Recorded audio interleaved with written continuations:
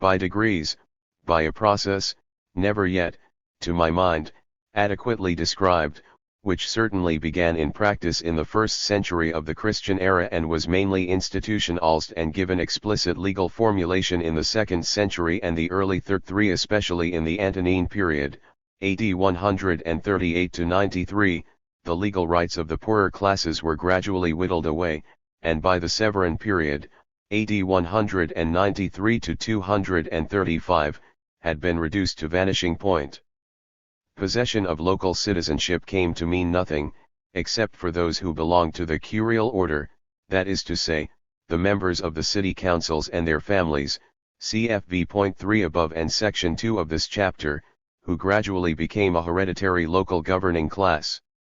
It was possession of the Roman citizenship which had long been the source of the most important juridical privileges, but the citizenship came to mean less and less, as a new set of social and juridical distinctions which, as I shall show, were essentially, in the main, class distinctions, gradually developed, cutting right across that between civs and peregrini, so to speak. By the so-called Constitutio Antoniniana, the CA for short, of the emperor we usually call Caracalla or Caracallus, his real name was M. Aurelius Antoninus, the traditional, and almost certainly the actual, date of which is AD 212, for the citizenship was extended to all, or virtually all, the free inhabitants of the empire. 5. But this fact is very much less remarkable than it appears at first sight. The only contemporary expression of opinion about the purpose of the CA which survives is that of a leading Greco-Roman historian who lived through the reign of Caracalla, a senator and consular, and was in almost as good a position as anyone to understand imperial policy, Dio Cassius, Lsxi 8.9, especially 5. Dio says explicitly that Caracallus' purpose was to increase his revenue by making former peregrini liable to certain taxes paid only by Roman citizens, the most important of which was the 5% inheritance tax, vicema hereditatium. 6. Dio of course detested Caracalla, and some historians have felt able to reject the alleged motive for the CA. I myself would not care to deny that a desire to raise additional revenue is likely to have played a major part in the emperor's mind, especially if we accept, as I think we must, the opinion of J. F. Gilliam that the inheritance tax affected estates of much lower value than I. 455 has generally been assumed and applied even to quite small fortunes, one so that a very large number of people would have been subjected to it as a result of the CA.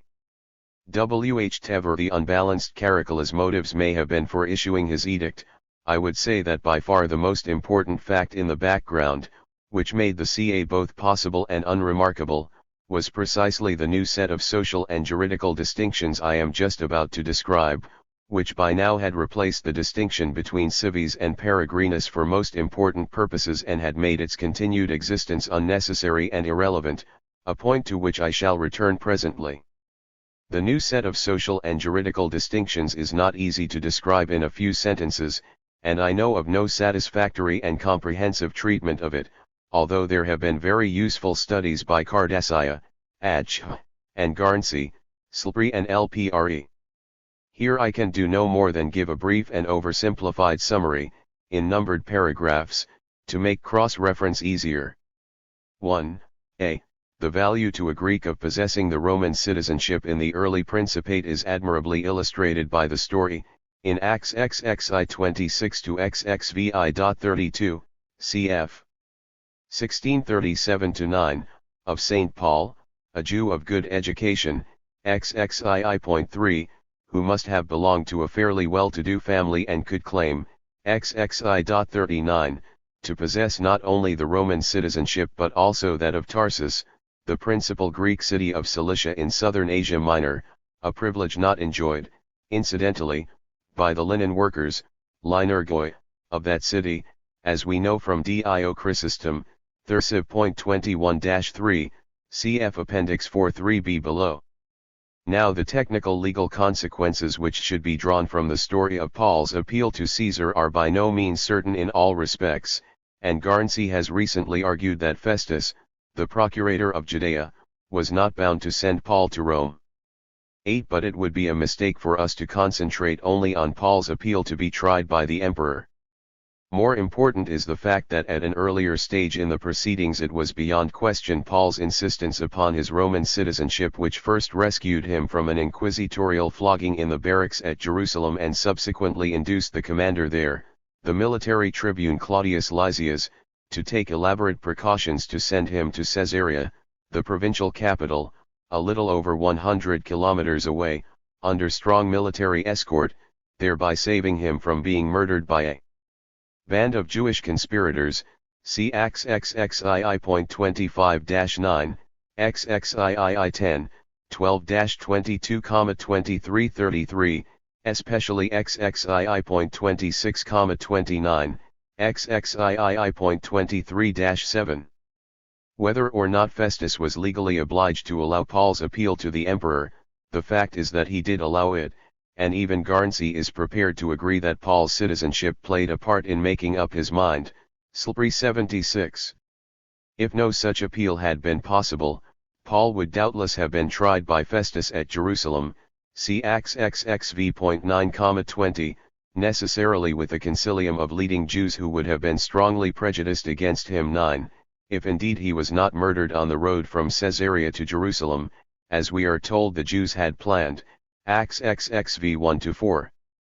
Had he not been able to claim Roman citizenship, then, Paul would never even have reached Caesarea and the provincial governor's court, or if he had, he would have been finished off by the Jews fairly easily.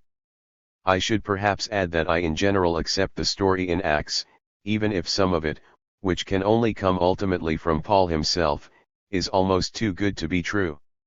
Most of us, when first arrested as Paul was at Jerusalem, would have shouted out, at an early stage. 456. In the proceedings, you can't do this to me.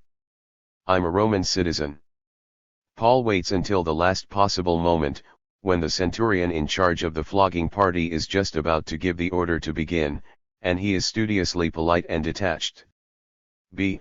Almost at the end of the Antonine period, in the early 180s in fact, the peasants of the Saltus Burunatangus in the province of Africa, at the modern UK Elcamus, describing themselves in very humble terms as miserimi homi, nes and homines rustici tenus, could feel entitled to complain to the emperor because the head lessee of the imperial estate on which they were tenants, had had some of them flogged, even though they were Roman citizens. I suspect that flogging, administered by a magistrate, rather than a private individual, might by then have been something the peasant would have had to take, so to speak, more or less in his stride. And even in the Severan period Ulpian, in a famous passage included in the Digest, Slay 867, cf 8 and Paulus, Cent. v.xxvi.1. Could speak of the Lex Juliata 6 Publica, of Augustus, as forbidding the execution, flogging or torture of any Roman citizen adversus provocationem, that is to say, in defiance of any right of appeal to which the person in question might be entitled. See, it is an exaggeration when Garnsey, in the penultimate paragraph of his book, Slippery 279-80, asserts that at no stage in the period under survey was citizenship as such a source of privilege. The period in question is from the age of Cicero to the age of the Severan emperors, that is, from the mid-1st century BC to the early 3rd century A.D., Slippery 3. There is an important element of truth in what Garnsey goes on to say, that citizenship merely bestowed certain formal rights on its holders as full members of the Roman community, but provided no guarantee of their exercise. There was no cast-iron guarantee, certainly. Citizens of even the most advanced modern states are sometimes the victims of illegality and injustice. But the example of St. Paul is sufficient to prove that citizenship could be a source of privilege of the very greatest possible value, which might indeed make all the difference between life and death. And it is interesting to remember here that Greek cities, Rhodes and Cyzicus in particular, could be deprived of their free status for having taken it upon themselves to execute Roman citizens. 11. As we shall see, Garnsey minimizes the changes, mainly during the 2nd century, which substituted for the purely political qualifications of the citizenship, as a source of privilege, a social qualification which was ultimately dependent very largely upon economic position, upon class. 2a. For all practical purposes the constitutional rights to which an inhabitant of the Greco-Roman world was entitled by at any rate the early 3rd century, let us say, by AD 212, the date of the CA, depended hardly at all upon whether he was a Roman citizen, but, broadly speaking, on whether he was a member of what I shall call the privileged groups, namely, senatorial, equestrian and curial families, 12 veterans and their children, and, for some purposes, serving soldiers. 13b. The many relevant legal texts from the 2nd and early 3rd centuries sometimes give privileges to undefined groups, designated by a variety of terms, the most common of which is honestores, often opposed to humiliaries, although there are many others, not merely honestore loco natus, in I. 457 aliquo honor positus, in aliqua dignitate positus, honoratus, qui in aliquo gradu est, all equivalents which show the close connection between privileged status and official rank, but also splendidi or persona. Mire persona, altier. The humi/I or may also be a humilis persona, humilis loci, humiliari loco positus, qui humilimo loco est, qui secundo gradu est, plebeius, particularly common, sordidier, tenuier, and, in the later empire, inferior persona, 6/I or persona, even pessimus quisque. My lists are not intended to be exhaustive. The Roman lawyers, curiously enough, were chary of giving precise definitions, as Javelinus Priscus put it, every definition is dangerous in civil law, dig. L.17.202. But in this case there was a perfectly good reason why they preferred to leave their terms undefined.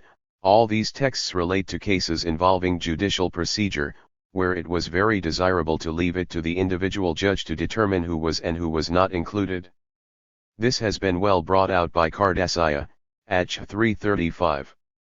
Would the brother of a man who had just entered the Senate, the wife of the praetorian prefect, or the bosom friend of the prefect of Egypt be considered a humiliar, just because he or she did not happen to have the technical qualification for membership of a privileged group? I cannot believe it. 14. Exalted rank could be expected to shed its luster upon a man's relatives. In a papyrus of the early 3rd century, P. General 1, we find a petty official in Egypt advising some other such officials to be very careful how they behave towards the relatives of a man belonging to only the 3rd and lowest equestrian grade, a vir egregius, who happened to enjoy the confidence of the Emperor Caracalla, cf. Now Miller, ERW 114 and N.32. C. Much of the discussion of the emergence of the privileged groups, Cardassiah's excellent article, H. for instance, has concentrated on the largest group of texts, which establishes different penalties for offenses committed by the two categories, using for them some of the undefined expressions I have just been discussing. There are many texts, however, which are quite precise in their terminology and give privileges to perfectly well-defined groups. Senators, equestrians, decurions, veterans, and in one case the eminentissimi and projectissimi who formed the highest grades of the equestrian order, with certain members of their families, see 9.sli.11. Prince. 3. Again oversimplifying, I shall now summarize the legal, constitutional differences which developed mainly during the 2nd century, and certainly before AD 212, between the privileged groups and those below them. The latter I can call without hesitation the lower classes. Virtually all of them would fall outside what I have defined as the propertied class, see 3.2 above, and they would include virtually all those free men and women who were not members of that class. I have avoided speaking of the privileged groups as the upper classes or the propertied classes, because they included for many purposes veterans, and even serving soldiers, who might be men of modest fortune, but I would insist that veterans, and soldiers, were given the privileges they received because of the unique importance of the army, which of course included a large part of the imperial civil service, 15 in the life of the empire and the necessity of turning discharged soldiers into contented property owners. Failure to do this had been a major cause of the downfall of the Republic, see 6v above. The privileges of veterans were explicitly patterned on those of decurions, as the late Severangurist Martianus says, the same honor is attributed. 458. To veterans and the children of veterans as to decurions, dig. XLIX.18.3. Now the decurions, see section 2 of this chapter, were always, broadly speaking, the class of principal local landowners who were not honorati, not members of the senatorial and equestrian aristocracy, and as time went on they became ever more nearly identical with that class. I would emphasize, therefore, that the privileged groups, apart from veterans and soldiers, had by the 3rd century become almost identical, at least 90% and perhaps even more nearly identical, with my propertied class, just as the non-privileged are virtually my lower classes, below the propertied class. Isolated exceptions such as imperial freedmen are too few to damage my case, especially when we remember that being a freedman is strictly a one-generation status, see 3v above, and anyway some of these freedmen received equestrian status, and one or two even quasi-senatorial rank. 16. A. The most conspicuous and best attested difference between our two groups, often in this connection referred to as honestores and humiliotes, is the dual penalty system, in which the privileged groups receive a lighter penalty than the lower classes, decapitation, for instance, instead of one of the summa supplicia, crucifixion, burning to death, or the beasts, and general exemption from condemnation to the mines or forced labor, opus publicum, often inflicted on the lower classes. There is an interesting controversy between Cardassia and Garnsey about the emergence of the dual penalty system from a matter of practice, according to the discretion of judges, to defmite rules offlo exede law. Here Cardassia's review of Garnsey's book seems to me decisive. 17 And I would see an important change as taking place in the Antonine and Severan age, rather than in the 1st century. I must not omit to mention one statement in the digest, by the Severan lawyer Emilius Macer, that slaves were punished according to the example of the humiliaries, exemplo humiliarum, dig. XL 8.19.10. Prince. As Garnsey aptly comments, the sequence might have been reversed. When one examines the forms of punishment used on humiliaries, one is struck by the connection with, and the derivation from, typical slave punishments, Slippery 127. B. Flogging, during the Republic and early Principate, was not supposed to be used on citizens, whose right of appeal against it, given by a law of the early 2nd century BC, was confirmed by the Lex Juliata 6 Publica of Augustus. 18 Probably humble citizens were often subjected to flogging by overzealous magistrates during the investigation of cases, compare the modern 3rd degree. But as we saw above, St. Paul was immediately rescued from an inquisitorial flogging by his assertion of citizenship, and as late as the 180s humble African peasants could formally protest against the flogging, by their landlord, as we saw in 1b, above, of those of their number who were citizens. The whole situation had changed drastically, however, by the early 3rd century.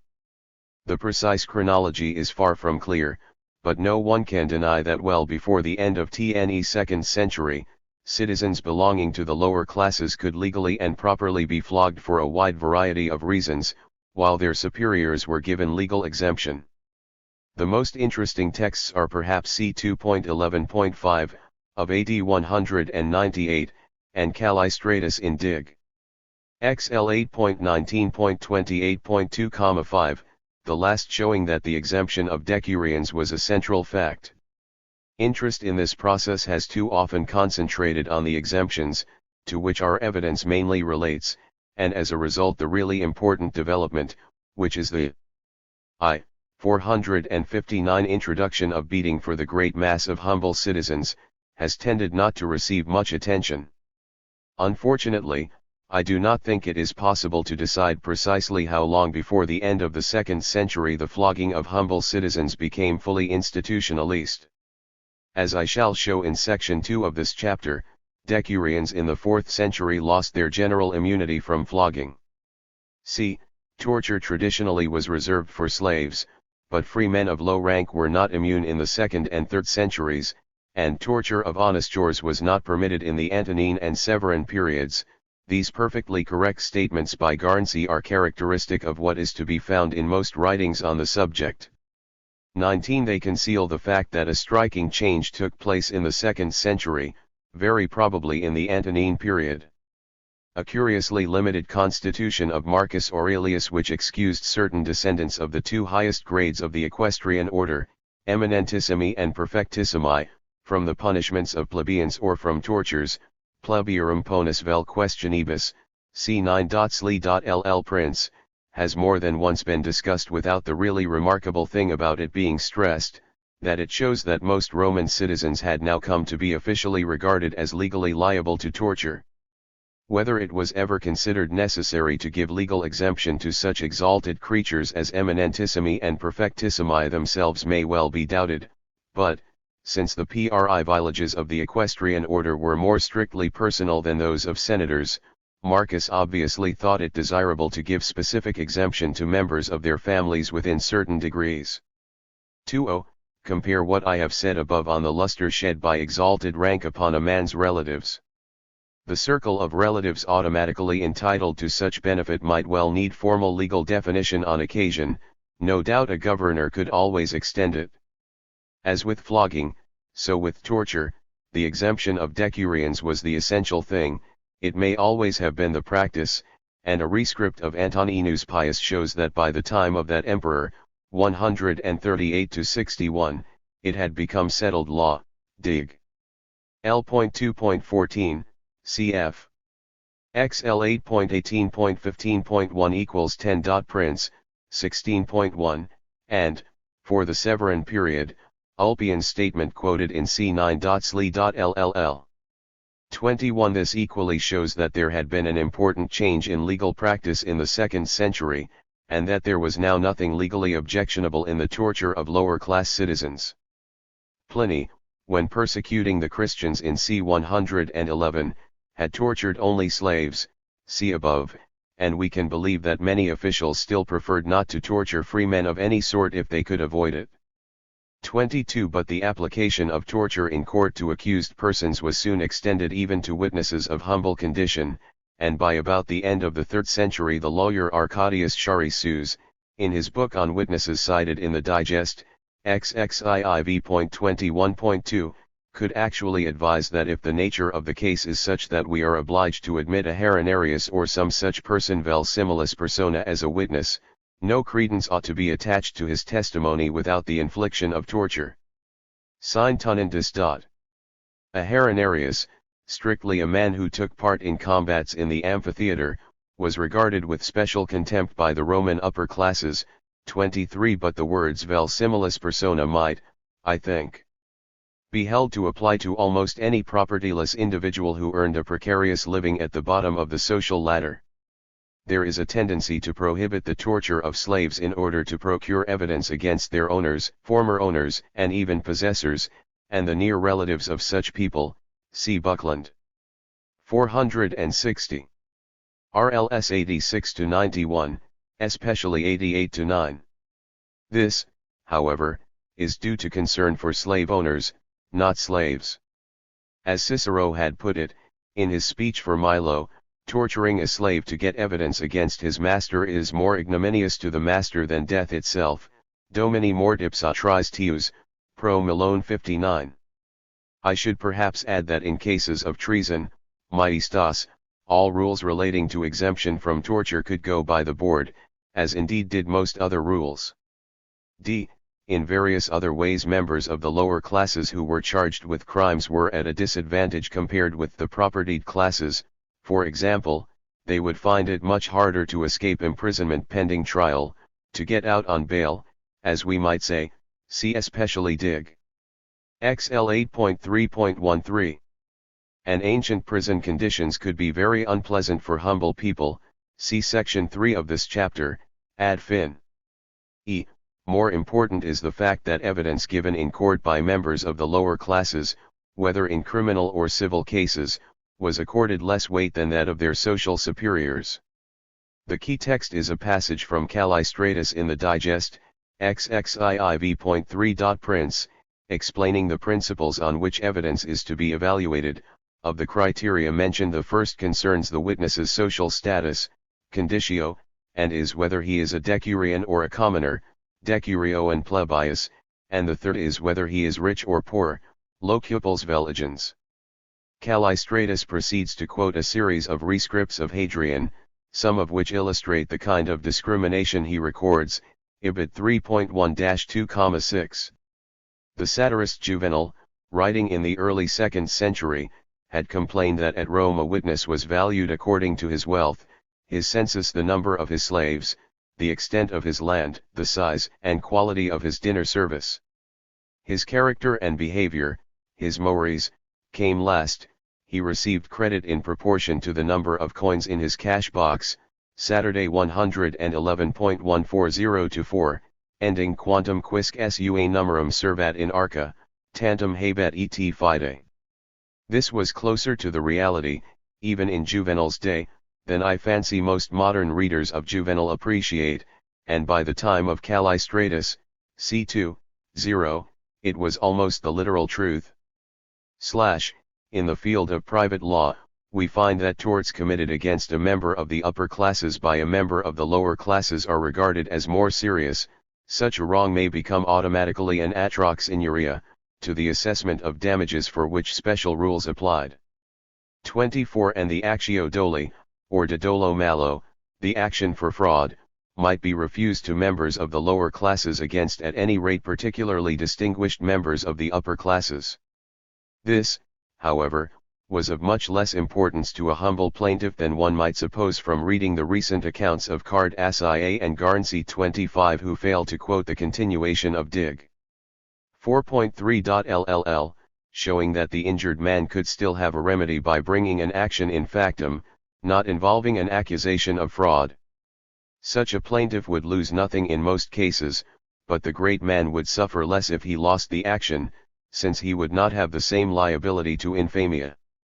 We need not be surprised to find evidence from the Greek East as well as the Latin West that when distributions of money, sportuli in Latin, or food were made in cities by gracious benefactors, decurions often received more than ordinary citizens.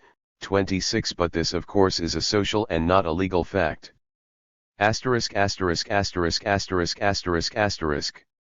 I. 461. The very summary and simplified account I have given of some of the principal ways in which the lower classes of the Greco-Roman world were placed, in most respects increasingly, at a disadvantage compared with their social superiors, during the first 2 or 3 centuries of the Christian era, the changes coming about principally in the 2nd and early 3rd centuries, will at least have shown that the propertied classes now found it easier than ever before to exploit ths. Humble free men upon whose labor they were becoming more directly dependent for their surplus, now that slavery was somewhat less fruitful than in the last 2 centuries BC. I dare say that the deterioration in the legal position of the lower class was not the result of a deliberate and conscious effort by the propertied class to subject those beneath them to a higher degree of exploitation, with less chance of meeting effective resistance, but that must certainly have been the effect of the whole process. My own inadequate account can be supplemented by Garnsey's book, Slippery, a very rich source of information and showing awareness of many of the social evils in the Greco-Roman world over which too many ancient historians have felt able to pass lightly. If I have expressed disagreement with Garnsey on 1 or 2 specific points, it must not be taken as a disparagement of his very interesting and valuable book. I should also like to recommend at this point an informative article by Garnsey which should be easily intelligible to those unacquainted with Roman history and even with Latin, Why Penal Laws Become Harsher, The Roman Case, in Natural Law Forum 13, Indiana, USA, 1968, 141-62.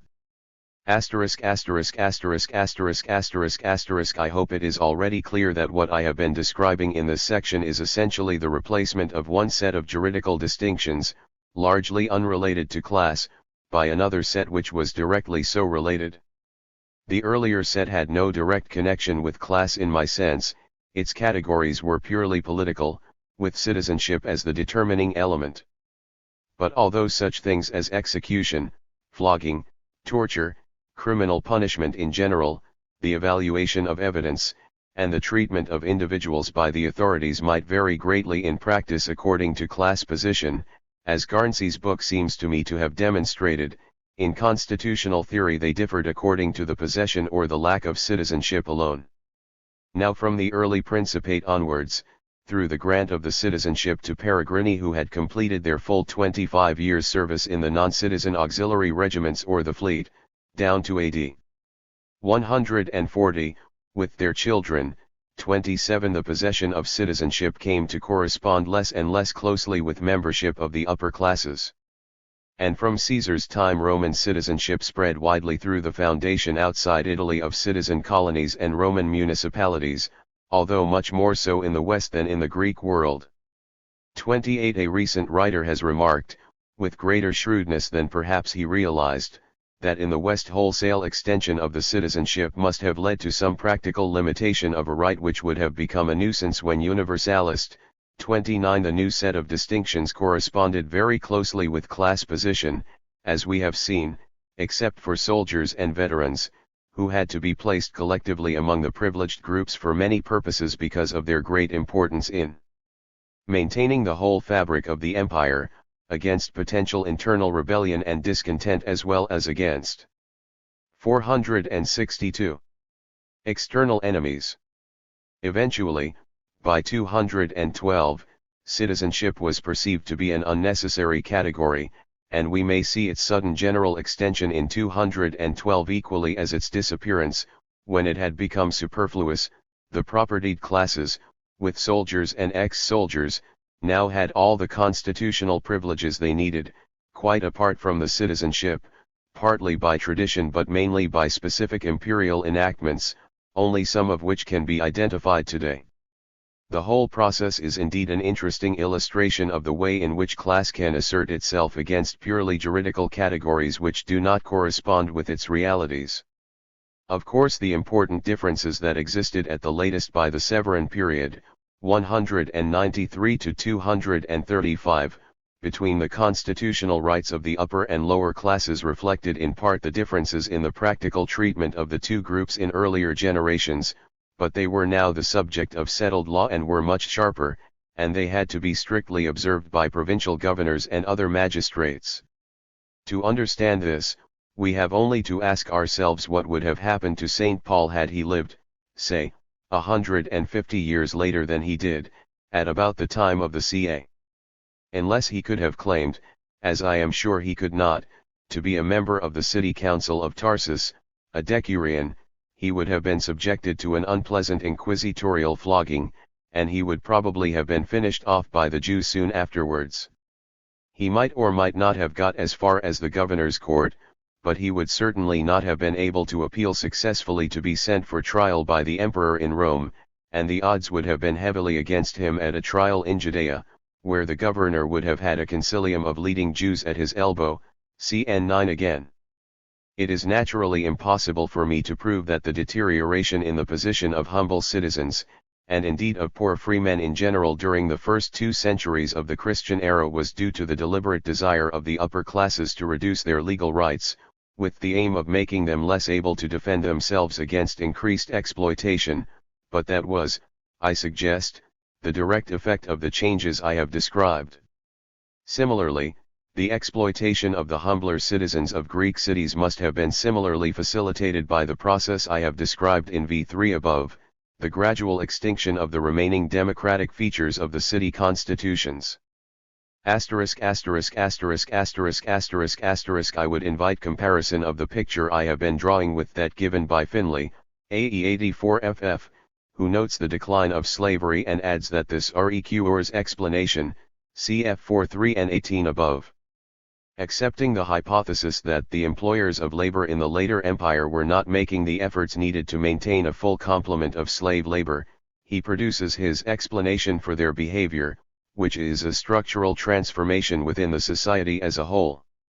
He now comes very near to saying something valuable, when he declares that the key lies not with the slaves but with the free poor, and he adds that he believes the elements can be pinpointed. Alas! All we get is a trend, visible from the beginning of the Principate, to return to a more archaic structure, in which orders again became functionally significant, in which a broader spectrum of statuses gradually replaced the classical bunching into free men and slaves, roughly, that is to say, the process which I have been at pains to describe in this section, but conceived from a superficial point of view, in 463 terms of status, serving to conceal its mainspring and its essential character. What I see as primarily a development that would facilitate exploitation is to finally accumulative depression in the status of the lower classes among the free citizens, AE 87, my italics. But how does the trend described by Finley explain the changeover, described in 4.3 above, from slave production to what I would call mainly serf production? Finley prefers to speak of tied tenants, but see 3.4 and 4.3 above. The explanation should be precisely the other way round. It was because slavery was not now producing as great a surplus as it did in Rome's palmiest days that the propertied classes needed to put more pressure on the free poor. On p.93 Finley comes very near to getting it right. But exploitation is not a concept he is prepared to use. For him, exploitation and imperialism are, in the end, too broad as categories of analysis. Like state, they require specification, AE 157, which they never receive from him. But the historian who debars himself from using exploitation and imperialism as categories of analysis will hardly make more sense of the ancient than of the modern world. To conclude this section, I shall briefly review the much discussed theory of the decline and fall of the Roman Empire advanced by Rostov-Zheff in his great work, first published in 1926, The Social and Economic History of the Roman Empire, one of the few books on ancient history which the historian of some other period, if not the general reader, will not only have heard of but may actually have read, or at least dipped into, and which every Greek and Roman historian consults. Often. It was somewhat altered for the better in translations into German and Italian, and it was re-edited in a much improved second English edition by P. M. Fraser in 1957, Sewer 2. As is well known, Rostov-Zheff refused to give a complete answer, let alone a single answer, to the question why the Roman Empire declined and fell, contenting himself with a summary criticism of certain theories which he thought false or inadequate, Sewer 2 1.532-41. I shall comment presently on an interesting remark in his very last paragraph. At this point I wish to mention the interpretation which Rostov-Zheff himself offers of the period in which the decline first became apparent, roughly from the death of Marcus Aurelius to the accession of Diocletian, AD 180 to 284, 1.491 to 501, cf 532 to 41. Rostov-Zheff recognizes that the civilization of the Roman Empire was essentially urban. The empire, he says, was urbanis to excess, 1.346, and that the privileged upper class of the cities, hives of drones, Rostov-Zheff actually calls them, 1.380, cf 531, lived in some luxury off the backs of the working population, urban and rural, above all the peasantry who formed the bulk of that population, cf 3 and 4.2 above, .30 so far. Many Roman historians would find nothing to quarrel with. But Rostov-Zheff, who had himself experienced the Russian Revolution, went on to find the explanation of the upheavals of the 3rd century in a deliberate and class-conscious attack by the exploited peasantry, using as its spearhead that large army which was recruited mainly from its ranks, upon the city bourgeoisie, as Rostov-Zheff calls it, a purely destructive attack, which could bring no lasting gain to the semi-barbarous victors, ch. 11, especially 491 to 501. This theory has been taken on trust by many who do not know the sources for the 464 Middle and later Roman Empire at first hand, and has often been cited with approval, although rarely, as Rostov-Zhev himself realized, c. 1.494-5, by Roman historians. In fact, none of the evidence cited by Rostov-Zhev supports his theory. Its principal and fatal defect has been exposed several times, notably in a review and an article by Norman Baines, published in 1929 and 1943 respectively. 31 The contemporary sources reveal that the soldiers, far from being regarded by the peasants as their representatives, or even as allies, were actually their constant terror. This, indeed, Rostov-Zhev himself realized. See his Sewer 2 1.487 for a passage beginning, "The instruments of oppression and exaction were soldiers. They were a real terror to the population." Rostov-Zhev speaks again and again of classes, even, in 1.501, of the terrible class war of the 3rd century, a serious misconception, as I shall explain in section 3 of this chapter. Yet although his analysis of the class forces of the Roman Empire sometimes verges on one which would be acceptable to many Marxists, he himself always repudiated Marxism, and his concept of classes and their struggle is erratic and wayward. I find it extraordinary that even so good a historian as Baines should have regarded Rostov-Zhev as a kind of Marxist. 32 We must purge his theory about the 3rd century crisis of its eccentric features and strip it down, so to speak, to what is fundamental and true in it, that there was massive exploitation by an urban propertied class of what Rostov-Zhev himself twice refers to as the working class of the empire, the rural population, free or otherwise, and the artisans, retail traders, and slaves in the towns, see especially 1.35, 345-6. When we develop this, we begin to see the reasons for the renewed decline in the later empire, a period with which Rostov-Zhev seems to have been less familiar, after the heroic revival of the age of Diocletian and Constantine. The later empire, especially in the West, was rather less a specifically urban civilization, but it was if anything even more a regime in which the vast majority were exploited to the very limit for the benefit of a few. Rostov-Zhev seems to have realized this, see Sewer 2 1.527-31. Among those few, the indifference to the public good as something that concerned only other people, bemoaned by Tacitus, History 1.1, in Shisha rei publici ut alieni, had greatly increased, and the mass of the population, as their behavior shows, see especially section 3 of this chapter, had no real interest in the preservation of the empire. The other element in Rostov-Zhev's explanation of the decline on which I wish to comment is the very end of his last paragraph. Is it possible, he asks despondently, to extend a higher civilization to the lower classes without debasing its standard and diluting its quality to the vanishing point? Is not every civilization bound to decay as soon as it begins to penetrate the masses? To this I think we can reply in the words Q. F. Gordon Childe: the cultural capital accumulated by the civilizations of antiquity was no more annihilated in the collapse of the Roman Empire than smaller accumulations had been in the lesser catastrophes that interrupted and terminated the Bronze Age. Of course, as then, many refinements were swept away. But for the most part these had been designed for, and enjoyed by, only a small and narrow class.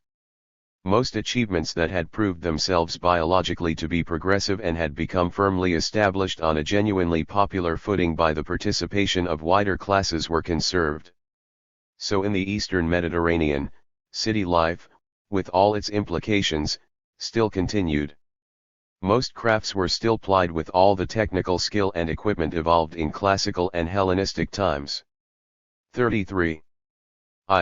465 Here I agree with Childe. The material arts are never the exclusive preserve of a governing class.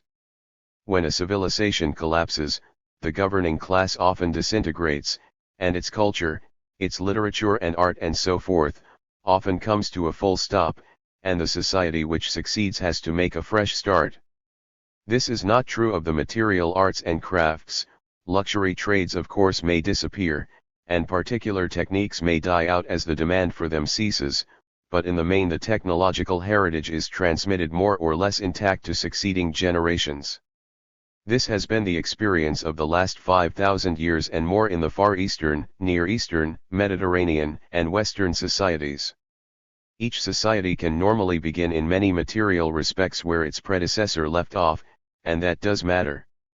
It appears, therefore, that it was above all in the degree to which it had, to use Rostovtsev's phrase, penetrated the masses that the legacy of Greco-Roman civilization remained continuously alive. When Europe once more began to advance, as it very soon did once the effects of the barbarian invasions had spent themselves, the old techniques, handed down from father to son and from craftsman to apprentice, were still available for the medieval world to build on. The economic decline of the Roman Empire was essentially a deterioration in the economic organization of the empire rather than in its techniques, which deteriorated little, except in so far as the lack of any widespread effective demand for certain luxury goods and services eventually dried up their supply. Methods of production, such as they were, seemed to have held their own even when the artistic value of the work produced became poorer. It has been said by the American historian Lynn White 34, and I agree, that there is no proof that any important skills of the Greco-Roman world were lost during the Dark Ages even in the unenlightened West, much less in the flourishing Byzantine and Saracenic Orient, Tema 150, cf 2.in.14 below. Indeed, as White has claimed, from the 12th and even from the 11th century there was a rapid replacement of human by non-human energy wherever great quantities of power were needed or where the required motion was so simple and monotonous that a man could be replaced by a mechanism. The chief glory of the later Middle Ages was not its cathedrals or its epics or its scholasticism, it was the building for the first time in history of a complex civilization which rested not on the backs of sweating slaves or coolies but primarily on non-human power, Tema 156. That primarily is an exaggeration, but there is an important truth in White's statement, and we could certainly say that by the later Middle Ages there was a real prospect of building a complex civilization which rested less on the backs of sweating slaves or coolies and more on non-human power. 2. Pressure on the curial class. In the last section I showed how the propertied classes of the Greco-Roman world as a whole were able during roughly the first 2.5 centuries of the Principate, let us say, from the time of Augustus to the end of the Severan period in AD 235, to tighten their grip on those below them and place themselves in an even more commanding position than they had previously been, by reducing the political and constitutional rights of those members of 466. The lower classes who were Roman citizens. I must now describe briefly how and why the governing class of the empire, the men of conspicuous wealth, came to put increasing pressure upon the lower section of the propertied class itself. Namely, what I am calling the curial class, defined below. I do not need to give a general account of the curial class, as the whole subject has been dealt with by A.H.M. Jones, with great penetration, in several different works. 1. This pressure upon the curials began well before the end of the 2nd century and was already far advanced in the early 3rd, in the 4th century it was intensified, the pressure continued in the 5th, and by the 6th century the curial class had been greatly weakened and had lost nearly all its former prestige. When I speak of the curial class I mean those members of the propertied class, with their families, who made up the councils of the cities, polis, of the Greek East, and of course the corresponding Western civitates, and filled all the important magistracies, to which they were originally, in the classical and Hellenistic periods, elected by the assembly but came eventually, mainly during the first 2 centuries of the Christian era, to be nominated by the council itself or enrolled by officials appointed by it, cf.v.3 above and Appendix 4 below.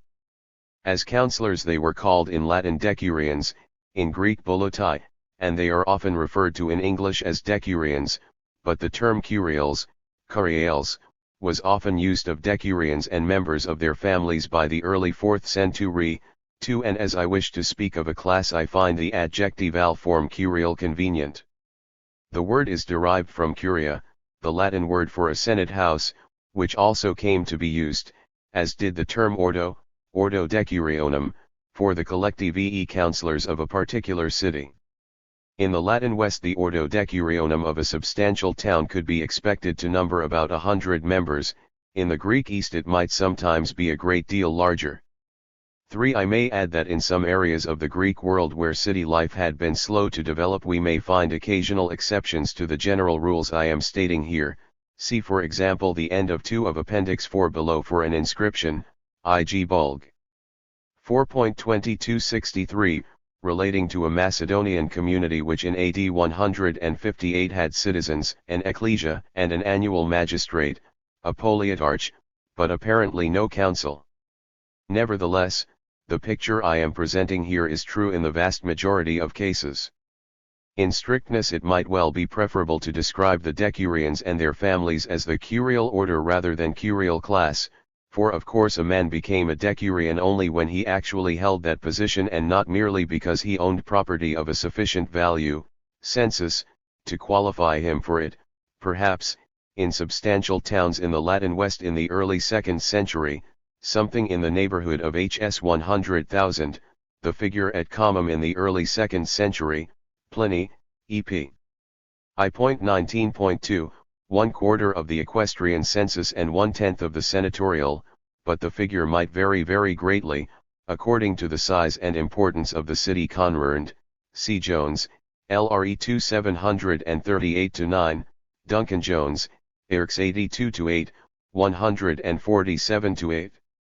However, by the time my story in this section really opens, in the later 2nd century, the class of men financially qualified to become decurions, and not able to achieve the more exalted position of honorati, through membership of the senatorial or equestrian order, was beginning to coincide to some degree with the actual curial order. Curial status had always been desirable as an honor, and from the first half of the 2nd century onwards it involved important legal privileges, discussed in section I of this 467 chapter, so that most men qualified for it would naturally try to obtain it.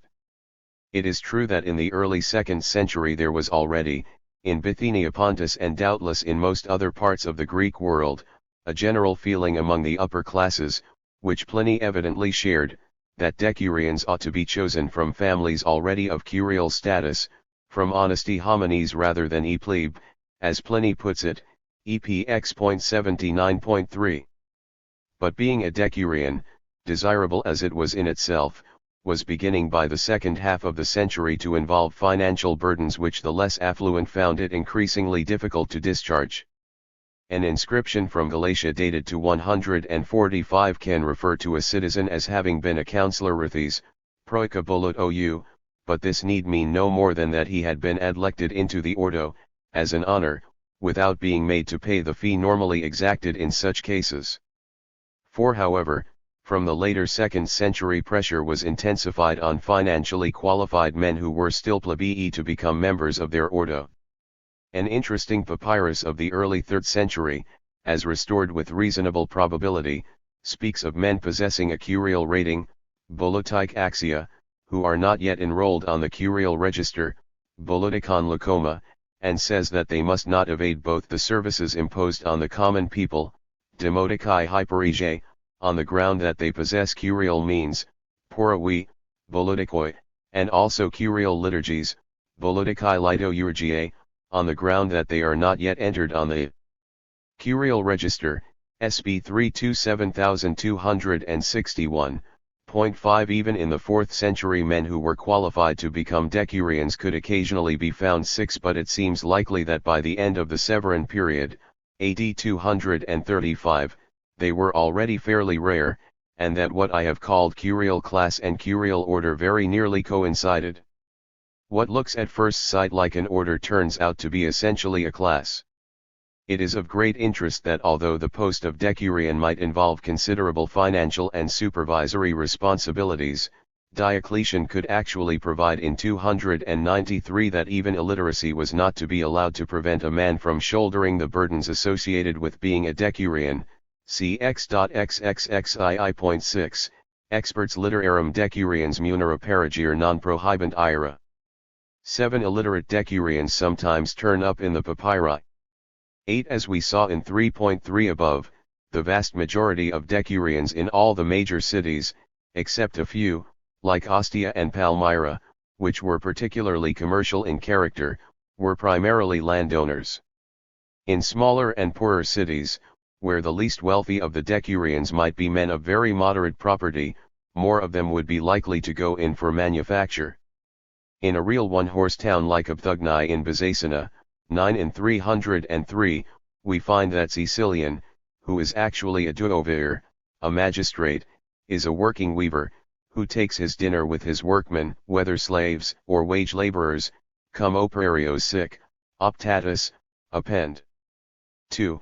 F27b, cf 25 ab, 29a, in CSELXXVI, ed. C. Zissa. And Augustine mentions a poor Curiolus named Kerma, who had been dottuumver of the municipium Tulliense near Hippo. He calls him a simple peasant, simpliciter rusticanus, decuragaran da pro mortuus 15, in CSELXLI 644. The reasons for the tightening of the screw upon the curial class are not far to seek. Let us glance at the condition of those poor freemen who were below them in the social scale, peasants above all. I strongly suspect that those who were lessees had always been made to pay as much rent as their landlords could get out of them. The position of small peasant freeholders would vary a great. 468. Deal, according to whether harvests were good, whether conditions in their neighborhood were peaceful and free from brigandage, or barbarian eruptions, whether the small holders were subjected to unusual fiscal extortion or oppression by powerful neighbors, cf 4.2 above, and so forth. All in all, I would expect that as the returns from chattel slavery declined, additional exploitation of the free poor, even when facilitated by the depression of their legal status, would hardly redress the balance. By the time of the Emperor Marcus Aurelius, 161–80, the Roman Empire as a whole had not suffered any great calamity since the beginning of the Principate, apart from the civil wars of 68–9 and 1 or 2 local revolts, of which the most serious was probably that led by C. Julius Civilis in Lower Germany and Northwest Gaul in 69–70.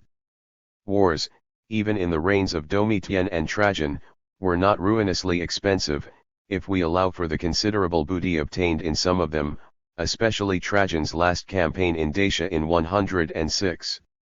Most of the sums of money transmitted in our literary sources for public expenditure and receipts are unreliable, and the figure of Hs 40 billion which Vespasian is said by Suetonius, Vesp 16.3, to have thought necessary to meet IMD I-8 requirements at his accession in 69–70, the largest sum of money mentioned in antiquity, according to Tenny Frank, ESARV.45, has no better credentials than the rest, but Vespasian evidently did take the very unusual step of raising the amount of imperial tribute, perhaps substantially, Dio Casso LXVI 8.3-4, Suet, Vesp 16.1. It was in the reign of Marcus Aurelius that things began to go badly wrong. The Parthian War that opened in 162 must have been very costly, and when it ended successfully in 165–6 the armies brought back with them a dreadful plague, which raged for some years in many parts of the Roman world. 10. The Germans now became a real menace.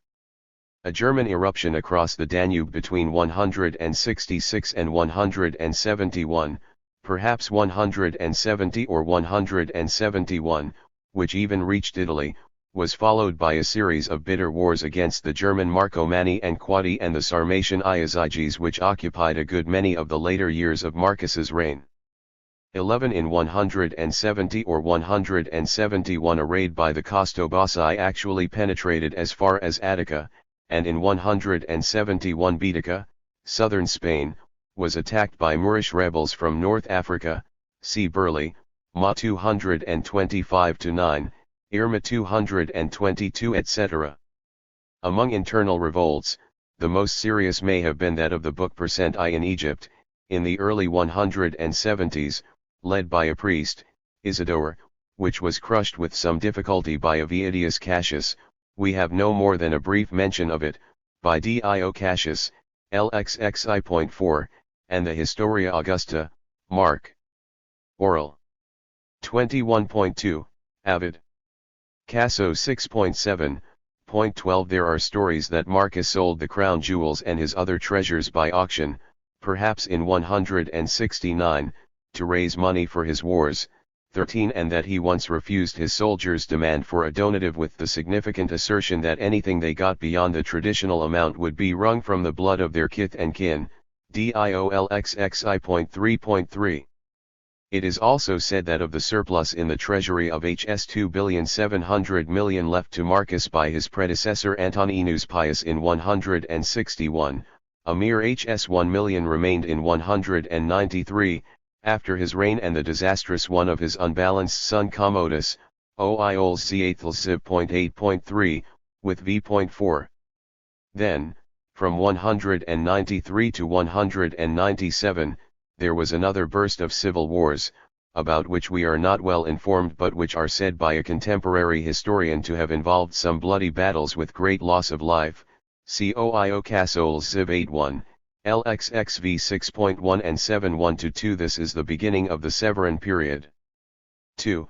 469. Different views have been expressed. 14. About the extent to which the cost of paying 15 and maintaining the Roman armies, certainly the largest single item of imperial expenditure, was increased during wartime. I will only add what seems to me a conclusive argument in favor of the view that large-scale campaigns must have necessitated far greater military spending. There was not much fighting in Hadrian's reign, 117-38, and very little indeed under his successor, Antoninus Pius, 138-61. It was surely this long period of relative peace that enabled Pius to leave in the treasury at his death, as we saw above, the enormous sum of Hs 2,700 million, and it can only have been the major wars undertaken during the reign of Marcus, especially its early years, which drained away the reserves. See the two preceding paragraphs. Marcus was certainly no spendthrift. It is true that he made some costly distributions to the Roman plebs urbana, he also reduced some taxes, and shortly before the end of his reign he remitted all arrears of taxes and other debts due to the treasury over a period of 45 years, Dio Casso LXXILs CI.32.2. But he did not increase army pay or indulge in any extensive building programs. I see no alternative to the conclusion that major wars necessitated much larger military expenditure. It can be misleading to pay too much attention to Roman state finance, for it was quite possible for the bulk of the Roman governing class to prosper even though the treasury was virtually bankrupt. But in spite of signs of individual prosperity in many of the cities of the Greek East, as of the West, it does seem that by the third quarter of the 2nd century the wealth of the propertied class was not as securely based as it had seemed to be in the last few generations. And it is precisely in the 160s, during the joint reigns of Marcus Aurelius and Lucius Verus, the De Six Fratra, 161-9, that the first certain evidence appears 16 both of regular financial pressure upon the curial class and of reluctance and even inability on the part of many poorer decurions to sustain the burdens that were now being increasingly put upon them. The whole subject is exceedingly complicated, but an admirable recent survey by Garnsey, Adui, has underlined some of the details in the general picture already established by Jones and others, and has demonstrated the significance in this connection of some of the passages in the digest, notably 3 which refer to pronouncements of the Divi Fratra. One of these speaks explicitly of those who perform a magistracy under compulsion, dig. L.I.38.6, another, as Garnsey says, demonstrates the existence of a sharp cleavage between rich and poor in the council, L.4.6. Prince, cf. 7.55, and a third refers to those who are left in debt as a result of an administrative office, L.4.6.1. Before this there had been signs of the trouble that was to come. Some men had shown reluctance to perform liturgies, or magistracies involving heavy expense. Exemptions from such duties had been curtailed. Those who had promised voluntarily to undertake public works had sometimes had to be forced to carry them out. Fees had begun to be demanded from new councillors, and so on. There are unmistakable signs that, to quote Garnsey, ADUAE 241, the Antonine age was a period of prosperity for the primors viri and ruin for the inferiors within the councils. The Latin terms are those used by Hadrian in a rescript to Clazomene in Asia Minor, dig. L.7.5.5, when we remember the extent to which our literary tradition concerning classical antiquity is dominated by writers whose outlook is essentially that of the propertied class, and the fact that ancient historians iri the modern 470 Western world have either been members of that class or have thoroughly shared its outlook, we need feel no surprise that the Antonine period should still be remembered as a kind of golden age. I can think of no statement by an ancient historian about the Roman world that has been quoted more often than Gibbon's. If a man were called to fix the period in the history of the world during which the condition of the human race was, I one ost happy and prosperous, he would, without hesitation, name that which elapsed from the death of Domitian to the accession of Commodus, DFRE 1.78, that is to say, the years from 96 to 180. Under the Severan dynasty, 193 to 235, as is well known, compulsion was more and more stringently applied to the curial class. There is no need to go into detail.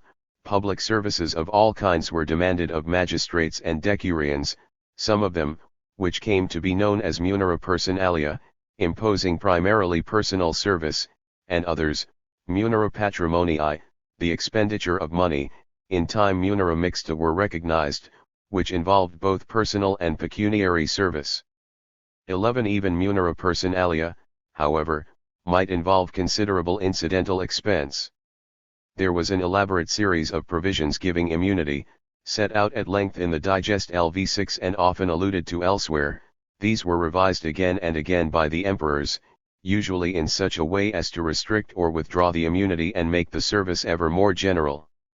A natural result of the pressure on the curial class which I have just described, increasing from the Antonine age into the Severan, was a marked fall in expenditure by public-spirited, or ambitious and self-advertising, men on civic buildings and on foundations to provide benefits for their fellow citizens and sometimes others. The decline in the number of the latter is evident to the eye from the diagrams in Bernhard Lahm, Stiftungen in der Griechischen und Römischen Antike Leipzig, 1914 1.9. We need not be surprised to find that from about the middle of the 3rd century onwards the cities, in setting up honorific inscriptions, tend to concentrate their praises on the provincial governor rather than on local grandees. 18 I have said hardly anything so far to explain how the curial class came to be steadily depleted and ultimately reduced to a mere shadow of itself, especially in the East. It used to be customary for historians to express great sympathy with the curiales and shed tears over their sad fate, but in recent years it has been realized, largely owing to the researches of A. H. M. Jones, CN.L. above, that we need to look at the whole question in a very different light. Characteristic of the earlier tendency is the picture presented by Jules Tautane, in whose book, The Economic Life of the Ancient World, we are told that the people who suffered most from the economic decline of the 3rd century were the wealthy and middle classes, the landowners, manufacturers, and merchants, to whom economic prosperity really owed its being, p.325, my italics. Now the landowners, at any rate, were precisely the people who had appropriated and monopolized what prosperity there was in the Greco-Roman world. To say that prosperity owed its being to them is a grotesque distortion of the truth. In the 3rd century, the curiales must have represented a high proportion of the propertied landowning class, in the sense of those members of my propertied class who were able to live by their land without having to spend any appreciable time on working it. But 2. 471 The CROIX, although I often refer to them as a class, when contrasting them with the imperial aristocracy, the senators and equestrians, on the one hand, and the poor free men, coloni and slaves on the other, were a class with a considerable spread, those at the very lowest end of the scale hardly falling within my propertied class, while those at the top end might be very rich and might hope to become members of the imperial aristocracy themselves. And the key to the understanding of the position of the curial class in the 4th and 5th centuries is the realization of two facts.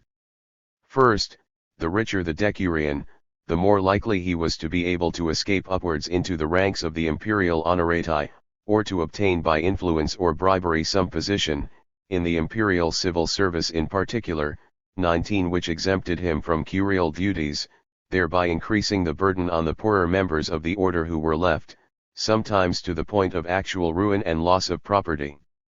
And secondly, curial burdens, far from being distributed in proportion to wealth, tended to fall more heavily on the poorer decurions in a given council.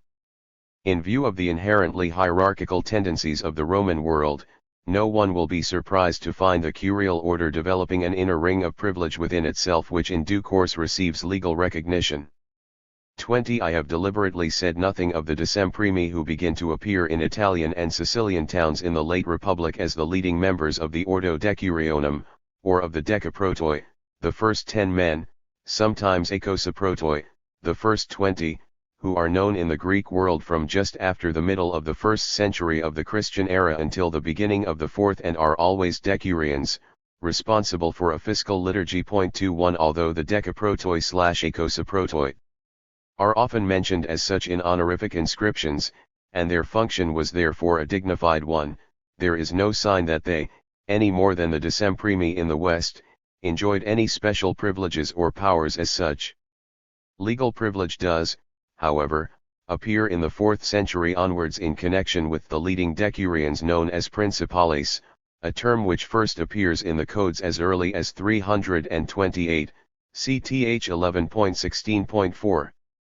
In the second half of the 4th century we often hear of these principales, who are probably identical with a new kind of decemprimi now appearing in various parts of the empire, see Jones, LRE 11.731, Norman, GLMS 83-4. By the early 5th century, constitutions of honorius, directed towards stamping out donatism in North Africa, for which see 7v above, reveal by the difference in the size of the pecuniary penalties they prescribe the large gap which by now had opened up between the leading decurions and the others, a constitution of 412 which punishes senators with a fine of £30 gold rates the principales at £20 gold and other decurions at only £5. CTH 16v.52. Prince, and in another law, of 414, ID 54.4, we find senators assessed at £100 silver, the decemprimi curiales at £50 and the remaining decurions at £10. For coloni, by the way, both laws prescribe merely flogging, 52.4, 54.8. Norman has well emphasized that by the latter part of the 4th century the great division in the curiae is horizontal, based purely on economic differences, and the few great families have deliberately cut themselves off not only from the commons but also from the humbler members of the order. The rapacity of the wealthier and more influential principales was increasingly directed against the poorer decurion for their own financial gain, GLMS 83-4. The class struggle proceeded apace even within the curial order. 472. The longest of all the titles in the Theodosian Code of 438 is 12. De Decurionibus, it contains 192 laws, from Constantine's reign to 438, and other laws affecting decurions appear elsewhere in the code. There are still others again in Justinian's code, XXXXII and elsewhere. By far the most important consideration, in the eyes of the emperors, was to prevent decurions from evading their obligations, for example by escaping into the army, or into one of the more profitable branches of the imperial civil service, or into the church. The whole story has been well told in detail, see N.L. above, and I need not recapitulate it here. I will say only that the evidence shows all too well the extent to which the richer members of the order were able to escape from their obligations to their curia by doing the very thing the emperors were so anxious to prevent, sometimes by obtaining honorary codicilli, letters patent, granting them some rank which conferred exemption from curial duties, sometimes by actually obtaining some post which carried such rank. The constant repetition of some of these laws shows how inefficient they were. Patronage, suffragium, see my SVP, could often procure the evasion of a law, and the councils themselves tended to be reluctant to coerce defaulters, partly, as councils would claim, because it was so difficult for them to operate effectively against a man who had obtained high rank and because it might be dangerous to incur his enmity, and partly also through sheer corruption and the hope of favors to come from the ex-decurion, see especially Jones, LRE 1.409, 2754-5. As Norman has said, curial decline in the late 4th century could certainly never have proceeded with such speed had there not been powerful support for it from inside the curiae themselves, not merely that manifested by evasion and subterfuge, but that also provided by the wealthy principalists, GLMS 84. The desire of decurions to obtain senatorial rank illicitly, even if it meant selling much of their property in order to procure the necessary bribe, was by no means motivated only by the wish to escape their financial obligations, which might, indeed, be increased by senatorial status, see Jones, LRE 11.544-5, 748 ff. The sheer prestige was itself a major consideration, in a society intensely conscious of rank and order, but perhaps most important of all was the desire of the decurion to obtain personal security against the maltreatment which in the 4th century was being increasingly meted out to curials by provincial governors and other imperial officials, but which they would not dare to inflict upon men of senatorial status. One interesting sign of the gradual deterioration in the position of the curial class during the 4th century is the fact that whereas all decurions are still specifically exempted from all flogging by imperial constitutions of 349 or 350 and 359, cth 12.I.39,47, by 376 the use of the plumbata, the leaded scourge, is permitted upon all except the leading decurions, the decemprimi, although the emperors express the pious hope that this will be inflicted upon them in moderation. Habeator mode ratio, 9.xxxv.2.1. Although constitutions of 380 and 381 again forbid the plumbata for any decurion, xil.I.80,85, by 387 the use of the dreadful weapon is permitted again in fiscal cases, and this time even a principal decurion, principalis, is not immune, 12.I.117, cf 126, 190. It is not surprising, then, that we find Libanius, in the late 4th century, insisting that it was above all the frequent flogging of decurions which had driven so many of them to seek the rank of senator, which alone would give secure immunity, 22. 2. 473 even at the cost of paying a very large price for the privilege, and that in this way the ranks of the councillors had become depleted. The severity of later Roman floggings is brought out by several literary passages, notably in Saint Athanasius, suggesting, even if we allow for the man's habitual exaggeration, that in the mid-4th century a flogging, even without the use of the plumbata, could easily result in death. Historiarian 60, cf 12, 72. In the mid-4th century, a touching picture of the relationship between a local council and the general population, as a leading member of the local propertied class liked to imagine it, is given by Libanius. The relationship is that of parents to children. Orid. 11 Antiochikos 150 ff, especially 152.23 The Emperor Majorian in 458 could still, in a charming phrase, state it as an undoubted fact that the decurions were the sinews of the commonwealth and the vitals of the cities. Curiales nervos serei publici ac viscera civitatem nullus ignora, November. Maj. 7. Prince. In the east it seems to have been early in the 6th century, in the reign of Anastasius, 491 to 518, that the city councils finally ceased to matter very much in the local decision-making process, and perhaps even to meet. The decurions were now reduced to little more than minor local officials responsible for tax collection and the performance of other public duties. In the West the position was not very different, even if there is evidence of city councils meeting as late as the early 7th century, see Jones, LRE 2. 757-63, the whole process brings out admirably the complete control exercised over the whole Greco-Roman world by the very highest class of senators and equestrians, who had merged into a single order by at least the beginning of the 5th century, see 6.6 above, ad fin. There were now more grades within the senatorial order, the lowest were clarissimi, then came spectabiles and finally illusters. By the mid-5th century the most illustrious were magnificentissimi and even gloriosissimi. The utter lack of any kind of real power below the highest class left even men of some property and local distinction helpless subjects of the great, except in so far as the emperors chose to protect them, as they were obliged to do to some extent, if the empire was to be kept going, cf 6.6 above.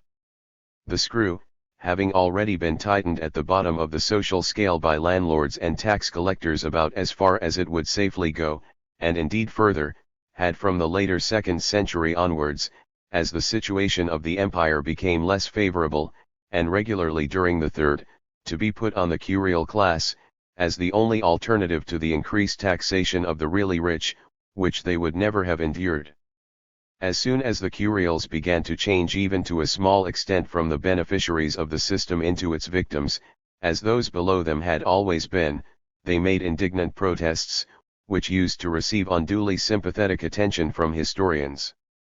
There is plenty of evidence that they did not allow themselves to suffer until they had squeezed the very last drop out of those beneath them, in particular their coloni. The priest Salvian, writing in Gaul in the 2nd quarter of the 5th century, could exclaim, "What else is the life of curiales but injustice? Iniquitas, de Gub." DEI 111.50. We're often reminded that Salvian was prone to exaggeration, cf. Section 3 of this chapter, and indeed in the same passage he can see in the lives of businessmen, negotiantes, only fraud and perjury, of officials false accusation, calumnia, and of soldiers plunder, rapina. But lest we be tempted to dismiss entirely his strictures upon curials, we should look at what is, to my 474 mind, perhaps the most extraordinary of all the constitutions ever promulgated by the Roman emperors, one issued by Justinian in 531, see I.3.52. Prince, 1, which strictly prohibits all curiales from ever becoming bishops or priests, on the ground that it is not right for a man who has been brought up to indulge in extortion with violence, and the sins that in all likelihood accompany this, and is fresh from deeds of the utmost harshness as a curialis, suddenly to take holy orders and to admonish and instruct concerning benevolence and poverty. With the curiales, volutai, Justinian (cohortal, tachiotai, members of the staff of a provincial governor, on whom see section 4 of this chapter. I have seldom had occasion so far to notice movements of revolt or resistance on the part of the lower classes in the ancient world. I shall have a certain amount to say on this subject in the last 2 sections of this chapter. But since I shall be dealing there mainly with the Middle and later Roman Empire, and of course this book is concerned with the Greek East rather than the West, I shall have little or nothing to say about a number of local revolts against Roman rule, almost entirely in the West and during the Republic and early Principate, which have been discussed recently in 2 articles by Stephen L. Dyson, with the praiseworthy aim of applying to them knowledge available today about movements against modern colonialism. 24. 3. Defection to the barbarians, peasant revolts, and indifference to the disintegration of the Roman Empire. The fable of the donkey which receives with indifference the news of a hostile invasion, see 7.v above, may help us to achieve a better understanding of the quite considerable body of evidence from both eastern and western parts of the Roman Empire that the attitude of the lower classes towards the barbarians, as I can hardly help calling the Germanic and other invaders, the barbari, was by no means always one of fear and hostility, and that incursions of the barbarians, destructive as they could be, especially to property owners, were often received with indifference and even on occasion positive pleasure and cooperation, in particular by poor men unendurably burdened by taxation. As we shall see later, even men of some property who had been the victims of injustice and legal corruption are known to have defected to the barbarians.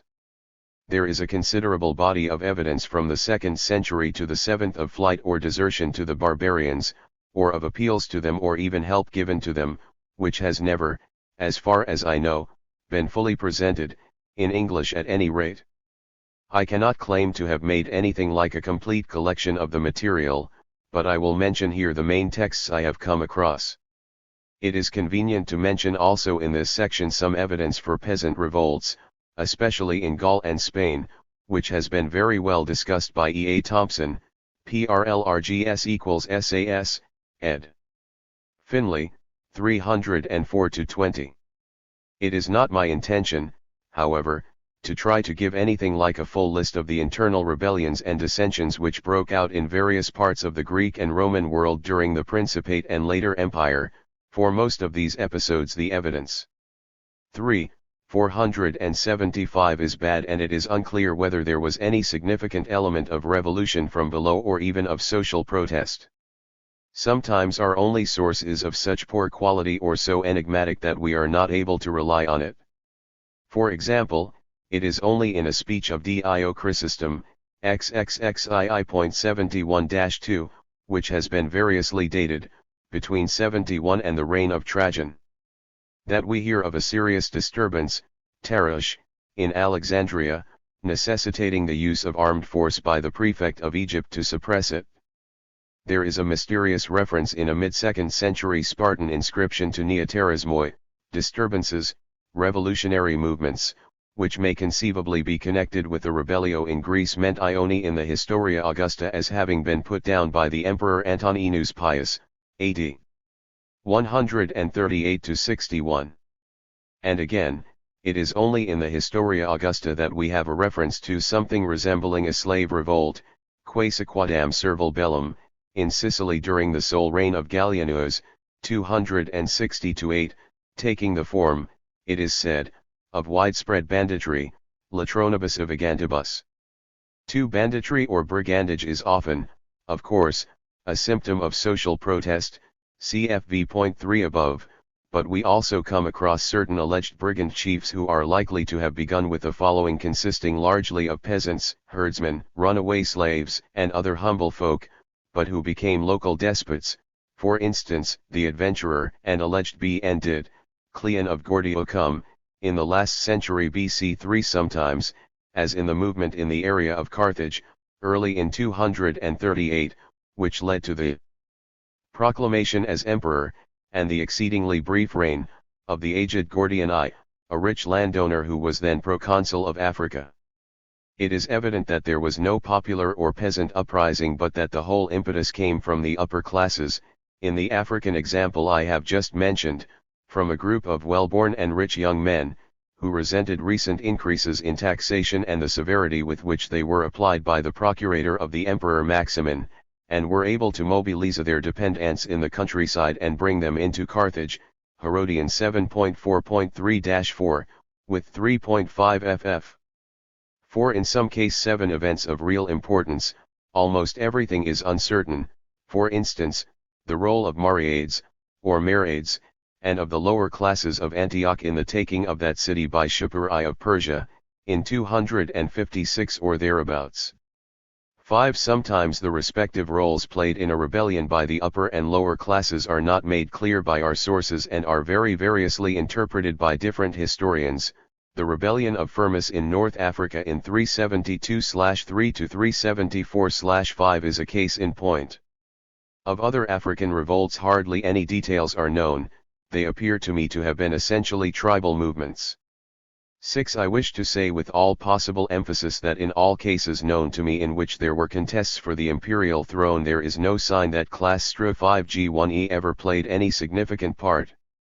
This is true of the competition for the Principate on the death of Nero in 68, of the next series of armed conflicts from 193 to 197, and also of the half-century from the end of the Severan dynasty in March 235 to the accession of Diocletian late in 284, when the succession was virtually always settled by force, and the only emperor who lived to count the years of his reign in double figures was Gallienus, joint ruler from 253 to 260 with his father Valerian and sole emperor from 260 to 268. Nor can any of the few subsequent civil wars in the 4th century be seen as a class war, even where, as I shall explain in section 4 of this chapter, we do find a certain number of men driven desperate by heavy taxation and a highly oppressive administration taking the 476 side of a pretender, Procopius in 365-6, their support was but a minor and incidental feature of his rebellion. All competition for the imperial dignity was entirely between members of the governing class, attempting to seize or retain power for themselves, and the contests were all decided by at least the threat, and often the use, of armed force. At the very beginning of the 2nd century we hear of deserters to Escebulus, the Dacian chief. According to Oio Cassius, as preserved in our surviving excerpts, Escebulus gave a reluctant undertaking to surrender to the Romans both the deserters, hoi automaloi, and his arms and his military machines and artificers, mechanomata and mechanopoioi, cf. Herodian 3.4.7-9, mentioned on the next page. Escebulus also promised for the future not to receive any deserter or to employ any soldier from the Roman Empire, and Oio adds, for it was by seducing men from there that he had been obtaining the majority of his forces, and the best of them, LXI 8.9.5-6.1. On other occasions too we hear of deserters, and sometimes the numbers given are so strikingly large as to suggest that there must have been civilian defectors as well as military deserters whom the Romans were anxious to reclaim. The expression ikmalatoi, captives, certainly included civilian as well as military prisoners, see OIOLXXI.13.3. Oio speaks on several occasions of deserters to the Quadi, Marcomanni, and others between the late 160s and the 180s. We hear that the Quadi in c. 170 promised to surrender all the deserters and the captives, 13,000 at first, and the rest later, OIOLXXI.11.2,4, a promise they did not fulfill, 13.2. About 5 years later the Sarmatian Iazyges, according to Oio, gave back 100,000 captives they still had, after many had been sold as slaves or had died or escaped, 16.2. When describing the treaties of peace made by Commodus, shortly after his accession in 180, first with the Marcomanni and then with the Buri, Dio mentions the Roman demand to the Marcomanni for the return of the deserters and captives, LCI.2.2, and then speaks of 15,000 captives given back to the Romans, by whom, is not clear, by the Alans, perhaps, in addition to many returned by the Buri, 3.2. I think there is reason to suspect that large numbers of civilians may have gone over to the barbarians in these cases of their own free will. In 366, proof that many of those alleging they had been captured by the barbarians were suspected of having gone off voluntarily is furnished by the constitution of that date mentioned below, providing for an inquisition in such cases, whether the man concerned had been with the barbarians voluntarily or by compulsion, voluntate and coactus, CTHV 7.1 = C8. 119. Just before the end of the Antonine Age, somewhere between 186 and 188, came the revolt in Gaul and Spain led by Maternus, a military deserter, for which I need do no more than refer to Thompson's account, in SAS, ed. Finlay, 306-9. As he points out, the revolt foreshadowed the first recorded movement of the Bacchaudia a century later, described below. Our sources for this revolt fail to reveal much about its character.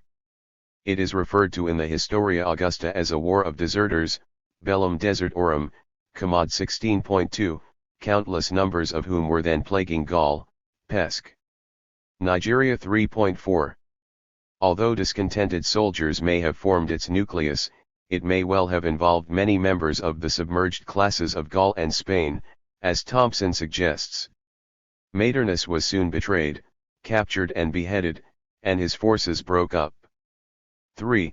477 At the end of the civil war of 193-4 between Septimius Severns and Pessinnius Niger, many of the soldiers of the defeated Niger fled across the Tigris to the Parthian sphere. This, a consequence of a contest for the imperial throne which lacked any characteristic of a social movement, would be hardly worth mentioning here but for the fact that Herodian, I live 7-9, makes much of it, rightly or wrongly, on the ground that the deserters included many craftsmen, technitai, who not only gave the barbarians valuable instruction on how to use weapons in hand-to-hand combat but also taught them how to make such weapons. Herodian seems to have had spears and swords in mind. At this time and in the years between 194 and 199 we must put the activities of T.I. Claudius Candidus, which we know only from a cryptic reference in an inscription, ILS 1140:8. He conducted military operations by land and sea against rebels and public enemies, Terra Marichiad versus rebels pages, in the provinces of Asia, Noricum, and hither Spain. In each case, however, Candidus will doubtless have been operating mainly, and perhaps entirely, against the adherents of Severus, two rivals for the imperial throne, Pessinnius Niger and Clodius Albinus. Another inscription, ILS 1153, records the activities of C. Julius Septimius Castinus, with detachments of 4 legions of the Rhine army, apparently c. 208 or shortly afterwards, against deserters and rebels, adversus defectors et rebels, who must have been Gauls or Germans. It is at about the same time or a little earlier that we hear of that Robin Hood figure, Bulla or Felix, who is said to have plundered parts of Italy for about 2 years, with a robber band of 600 men, including, strange to say, a number of imperial freedmen, who had been receiving little pay or none at all, until he too was captured, and thrown to the beasts, see Thompson, in SAS 309-10. A contemporary source, Dio Cassius, our main authority for Bulla, lsxc.x.1-7, cf. Zonar. 1210, preserves 2 of his sayings. The first is a message sent to the authorities through a captured centurion, feed your slaves, to stop them becoming brigands. The other is Bulla's answer to a question at his interrogation by the great jurist Papinian, then praetorian prefect, why did you become a brigand? Bulla replied tersely, why are you prefect? Here one is irresistibly reminded of the dialogue between Alexander the Great and a captured pirate, which rounds off a brief but powerful chapter, 4.4, of St. Augustine's City of God. It appears from OIO that Bulla received much information from country folk in the neighborhood of Rome and Brundisium, and this may remind us of the statement of Ulpian in the Digest that a bandit, Latro, cannot carry on his operations in concealment for long without local sympathizers, receptores, lxiath. 13.pr, an opinion which applies equally well to modern guerrilla movements. After this, until late in the 3rd century, for the history of which our sources are very defective, I know of only one piece of evidence that is of real value for our present purposes. A Christian bishop in mid-3rd century Pontus, in northern Asia Minor, Saint Gregory Thaumaturgus, the wonder worker, of Neo-Caesarea, sternly rebukes his flock in his canonical letter, written perhaps in 255, for going over openly to the invading Goths, helping them to murder their fellow citizens, and pointing out to the barbarians the houses most worth plundering. 9, actions which we shall find paralleled in Thrace in 376-8, see below. The failure of the inhabitants of many of the cities of Asia Minor, and 478. Even of their garrisons, To offer any resistance to the Gothic invasions of the mid-3rd century is an indication of the low state of morale at this time, see especially Zosimus LXXXV. Zosimus also speaks of assistance given to the Goths in c. 256 by fishermen of eastern Thrace, enabling them to cross the Bosphorus, I.30.2, cf1, for cooperation by captives and traders. It is in c. 284, in the reign of Carinus, that we first hear of the Bacchaudi, a name of unknown origin, given to participants in a whole series of peasant rebellions in Gaul and Spain which continued intermittently until c. 456, see Thompson again, in SAS 311-20. Their first revolt was easily crushed by Maximian in 285. For the 4th century there is virtually no direct evidence about Bacchaudi, but our literary sources are always reluctant to discuss military operations against lower-class rebels, and when Ammianus, writing of the early years of the reign of Valentinian I, 364-75, alludes darkly to many battles fought in various parts of Gaul which he thinks less worthy of narration than those against German barbarians, and goes on to say that it is superfluous to describe them, both because their outcome led to nothing worthwhile, and because it is unbecoming to prolong a history with ignoble details. We may suspect, as Thompson shrewdly observes, that Valentinian was suppressing further movements of Bacchaudi, and without any resounding and complete success. The most important risings of Bacchaudi were in the earlier 5th century, in Gaul in 407-17, 435-7 and 442, and perhaps 448, and in Spain in 441, 443, 449, 454 and 456. On several of these occasions imperial armies operated against them, led by commandars who included the Magistri Militum Flavius Asturius and Marobods. 12 These uprisings, coming as they did at a time when the Roman world was facing unparalleled pressure on its western frontiers, may have played an important part in bringing about the disintegration of a considerable part of the Western Empire. I have space for only 2 of the many small scraps of evidence that have survived regarding these revolts. First, the eminent Senator Rutilius Nemesianus, describing in his poem De Reditutio a journey he took from Rome to his native Gaul towards the end of 417, c. 66n.104 below, praises the activity of his relative Exuperantius in restoring law and order in Armorica, the main center of Bacchaudic activity, a large district around the mouth of the Loire. Exuperantius, he says, is now teaching the area to love the return of peace from exile. He uses a highly technical term, post liminium. He has restored the laws and brought back liberty, and he does not allow the Armoricans to be slaves to their own domestics, et servus families non sinit esse sui, 1.213-16, a clear indication of the class war which had been taking place in northwest Gaul. Secondly, in a comedy called the Caeolus, 13 by an unknown author writing apparently in the early years of the 5th century, there is a disparaging reference to life beside the Loire, surely under the regime of the Bacchaudi, where men live under the ius gentium, another name for which is woodland laws, ira silvestria, and where rustici speechify and capital sentences are pronounced under an oak tree and recorded on bones, and indeed ibi totem licet, there anything goes, Caeolus. Pages 16-17 ed. R. Piper, C. Thompson, in SAS 316-17. There is no explicit evidence of peasant revolutionaries in Britain in the 4th century, and Collingwood put his case too strongly when he claimed that because the same legal and administrative system, the same distinction between 479 rich men in great villas and poor men in village huts, and the same barbarian invasions, were present towards the end of the 4th century in Britain as in Gaul, it is hardly to be doubted that effects were identical too, and that the wandering bands which Theodosius saw in Britain, the reference is to M. Mark. XXVIL.8.7, AD 368 included large numbers of Bacchaudi, for however, Thompson has recently made quite a good case for seeing the revolt in 409, in Britain and the whole of Armorica and in other provinces of Gaul, described by Zosimus 6. v. 2-3, as a movement of a type akin to the revolts of the Gallic Bacchaudi. 15. We do not know enough about the social situation in Britain in the early 5th century or about the details of the revolt itself to make a positive affirmation, but Thompson's interpretation is not contradicted by any ancient source and is probable enough in itself.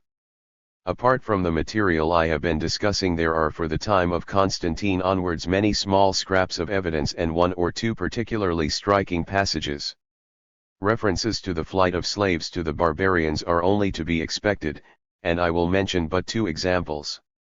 See 6.I.3, a constitution issued by Constantine between 317 and 323, prescribes as a penalty for such desertion amputation of a foot or consignment to the mines. Mutilation as a punishment for crime had rarely been inflicted by the Romans until now, except in special cases under military discipline, but in the Christian Empire it gradually became more frequent, and in the 7th and 8th centuries it was quite common. 16. Secondly, it could be said that during the first siege of Rome by Alaric the Visigoth, in the winter of 408-9, virtually all the slaves in Rome, totaling 40,000, escaped to the Gothic camp, Zos. v.3. It is hardly significant, too, that the ecclesiastical historian Eusebius should speak of Christians fleeing to the barbarians during the great persecution, of 303 and the years following, and being well received and allowed to practice their religion, Vita Cons, 11.53. It is more interesting to find an edict of Constantine in 323 demanding the burning alive of anyone who affords to barbarians an opportunity to plunder Romans, or shares in the spoils, cth 7.I.L., and another edict, of 366, ordering inquiry to be made, whenever anyone claims that he had been captured by barbarians, to discover whether he had gone off under compulsion or of his own free will, cthv 7.L equals c. 8. 119, quoted above. Ammianus, telling the story of the Persian invasion of Roman Mesopotamia in 359, mentions a former Gallic trooper he himself encountered, who had deserted long ago, to avoid being punished for a crime, and who had been well received and trusted by the Persians and often sent back into Roman territory as a spy. He of course was executed, 18:6.16. In 369 Count Theodosius disbanded the Arcani, perhaps a branch of the imperial civil service, who had given secret information to the barbarians, m. XXVIII.3.8.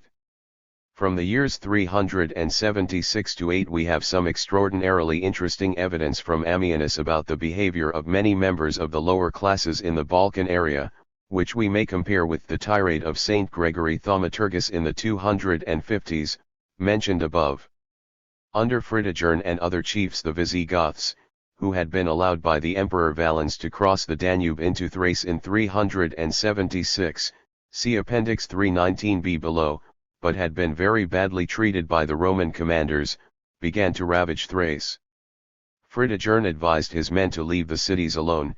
He kept peace with walls, he told 480 them, and plunder the country districts.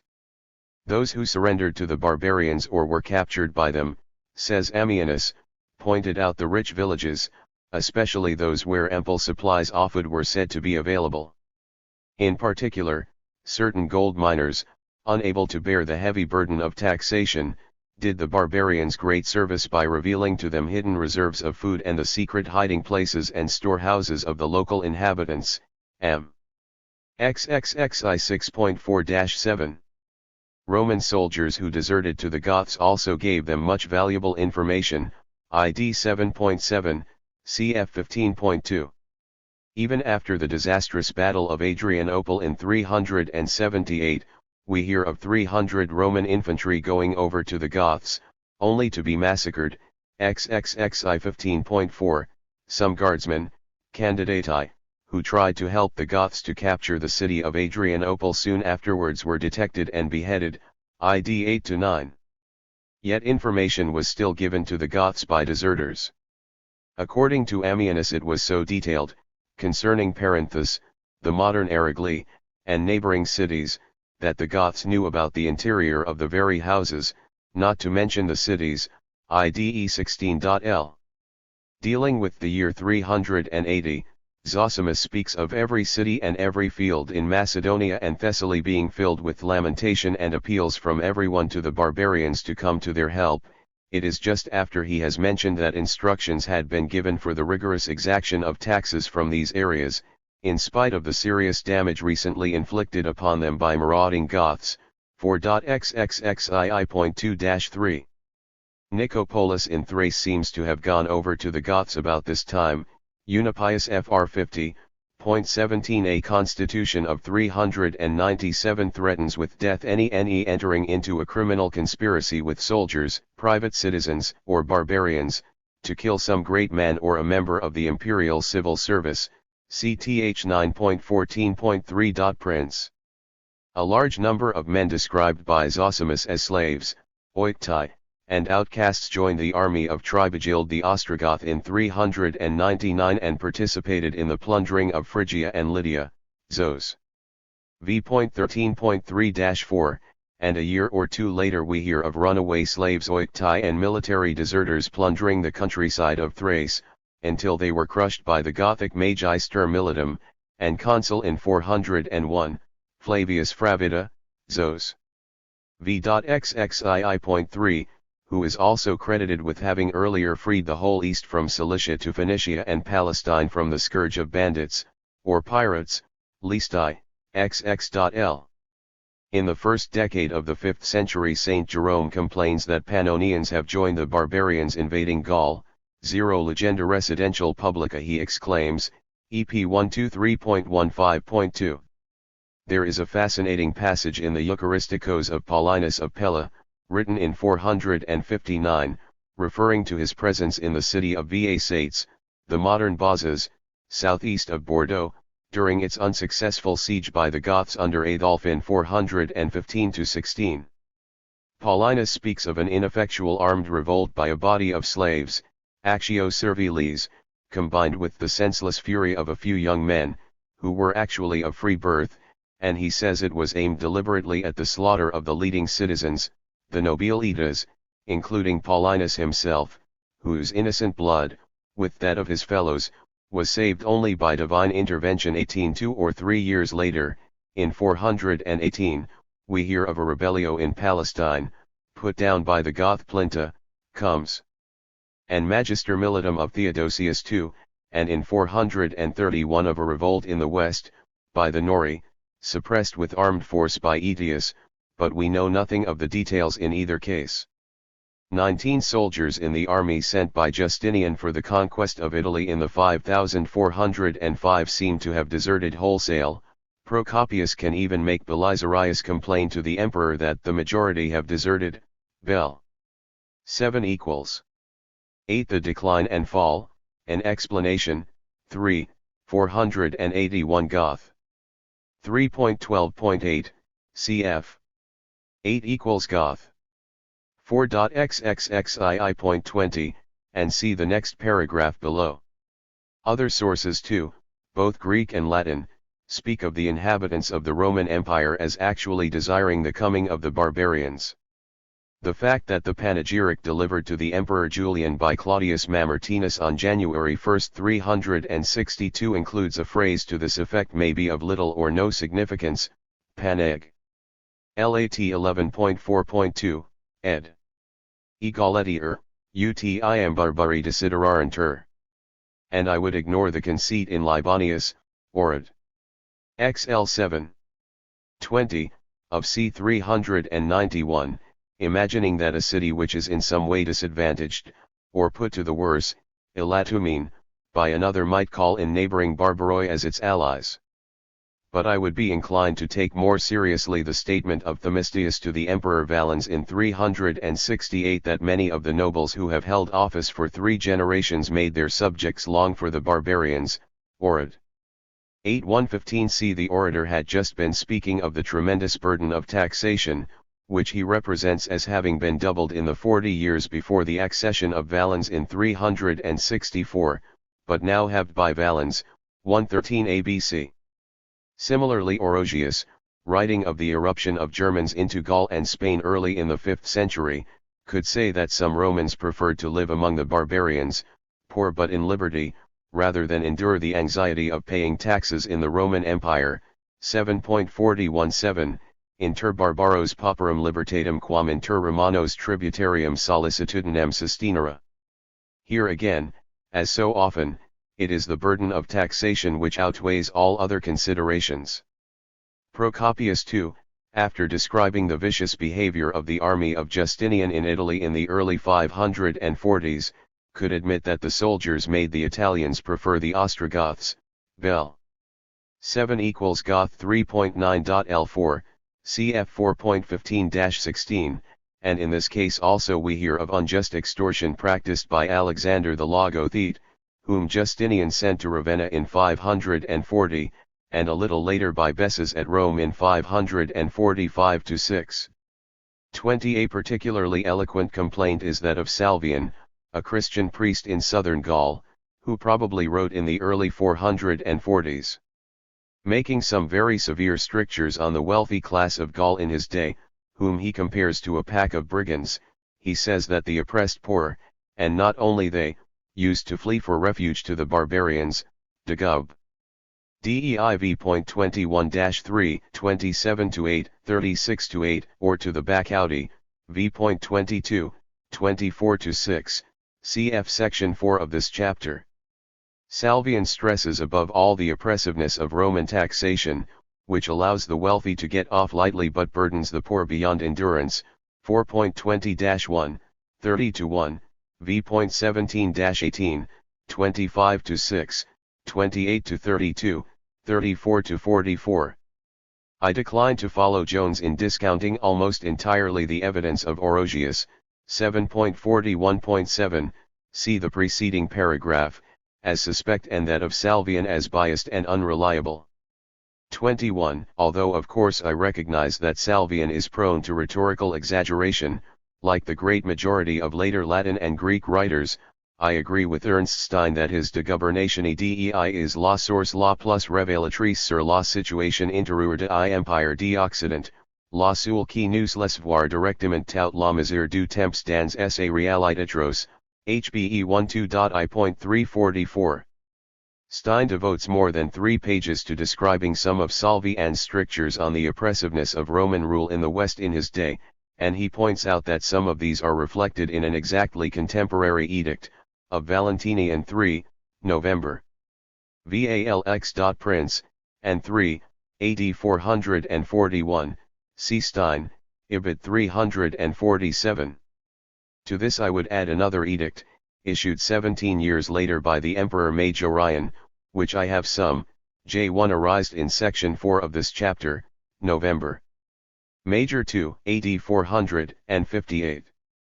Although, as I have already made clear, in 7v above, I regard Donatism as 482. Being primarily a religious movement and not an expression of social protest, there is no doubt that it contained a strong element of such protest, simply because the class of large landowners in North Africa, including Numidia, where the concentration of Donatists was highest, was overwhelmingly Catholic. The role of the Catholic Church in North Africa in the later Roman Empire has been admirably described in the great book on Vandal Africa by Christian Courtois, VA Part I, ch. 2, 4, especially 132, 135-44. As he says, l'Afrique du VE siècle ned mer romaine kparie double appui de l'aristocratie foncière et de l'église catholique qui est accordant pour assurer l'état et minimum de puissance indispensable à l'allure, 132 cf 144. The Circumcellions 22. The militant wing of the Donatists, sometimes appearing, if we are not seriously misinformed, as a kind of lunatic fringe, bent on religious suicide, waged open war on occasion not only upon the Catholic Church in Africa but also upon the class of large landowners from which that church derived its main support. The war cry of these men, Deo lauds, praise be to God, it often appears on Donatist tombstones, was more to be feared, according to St. Augustine, than the lion's roar, nr in PS 132.6, in CCL, Seer LATXL 1956-1930. But these fanatics, barbarous as they might seem to the landlord class, were anything but a terror to the poor, for we hear of them threatening to punish money lenders who exacted payment from the peasants, and forcing landlords to dismount from their carriages and run before them while their slaves drove, or to do slaves' work at the mill, optat. 3.4, August, EP 108-618, 185-415, cf 88.8 etc. There are clear indications that the regime the Vandals set up on their conquest of Roman North Africa in 429 and the years following was less extortionate than the Roman system existing there, from the point of view of the c%ni. 23 constitutions issued by Justinian in 552 and 558, many years after his reconquest of North Africa in 533-4, show that during the Vandal period many coloni must have achieved some kind of freedom by escaping from the estates where they were in the condition of serfs, see Corplure Civil. 3 November Just. 799-803, Append. 6 and 9. 24. There is also reason to think that in other Germanic kingdoms humble Greeks and Romans may have found themselves better off.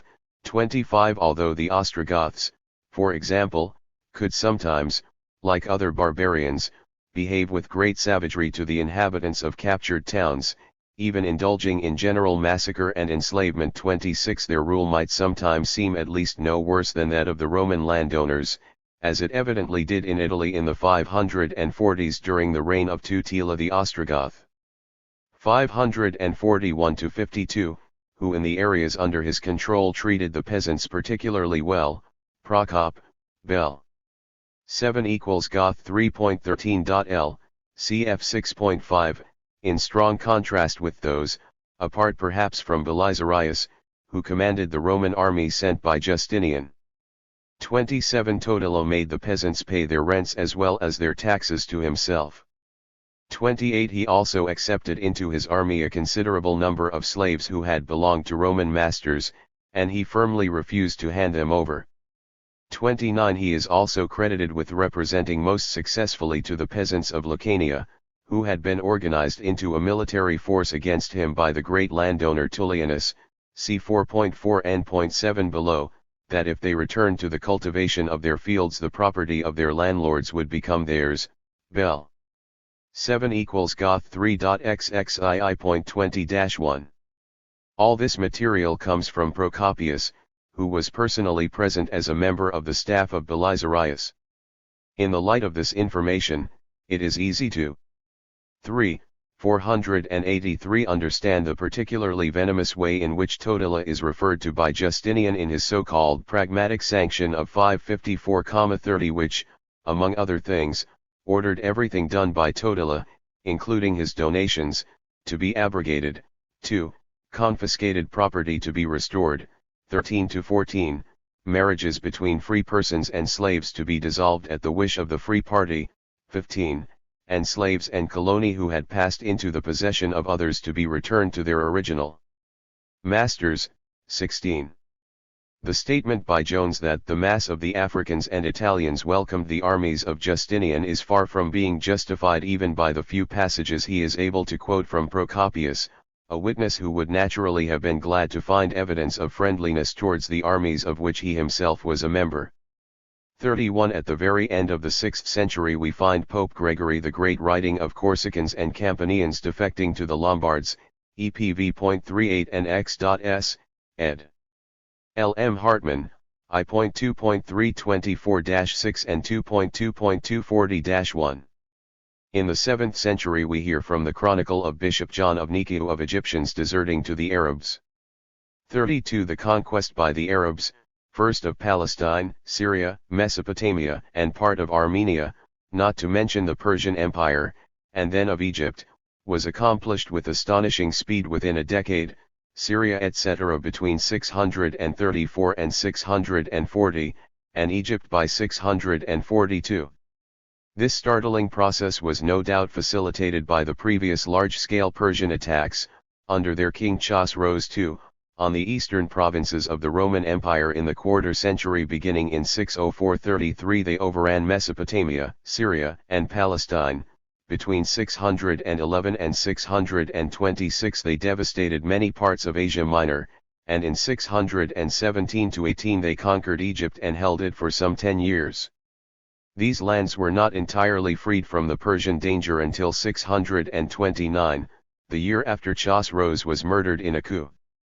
Although the surviving sources for all these events are very unsatisfactory and some of the dates are only approximate, the general outline is reasonably secure, but it is impossible to say how far the Arab victories during the next few years were due to the discouragement, exhaustion, damage, and loss of life caused by the Persian invasions. The Arab conquests certainly deserve much more space than I can give them here, since they were evidently due in large part to the old internal weaknesses of the later Roman Empire, especially of course class oppression, and including now religious strife and persecution. Not only did the exploitation of the many for the benefit of the few continue as before, if not on quite the same scale as it had done in the West, the hostility between the various Christian sects, especially now between the Monophysites of Syria and Egypt, the Jacobites and the Copts, and the Chalcedonian Orthodox, seriously reduced the will to resist the Arabs on the part of the populations of Syria and Egypt, which were predominantly Monophysite and had suffered much persecution on that account.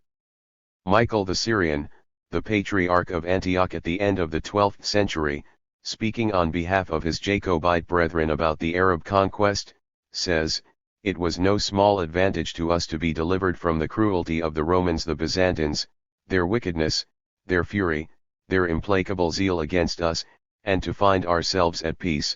Chronicles 11.3 fin.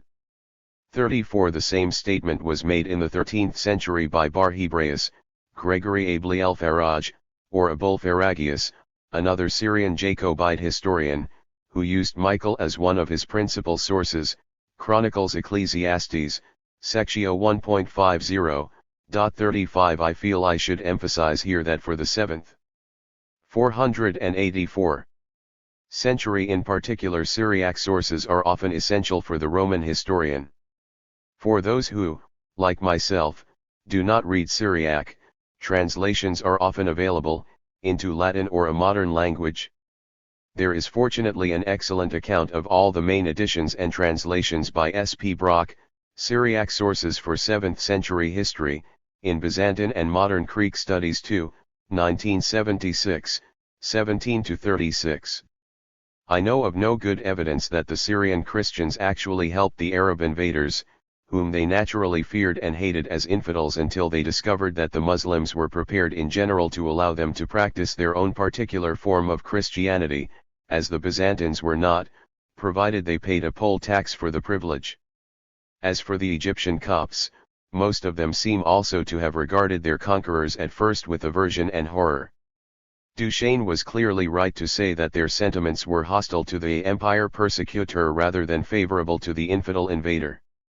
36. But some of them soon came to regard the rule of the Muslims, who as a rule were far more tolerant towards their subjects in religious matters, as a lesser evil than that of the persecuting Orthodox, the Melkites, or Emperor's men, as they called them. Even A. J. Butler, who in his History of the Arab Conquest of Egypt, still a standard work, is eager to defend the Copts against any unfair charge of treachery and desertion to the Arab side, is obliged to admit that from 641 onwards the Copts did on occasion give assistance to the Arabs, notably when the brief Byzantine reoccupation of Alexandria in 645-6 was forcibly terminated, and the whole of Egypt was lost to the Greek world forever.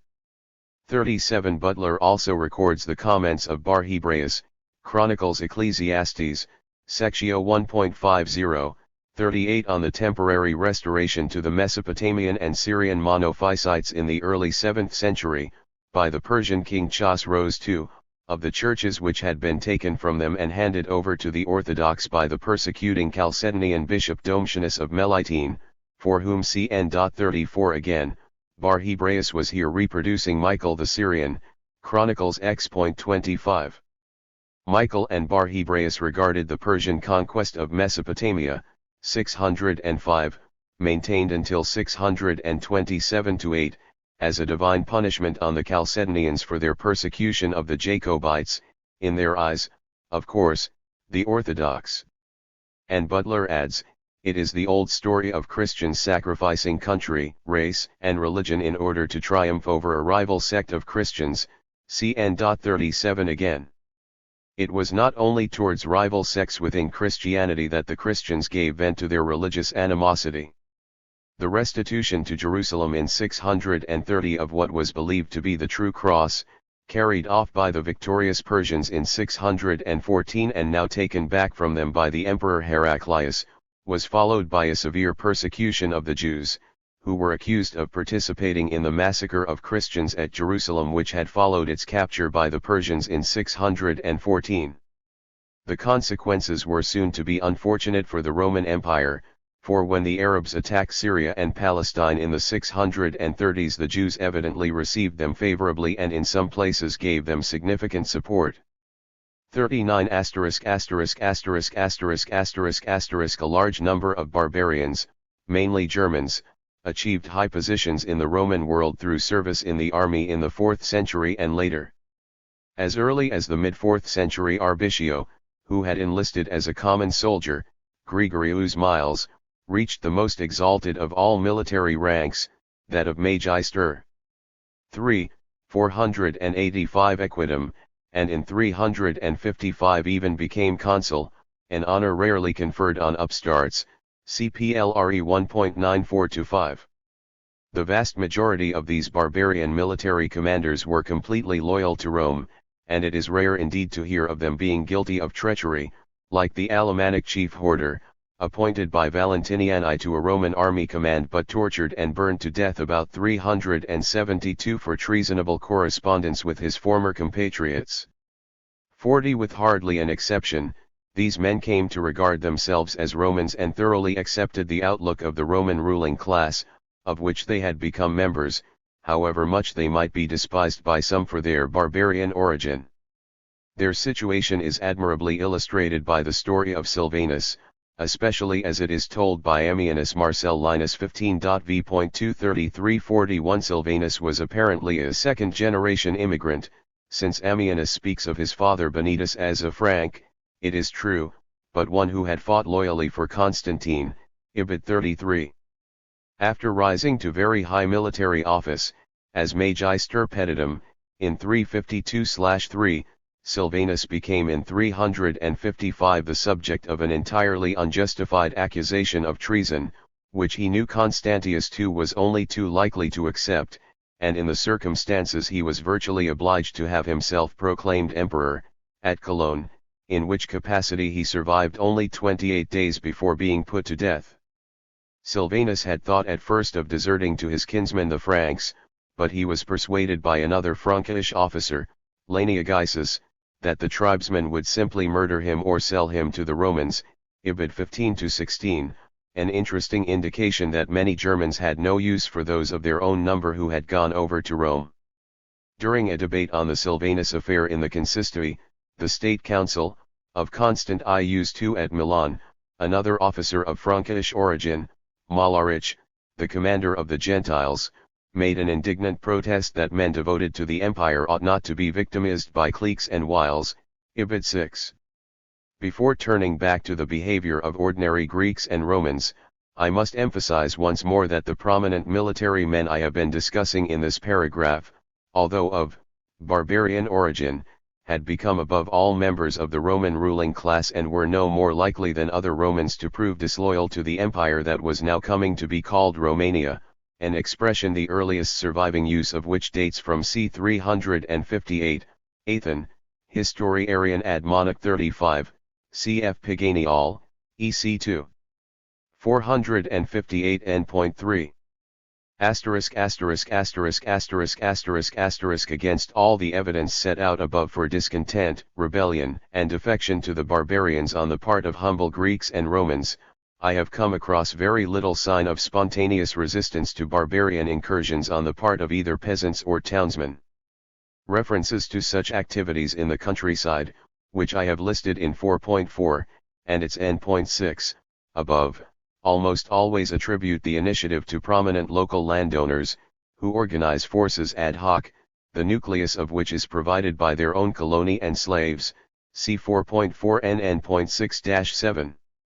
I know of even fewer examples of the vigorous defense of cities by their own inhabitants, especially without the assistance of garrisons of professional soldiers. 42. This may be due partly to the fact that barbarian ravaging was naturally focused on the countryside. Walled cities, even if not strongly defended, could present a difficult problem, for few barbarian groups were capable of mounting proper sieges. Fritigern in 376, when advising his Visigoths to concentrate on the best. 486. And most fruitful country areas, is said by Ammianus to have remarked that he kept peace with walls, XXXI.6.4. Many other passages testify to the inability of barbarians to capture towns and their consequent preference for the ravaging of rural areas. Besides, many towns were garrisoned. But in the article published in 1977 which I have already utilized above, CNN.L0, 12, 15, Thompson has emphasized the rarity of recorded civilian resistance of any kind to barbarian attacks. As he says, we hear much in the valuable chronicle of Hydateus of the ravaging of northwestern Spain by the Suevi, and in the life of Severinus, who died in 482, by Eugipius 43, 511, of the depredations of the Rugi in Noricum Ripens, part of modern Austria, but we never hear of any organized resistance by the provincial population. And he continues, Eugipius makes it clear that the Noricans, even when there were imperial troops stationed among them, and still more when there were none, were incapable of making any collective effort to check the ravages of the invaders. They never tried to ambush them, or to sink their boats as they crossed the Danube, or to launch punitive raids across the great river into the territory of those who were tormenting them. One or two forts in Galicia in northwest Spain took up an aggressive defense against the Sueves and inflicted some losses upon them, 44. But in general the picture there was one of helplessness and despair, just as in Noricum. 45. It was not only the very poor who became defectors to the barbarians. At the very highest level of society, needless to say, any outright treasonable conduct, betraying the empire to a barbarian ruler, was almost unknown. I cannot add to the only two cases known to Jones, in 469 Arvandus, Praetorian prefect of he Gauls in 464-8, and soon afterwards Cironatus, who was either governor of Aquitanica Prima or vicar of the Gallic diocese of the Septem Provincii. Both these men, no doubt, as Jones says, despairing of the empire, were condemned, and Cironatus executed, for collaboration with the Visigothic king Euric. 46. We also hear of a few by no means lowly men who defected to the barbarians. One or two of these evidently acted for reasons of personal advantage. Crogasius, for instance, a leading man of Nisibis in Mesopotamia, who fled to Persia in 359, seems to have been motivated mainly by affection for his beautiful wife, who had been captured by the Persians, and by the prospect of being handsomely treated by the Persian king, Shapur II. 47. And the bishop of Margus on the Danube, who in 441 betrayed his city to the Huns, who immediately destroyed it, seems to have been behaving in a scandalous manner, robbing Hun graves in breach of a treaty of 436, he probably handed over his city to escape being himself surrendered to the vengeance of the exasperated Huns, Priscus Fro II. But there seems to be no good reason to think that there was any treachery on the part of Bishop Ephraimius of Antioch just before the capture and sack of that city by King Chosroes I of Persia in 540, Procop, Bel. 2 equals PERS 2.6.16-25, 7.14-18, especially 16 to 17. The bishop of Bezabd in Mesopotamia also came under suspicion of having betrayed his city to the Persians in 360, but Ammianus, although he admits there was a prima facie case against the man, did not believe the accusation, and we must treat it as at best not proven, m. XX.7.7-9. But even men of some substance could be driven to defect, like the poor, by injustice and maltreatment. There is an instructive story in Ammianus about a very able man living in the Greek East named Antoninus, who, after becoming a rich merchant, had taken a position as 487 accountant on the staff of the military governor, the Dux, of the province of Mesopotamia, and had formally received the honorary rank of protector. Certain men of power, potents, potiors, were able through their command of patronage to victimize him and to compel him to acknowledge a debt, the right to enforce payment of which was by collusion transferred to the imperial treasury. 48 And when the count of the treasury, the cum sacrarum largitionum, pressed him hard, Antoninus defected suddenly to Persia in 359, taking with him the fullest possible details of the Roman army and its resources and dispositions, and becoming the right-hand man of King Shapur II, who was planning to invade Roman Mesopotamia, m. 18 v.1-3,8, 6.3,19, 7. 10, 8.5-6, x.I, 19.I.3, 9.7-8, xx. 6.L. At a later parley with the Roman general Ursicinus, the patron of Ammianus, Antoninus protested vehemently that he had not deserted the Greco-Roman world voluntarily, but only because he had been persecuted by his iniquitous creditors, whom even the great Ursicinus had been unable to hold in check. At the end of their colloquy Antoninus withdrew in the most respectful manner, not turning around but facing Ursicinus and deferentially walking backwards until he was out of sight. 1885-6, a touching revelation of his reluctance to abandon the society in which he had lived, and his veneration for its leading men. At least two men of some quality, one a doctor and the other a merchant, actually took refuge among, of all barbarian peoples, the Huns. A mid-5th century Gallic chronographic source laconically records under the year 448 that a doctor named Eudoxius, clever but perverse, pravi sed exercitati ingenii, after being involved in a revolt of the Bacchaudi, fled to the Huns, Chron. Min 1.662.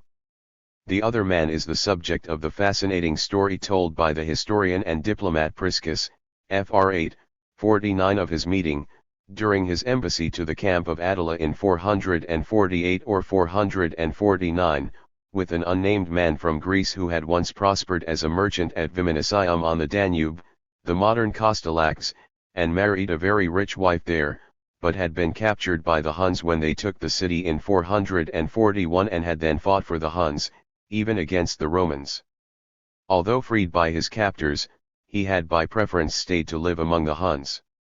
His scathing description of Greco-Roman class society is reported by Priscus, a firm believer in the established order, with a grave, incredulous disapproval which makes the testimony all the more valuable. The Greek said that things were bad enough in wartime, but in peace they were even worse, because of heavy taxation, and unprincipled men inflict injuries, because the laws are not valid against everyone. A transgressor who is one of the very rich is not punished for his injustice, while a poor man, who doesn't understand business, pays the legal penalty, that is, if he doesn't die before the hearing, so long is the course of lawsuits protracted, and so much is the money that is spent on them. The climax of misery, perhaps, is to have to pay in order to obtain justice. For no one will give a hearing to an injured man unless he pays money to the judge and his assistants. This was all too true. The Greek seems to have been thinking primarily of civil litigation. We must not expect to find many references to long drawn-out civil suits, but we do hear of one which seems to have lasted for 18 years, from AD 226 to 244, and another that was ended by the personal intervention of King Theodoric the Ostrogoth, who ruled in Italy from 493 to 526, after 488, dragging on allegedly for 30 years. 50. The position in criminal cases was even worse, for the accused, if they had neither honorific status themselves nor a sufficiently influential patron, might spend long periods in prison, sometimes in appalling conditions. In a speech of Libanius, giving a distressing picture of prison life at Antioch, we hear of a case in which a group of villagers, suspected, perhaps without good cause, of murdering a local landowner, spent many months in prison, where 5 of them actually died before the case was fully heard. Orad. XLV, ESP.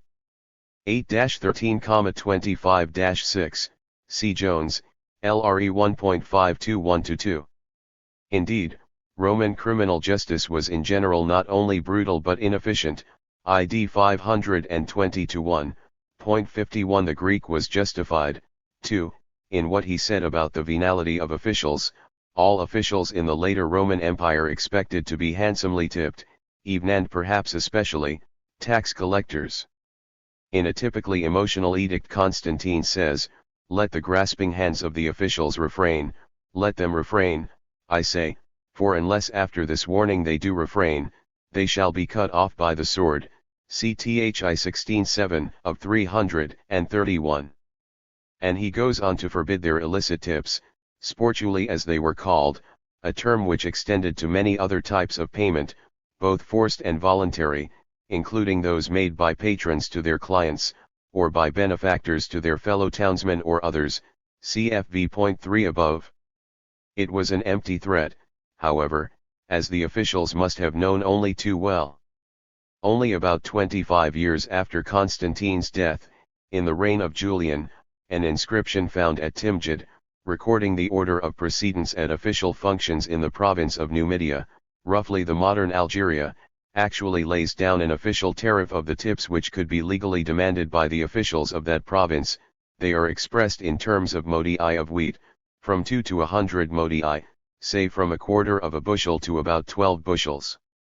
52. One civil servant of the 6th century who had literary pretensions, John Lydusun the Lydian, tells us that during his first years as an acceptor in the department of the Praetorian prefecture, quite a minor post, although in an important department, he actually earned sophronos, without sailing too close to the wind, perhaps, as much as 1,000 solidi, thanks to the solicitude of his great patron, the Praetorian prefect Zodicus, De Magistra 111.26-7.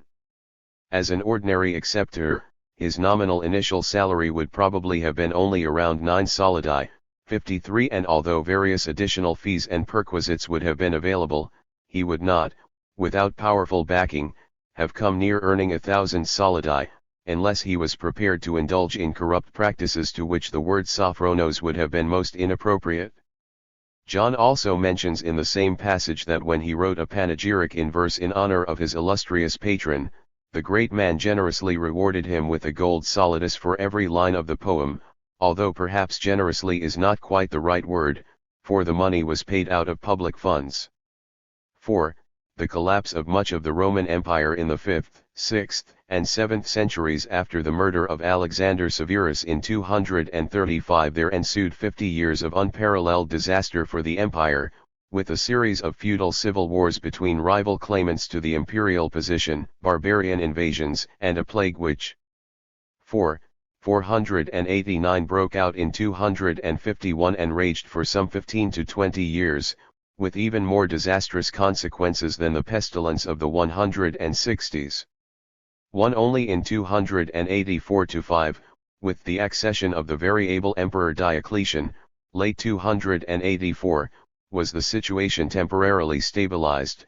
2. And it was not until 324 that the empire entered upon a long period of internal peace, with Constantine's victory over Licinius and the unchallenged supremacy of the Constantinian house.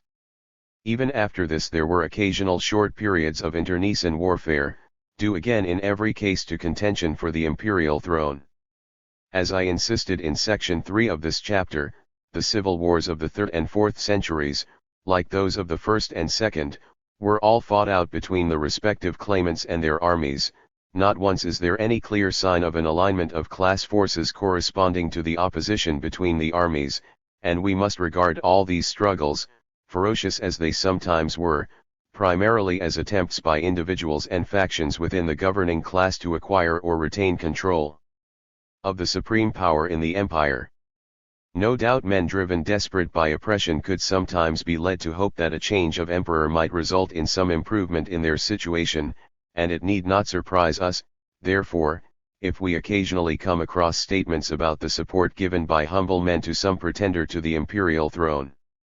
Writing probably in the late 360s, the unknown author of a curious little treatise, known today as the anonymous De Rebus Bellicis, addressed to the reigning emperors, who, at that date, must be Valentiniani and Valens, speaks with vehement disapproval of the greed of the rich, whose store of gold, he says, 11.2-3, meant that the houses of the powerful potents were crammed full and their splendor enhanced to the destruction of the poor, the poorer classes of course being held down by force tenuuribus videlicet violentia oppresses. But the poor were driven by their afflictions into various criminal enterprises, and losing sight of all respect for the law, all feelings of loyalty, they entrusted their revenge to crime. For they often inflicted the most severe injuries on the empire, laying waste the fields, breaking the peace with outbursts of brigandage, stirring up animosities, and passing from one crime to another they supported usurpers. I have used the English version of E. A. Thompson, RRLL 10. The word here translated usurpers is tyranny, the standard term for a would-be emperor who did not succeed in establishing his rule firmly and achieving recognition, cf 6.6 above. Certainly, the worse the situation of the poor under a given emperor, the more likely they might be, a priori, to support some new pretender to the throne. But we must not be too impressed by the allegations we occasionally meet with in literary sources that the followers of a particular pretender were, or at least included, the scum of the earth. Such statements are part of the normal armory of ancient political propaganda.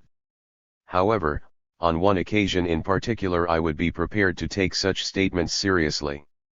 We hear from Ammianus and Zosimus that many humble men joined in the rebellion of Procopius, in 365-6, 3, and there is a good reason why discontent should have been greater than ever at this very time.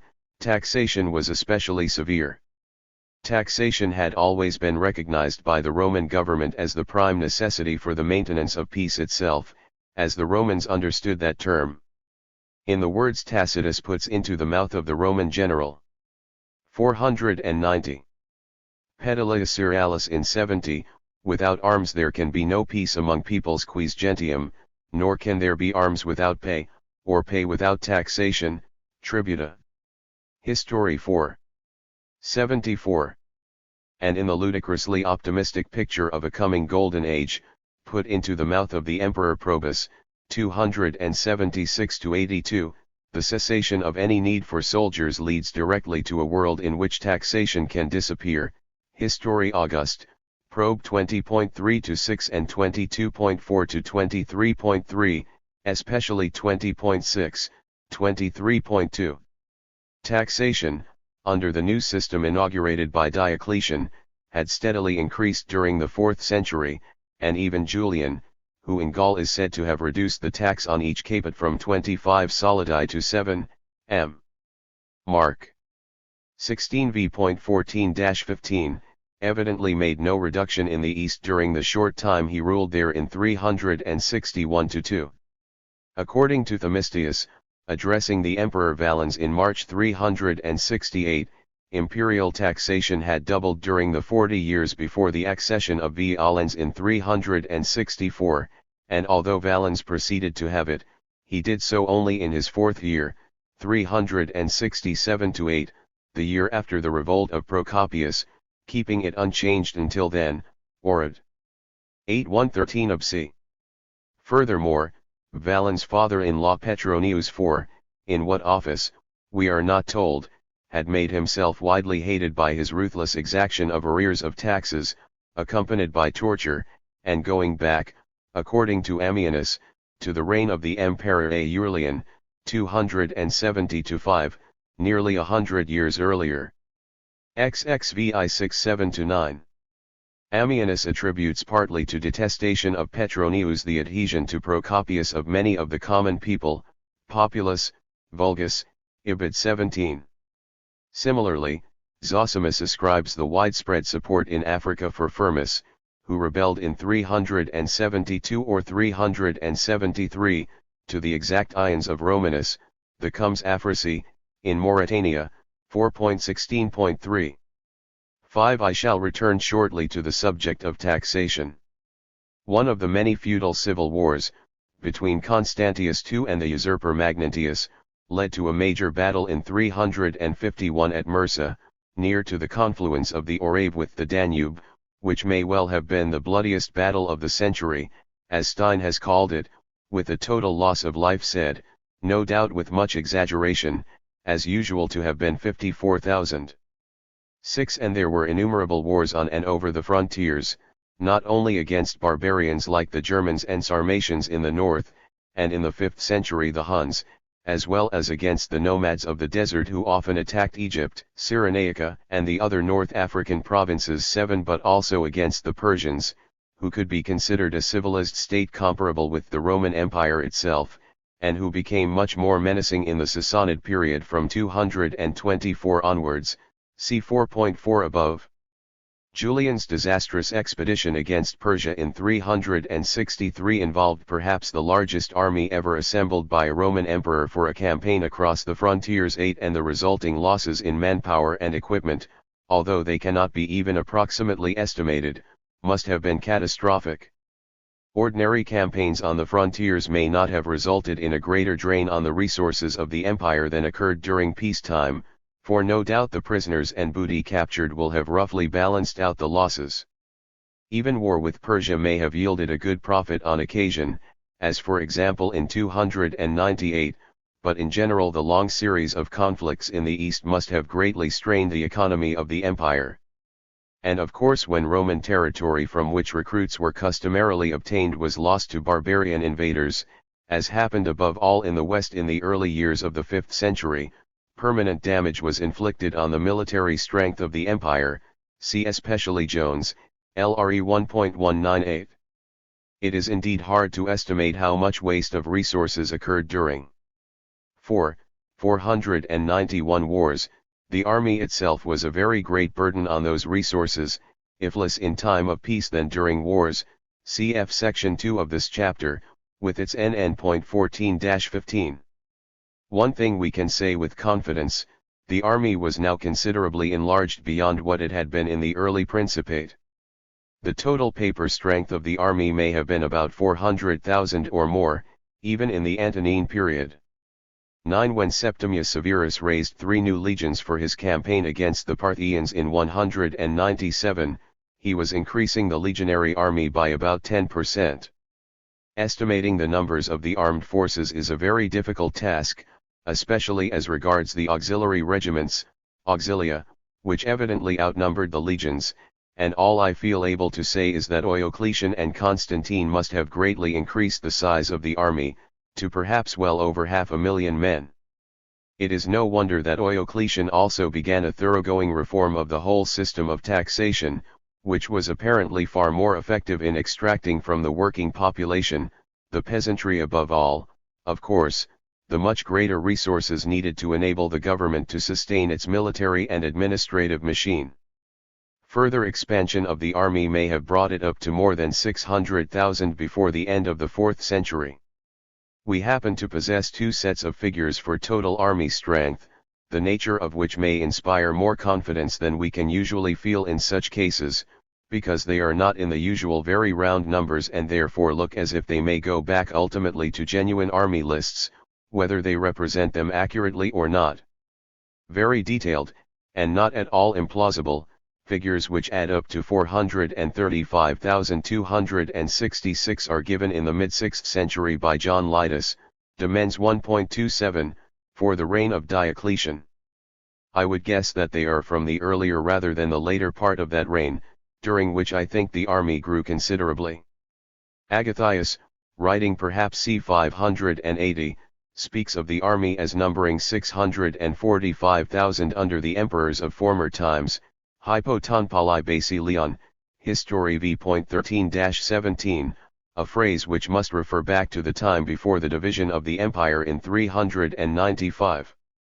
10. All the figures I have given are likely, of course, to represent paper strength, but even if the lists were inflated, as seems very likely, by quite a large number of fictitious soldiers, whose pay and rations were simply appropriated by the officers responsible for the lists, it is the paper strength which matters, as Jones has insisted, see N.L0 again, for it would have been those figures on which the actual issues of pay and allowances were based. It was not only the army which grew under Diocletian and his successors, the civil service too was enormously enlarged, the greatest single expansion coming when Diocletian virtually doubled the number of provinces, to over 100. For the provincial reorganization, CESP. Jones, LRE 111.381-9. At the time of the Notitia Dignitatum, drawn up, in the form in which we have it, at the time of the division of the empire in 395 and revised in its western section during the first quarter of the 5th century, there were, according to my calculation, 119 provinces. 11. Now the total numbers of men employed in the imperial civil service were not really excessive, when we take into account the vast area of the empire and the number of officia, bureaus, concerned, those not only of provincial governors, but of the Palatine ministries, those serving the emperor directly, the praetorian prefects and their vicars of the civil dioceses, the 2 urban prefects, of Rome and Constantinople, the magistri militum and others.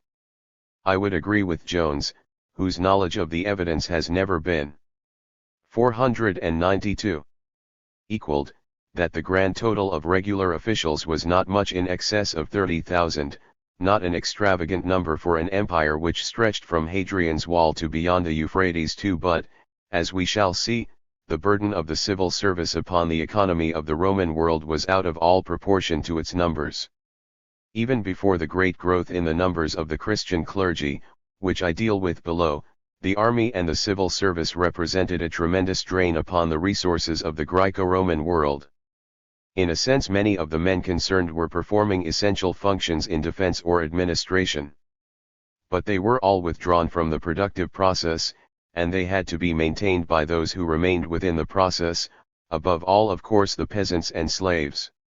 Some of them, a high proportion of the superior officials, in particular, would already be members of the propertied class, who if they had not been involved in the administration would have been gentlemen of leisure, and to that extent an equal burden on the economy. But there is an essential fact here which it would be easy to overlook. Had civil servants been ordinary gentlemen of leisure, they would have been a burden, certainly, upon their own colony and slaves. What made many of the civil servants an exceptionally heavy weight upon the economy as a whole was that they were able to extort, by means of their official position, a far greater surplus from the working population than they would have been able to do as mere private individuals. Their opportunities for extortion naturally varied very greatly, and the higher a man's position the more he could make. It was not so much the nominal salaries which were the lucrative part of top appointments, indeed, the fixed official salaries, largely owing to the great inflation of the 3rd and 4th centuries, seem to have been distinctly lower in the later empire than in the Principate. 13. Even if the highest recorded salary in the later empire, the £100 of gold paid annually to the praetorian prefect of Africa in Justinian's reign, is no less than 800 times that of an ordinary clerk. 14. Officials enriched themselves primarily from extra-legal exactions of all kinds. As we saw in section 3 of this chapter, John the Lydian in his first year as a fairly humble clerk, though in a Palatine ministry at Constantinople, boasted of having earned quite legally a sum which must have been something like 100 times his nominal salary. This will have been altogether exceptional, because it was due to the patronage of one of the highest officials of the day, and no doubt the ordinary civil servant would have had to be content with much less, or else resort to questionable or even illegal means of extortion. but extra-legal profits were evidently made from top to bottom of the administrative machine. In the 5th and 6th centuries it looks as if would-be governors of at least some provinces might be willing to spend on a bribe, suffragium, that would procure them the office as much as or more than the salary it would bring them, a clear indication of the additional profits to be made out of the post. See Jones, LRE 1.391-401, especially 398-9. The officials who were probably in the very best position of all to extract bribes, namely the cubicularii, the eunuchs who, as slaves or freedmen, ministered to the sacred bedchamber of the emperor or empress, could sometimes make enormous fortunes. I have said something about their influence and the wealth they could acquire in 3v above. The core of cubicularii being closed to ordinary men, it was the other palatine offices which were most sought after. 493 And in some cases we hear not only of limits being placed on the number of men who could be admitted, called statutae, but also of supernumerarii, who either worked without salary or waited to step into dead or retired men's shoes. We even find grades being established among these supernumeraries, 5 at the lowest level, that of the officials of the provincial governors, known as cohortal, over 10,000 in number. Salaries were very low, see Jones, LRE 11.594, and legal perquisites. Relatively small, this was the only part of the civil service which in theory a man could not leave and in which his sons were also bound to serve, see Jones, Re 413. The lack of adequate official rewards may have driven many cohortal to forms of extortion which the law either did not sanction or positively forbade. I can best illustrate this by referring again to the astonishing law of Justinian in 531, applying to cohortal, tachiotai in Greek, as well as curiale, which I had occasion to mention in regard to curiales at the end of section 2 of this chapter. As we saw there, Justinian's reason for prohibiting cohortal and curiales from becoming bishops or priests was that they would have become habituated to the practice of extortion with violence and cruelty. See I.3.52. Prince. 1. The civil service, then, did not merely extract a surplus from the working population, and others, it appropriated a far larger amount than its relatively modest numbers might suggest. Army and civil service together were a fearful burden on the Greco-Roman economy. Given that the Roman Empire was to be stabilized and strengthened, without any fundamental change in its nature, it was fortunate indeed in most of its rulers from Diocletian to Theodosius I, 284 to 395. What men could do, within their lights, they did. Sometimes, they appear in quite a heroic role.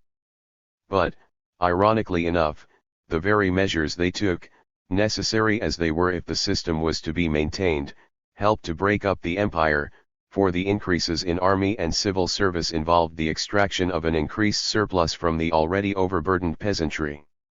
Diocletian, as we have seen, thoroughly reorganized the system of taxation. Constantine added 2 entirely new taxes, one on senators, the luis or collatio globalis, at rates which were relatively very low indeed, 16 the other, the collatio lustralis or chrysargyron, on negotiators, who included for this purpose not only traders but urban craftsmen who sold their own products, fishermen, money-lenders, brothel-keepers, and prostitutes. For the distress allegedly caused by the collatio lustralis, see 4.6 above and its n.7 below. In the East, the former tax was abolished by Marcian in the early 450s, see XIL.2.2, the latter by Anastasius in 498, see XL.I.L, dated by Josh. Sti. Chronicles 31. In the preceding paragraph I have characterized the majority of the Roman emperors from Diocletian to Theodosius I as men who performed their functions as effectively as circumstances allowed, and even with some heroism. It is an ironic reflection that most of the later Roman emperors who served the empire most loyally were men who had risen from a lowly station in life. Diocletian himself was born a Dalmatian peasant, and his 3 colleagues in the Tetrarchy, of 295 ff., were also of Balkan peasant stock, 17 including Constantius I, the father of Constantine, whose dynasty lasted until the death of Julian in 363. Valentinian I, who founded the next dynasty in 364, was the son of a Pannonian soldier of humble origins, who had risen from the ranks, 18 and there were later 494 emperors who were also of peasant stock, notably Justin I and his nephew Justinian I. 19 Libanius, in a lament for Julian written about 365, could say that there had been not a few emperors of no mean intelligence who had lacked distinguished ancestry, and although they understood how to preserve the empire were ashamed to speak of their parentage, so that it was quite a task for those who delivered encomia of them to alleviate this trauma. Drat. 18.7.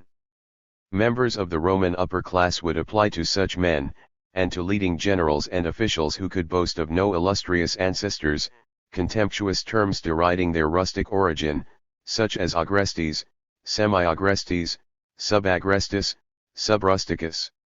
20. The first two of these words are used by, among others, the epitomator Aurelius Victor, a self-confessed parvenu, the son of a poor and uneducated man, Caz 20.5, who nevertheless admits that all the members of the Tetrarchy, although enjoying little enough humanitas, culture, and inured to the hardships of rural life and military service, were of great benefit to the state, 39.26. The senators on the other hand, he says, gloried in idleness and at the same time trembled for their wealth, the use and the increase of which they accounted greater than it life itself, 37.7. The Roman upper classes, indeed, could sometimes save themselves only by raising individual members of the most exploited class, the peasantry, to ruling positions, often because of their military competence and ability to command in campaigns. Needless to say, they took care to select only those whom they expected, usually with reason, to promote the interests of the upper classes, while maintaining their exploitation of the remainder. It was a form of social mobility which involved no real danger to the ruling class. Since the subject of this book is the Greek world, I ought perhaps to say something about individual Greeks who became Roman emperors. The first clear case 21 of a Greek emperor was the young Syrian, Elagabalus, or Heliogabalus, born Varius Avitus Bassianus at Emesa in Syria, who in his teens ruled for 4 years, 218 to 222, as M. Aurelius Antoninus under the auspices of his formidable mother, Julia Soaemias, until both were murdered by the Praetorian Guard. The Emperor Philip, M. Julius Severus Philippus, 244 to 9, came from what the Romans called Arabia. He has been aptly described as the son of an Arab sheik from the Trachonitis, south of Damascus, W. Insulin, in CAH 12.87. For the next century and a half the emperors were all primarily Westerners, whose first language was Latin, and the setting up of a permanent Greek-speaking court at Constantinople came only with the lasting division of the empire into eastern and western parts on the death of Theodosius I in 395. After a succession of emperors in the east who may genuinely be described as Greek, another dynasty originating in the west ruled at Constantinople from 518 onwards, and under Justinian I, 527 to 65, reconquered much of the Western Empire. Nowadays little account is taken of the Latin origins of Justinian I, and Justin II, 518 to 78, but in the eyes of some later historians who wrote in Syriac, namely Michael the Syrian at the end of the 12th century and, following him closely, Bar Hebraeus in the 13th, all the Roman emperors from Augustus to Justin II, 565 to 78, were Franks, meaning Germans, and their armies too, and these Syriac historians conceive a new Greek empire as 495 beginning only with Tiberius Constantine, 574/8-582. Point 22 ****** From the second decade of the 4th century onwards a new economic burden suddenly appeared, of a kind no one could previously have expected. With the adoption of Christianity as the official religion of the Greco-Roman world, by Constantine and his successors, the economy had to support an increasingly large body of clerics, monks, and nuns, the vast majority of whom were not engaged in any economically productive activity and therefore, whatever their spiritual value to the community, must be counted, from the economic point of view, as so many idle mouths. In the pagan world there had been very few professional, full-time priests, outside Egypt. Now, a vast and steadily growing number of Christian religious had to be supported at public expense, in one form or another. It is true that most of the bishops, many of the priests and deacons and some of the minor clergy and monks were or had been wealthy men, who had never done any productive work and whose labor was consequently not an additional loss, but a good many of the monks and minor clergy came from the poorer classes and their labor was therefore withdrawn from production. Some of the monasteries were maintained by the labor of the monks themselves, but it is unlikely that more than a handful, mainly those in Egypt organized under the Ptolemean rule, produced a surplus beyond what they themselves consumed, and of course it was above all producers of a surplus that the Greco-Roman economy needed, if it was to preserve its existing class structure. The number of monks and full-time clerics by the mid-5th century must already have been many hundreds of thousands. In the 6th century, in the territory of Constantinople, there seem to have been over 80 monasteries 23 and, in the great church of Constantinople alone, many more than the full establishment of 525 miscellaneous clerics, from priests to cantors and doorkeepers, to which the emperor then wished the numbers to be reduced, November 3 of 535. These figures, for the capital city of the empire, are of course exceptional, but other substantial ones could be produced, above all for Egypt, where the monastic and eremitic movements flourished most of all. 24 One need scarcely dilate on the immense wealth of the one and only empire-wide organization that existed apart from the imperial administration itself. I refer of course to the Christian Church. I have pointed out in 7.3 above that the historian, as distinct from the theologian, ought really to speak of the Christian churches, in the plural, but in this case the singular is harmless enough. The income of the church came largely from endowments provided by benefactors, nearly always, of course, in the form of landed estates, but also from regular contributions made by the state and from the offerings of the faithful. 25 of all the churches, Constantine and his successors made that of Rome the richest. Particulars given in the Liber Pontificalis, XXXV, enable us to calculate that the estates settled on the Roman Church in the reign of Constantine alone brought in an annual income of well over 30,000 solidi, more than 460 pounds of gold. 26 It is hardly surprising that according to Saint Jerome the genial philosophic 26 a pagan, Vettius Agarius Praetextatus, who died in 384, when consul designate, remarked ironically to Pope Damasus, "Make me Bishop of Rome, and I'll become a Christian at once." 27 By the time of Pope Gregory the Great. 496. 590 to 614, the estates of the Roman Church, by far the most important part of the Patrimonium Petri, were widespread and enormous in their extent, not only in many different parts of Italy but also in Sicily, Sardinia, Corsica, Africa, Gaul, Dalmatia, and probably Illyria. Earlier we also hear of estates in the Greek area, in Greece itself, Syria, Antioch, Tyre, Cyrus, Cilicia, Tarsus, and Alexandria in Egypt.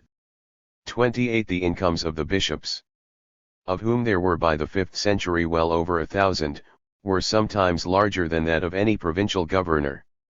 We happen to hear of one bishop in the mountain country of Isauria in the early 6th century who claimed, as a defense to a charge of lending money at usury, to be receiving less than 6 solidi per year, 29 2/3 the pay of a minor civil service clerk, see section 3 of this chapter. But even a small-town bishop like Saint Theodore of Sicyon is said to have received for his household expenses as bishop of Anastasiopolis the yearly sum of 365 solidi.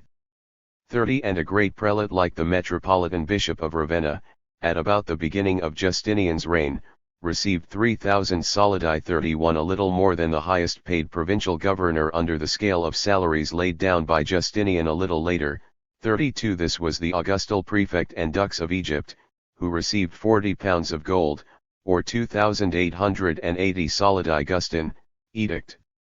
13.3, probably of AD 538 to 9.33. Even in Merovingian Gaul, just before the middle of the 6th century, Bishop Eurydices of Tours is said by Gregory of Tours to have left more than 20,000 solidi, Histoire Franque. X. 31.16. 34. Saint John the Almsgiver, Patriarch of Alexandria in the early 7th century, declared in his will, according to his biographer, that when he was appointed to his see he found in the bishop's house about 8,000 pounds of gold, well over 500,000 solidi, and that his revenues from Christ-loving persons almost exceeded human calculation. 35. To sum up, I can endorse the opinions expressed by A.H.M. Jones, who made much the most thorough investigation of church finances that I have been able to discover. By the 6th century, if we make the very reasonable assumptions that every city had a bishop, who received on the average the salary of a provincial governor, and that metropolitan bishops of provinces were, as the known figures suggest, paid on the scale of vicars the deputies of the praetorian prefects of civil dioceses, then the episcopate must have cost the empire far more than the administration. Turning to the remainder of the clergy, and ignoring the numerous monks, we can say that if the figures we have for the numbers of the lower clergy are at all typical, they must have far outnumbered the civil service. The staffing of the church absorbed far more manpower than did the secular administration, and the church's salary bill was far heavier than that of the empire. LRE 2933-4, CF 894-912. We must not exaggerate. The church was not nearly such a heavy burden on the empire as might be assumed if we isolate the facts about its wealth which I have just mentioned. Against all this we must remember that the church, like pagan associations and individuals, certainly spent very large sums on charity, perhaps roughly a quarter of the income of its endowment. 36.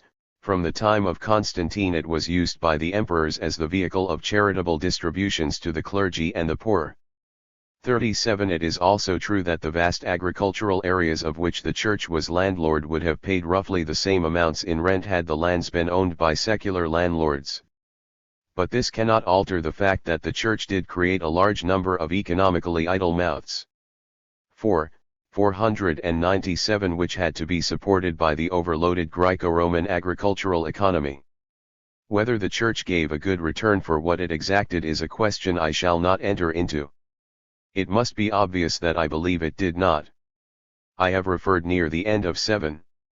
V above to some of the many deplorable episodes in the bitter strife among rival groups of Christians which so disfigures the history of the Christian Roman Empire. Such events seem to many of us to cast thorough discredit upon the claim of Christianity to constitute a divine revelation. This verdict can hardly be met except by recourse to the machinations of a devil, or by the specious claim, made repeatedly by Christians on all sides in antiquity, see 7v above, but disastrous in its consequences, that there is only one real Christian church and that all other men and women who may regard themselves as Christians are heretics or schismatics who cannot be accounted Christians at all. If we are to decide whether Christianity strengthened or weakened the Roman Empire, we must set off the social cohesion it undoubtedly produced within individual sects against the discord between the sects. The former was surely stronger than anything known in paganism, the latter was unknown to paganism.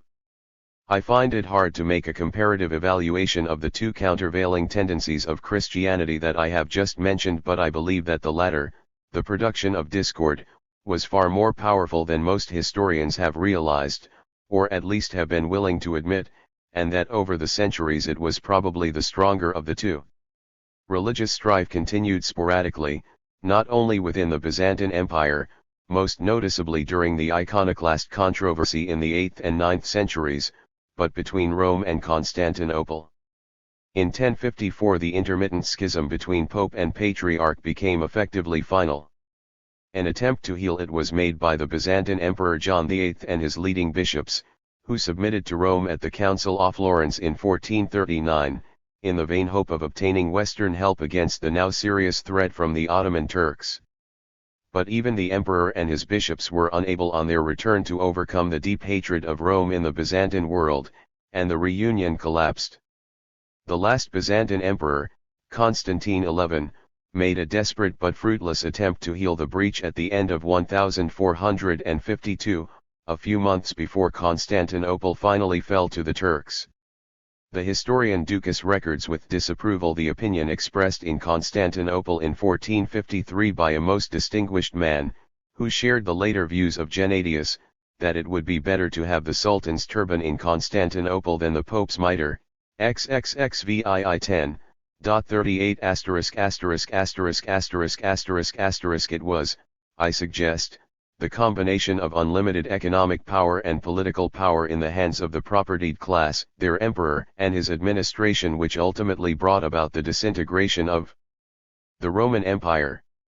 There was nothing to restrain the greed and ambition of the rich, except in so far as the emperor himself might feel it necessary to put a curb on certain excesses in order to prevent a general or local collapse, or simply in order that the population of the empire, under a just regime, might be prosperous enough to be able to pay their taxes promptly, a motive which can be seen clearly in numerous imperial constitutions, cf. below.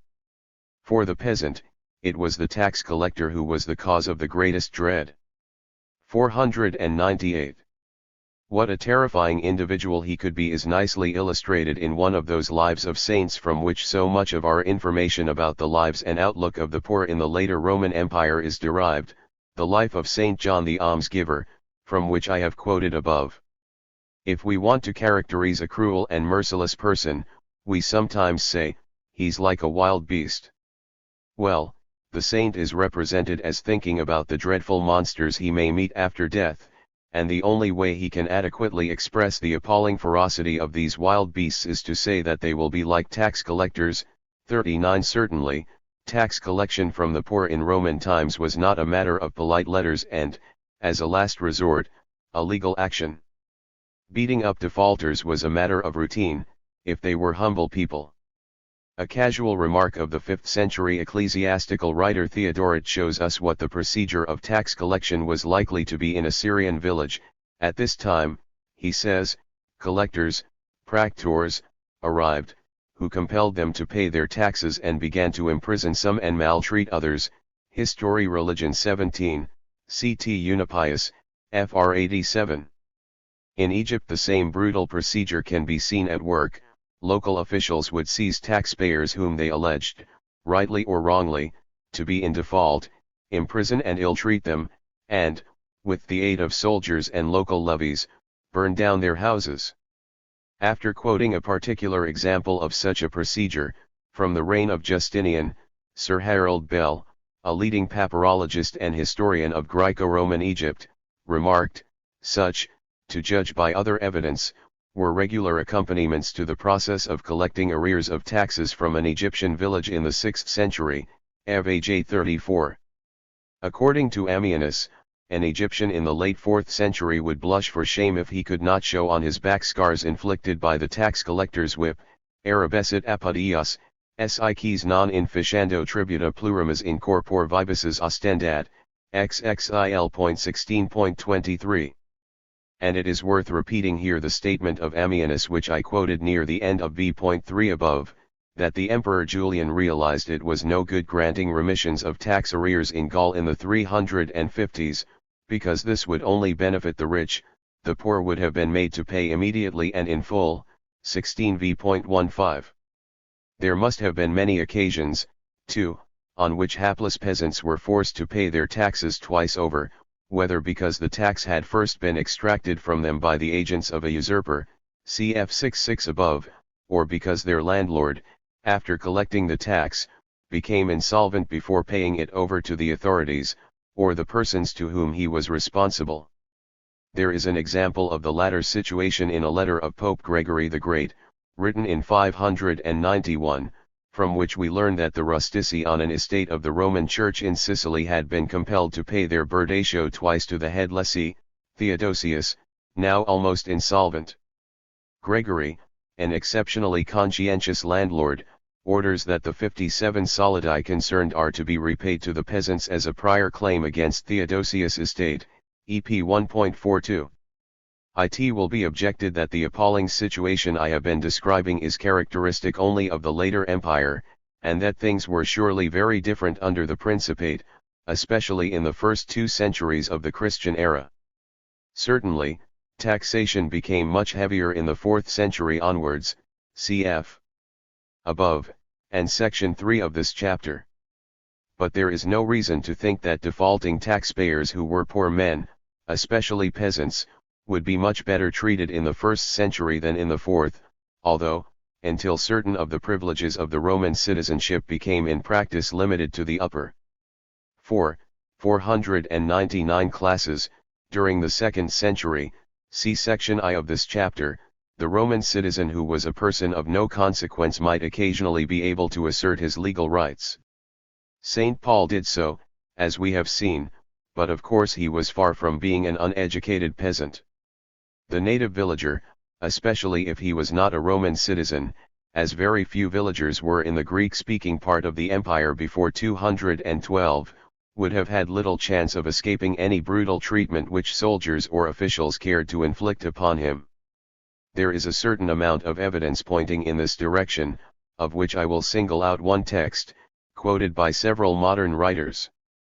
For O Philo of Alexandria writes of events which he represents as having taken place recently, and therefore presumably during the reign of Tiberius, 14-37, apparently in Lower Egypt 41 as a result of the activity of a rapacious and cruel tax collector.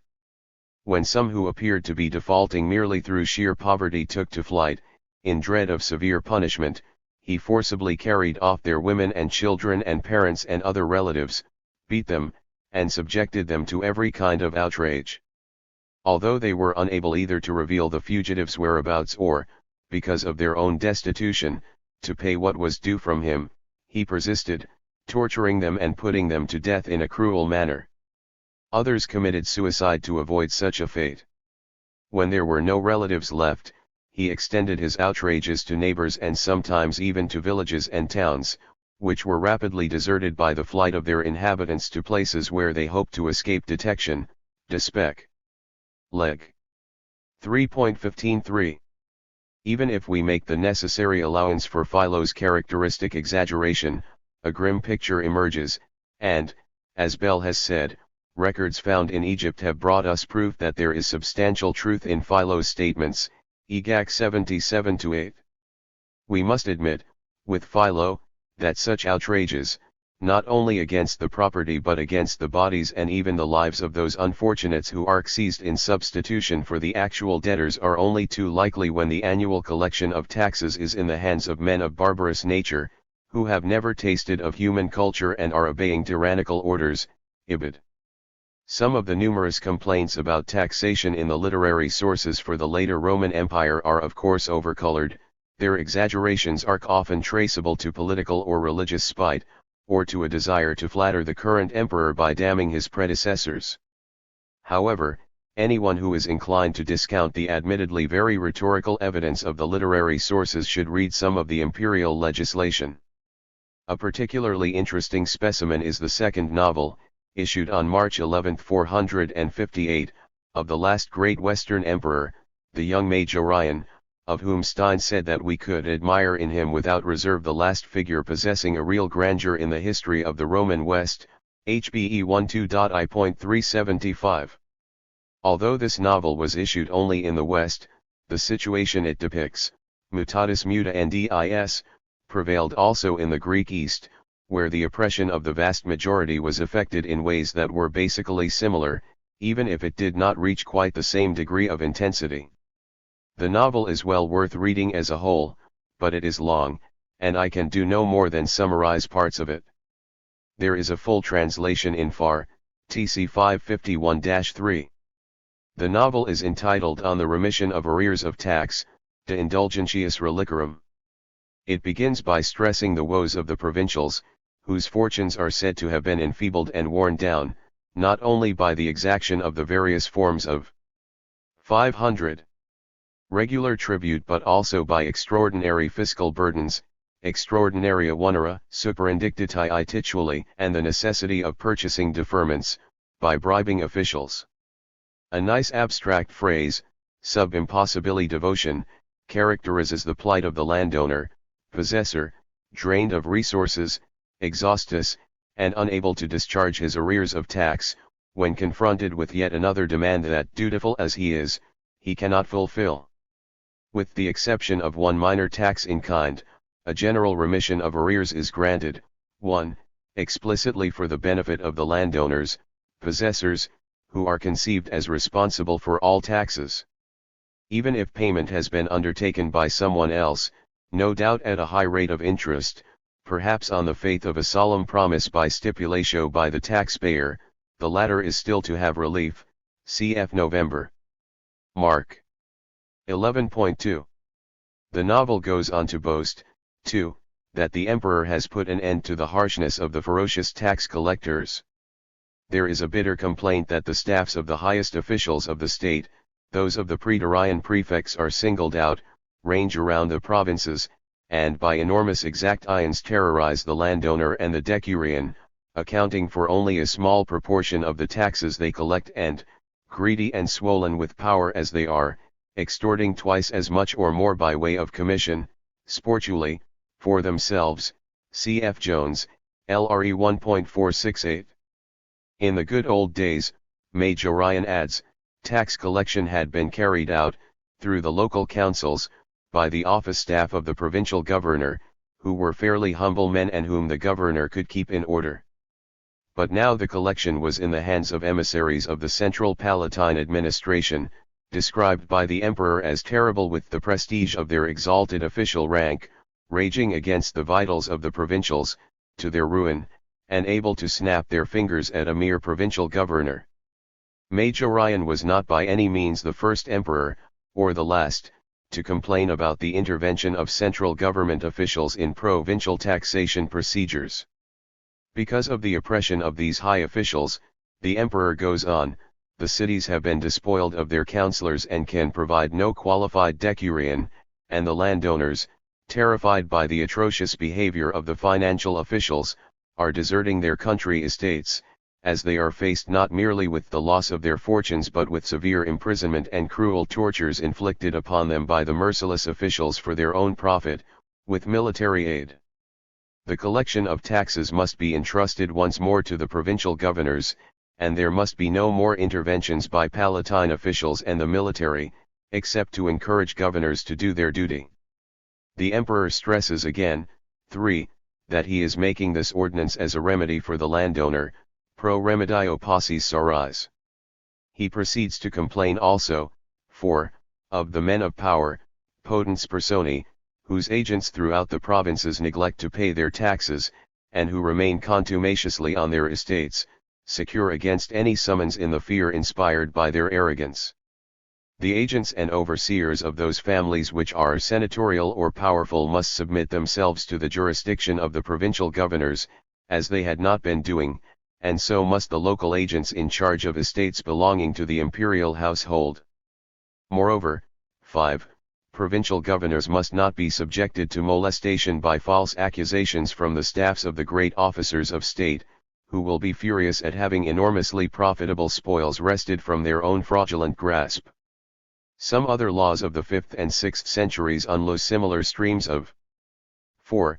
501 righteous indignation at much the same objectives, see, for example, Valentinian Il's novel 1.32, of 450, followed in 3 by an ingenuous remark which reveals the main reason for the emperor's solicitude for the possessors: a landowner who has been made poor is lost to us, one who is not overburdened is useful to us.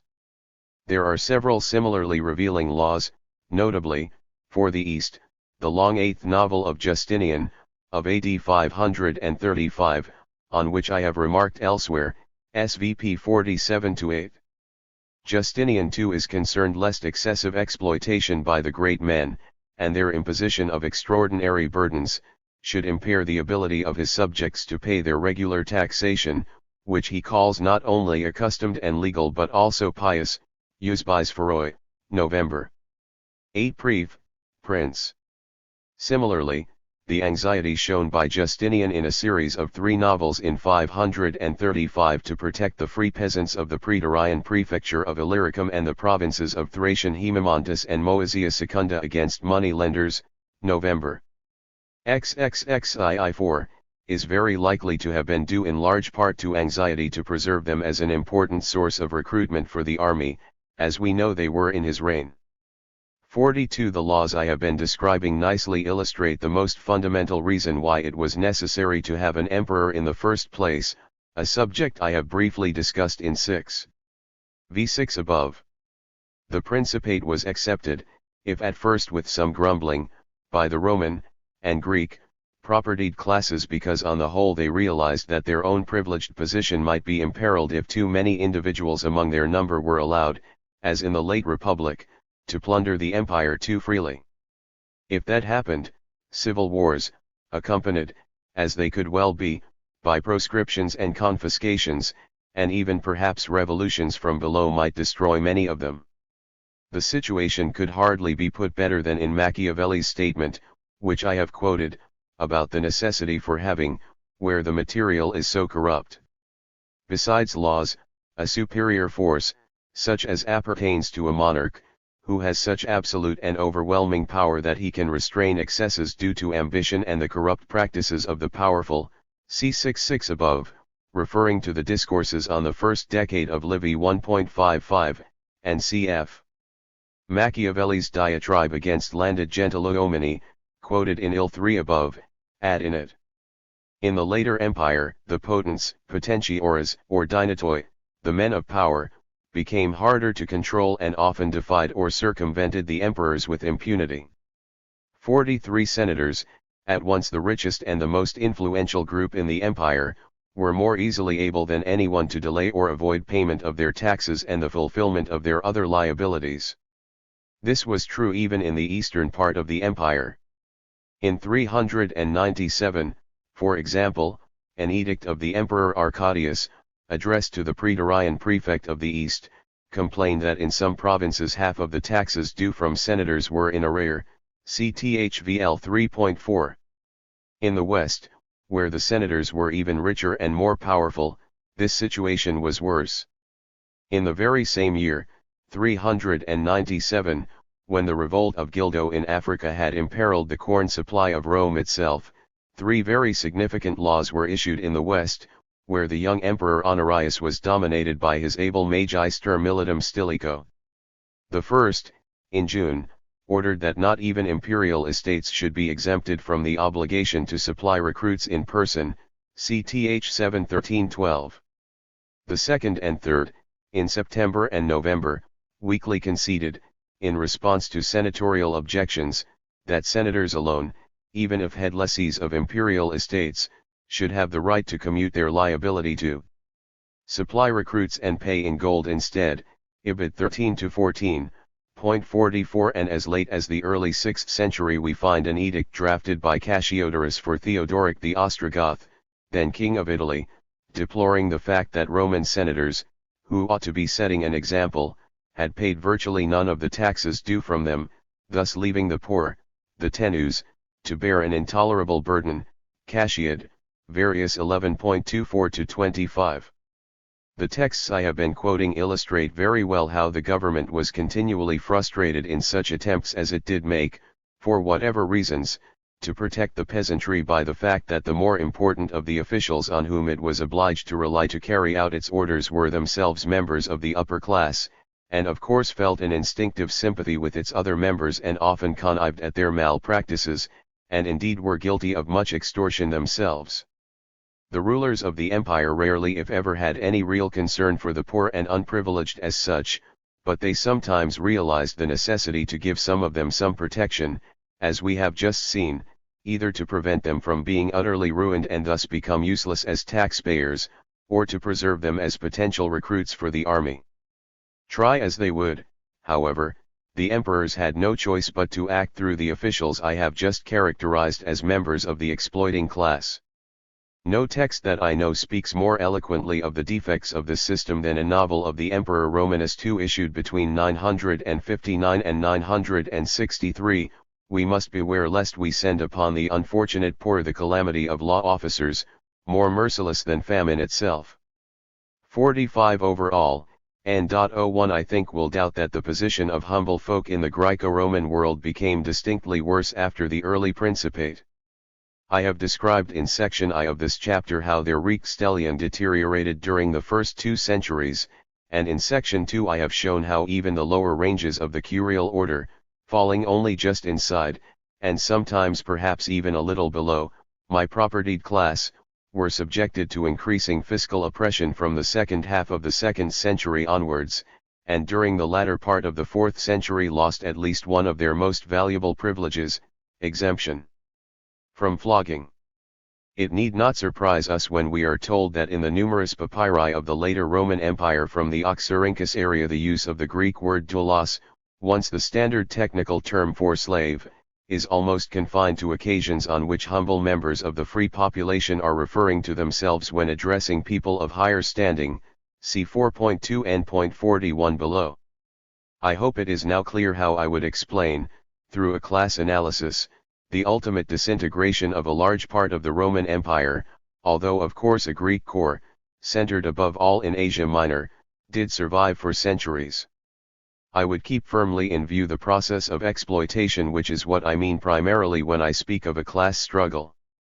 As I see it, the Roman political system, especially when Greek democracy had been wiped out, CV.3 above and Appendix 4 below, facilitated a most intense and ultimately destructive economic exploitation of the great mass of the people, whether slave or free, and it made radical reform impossible.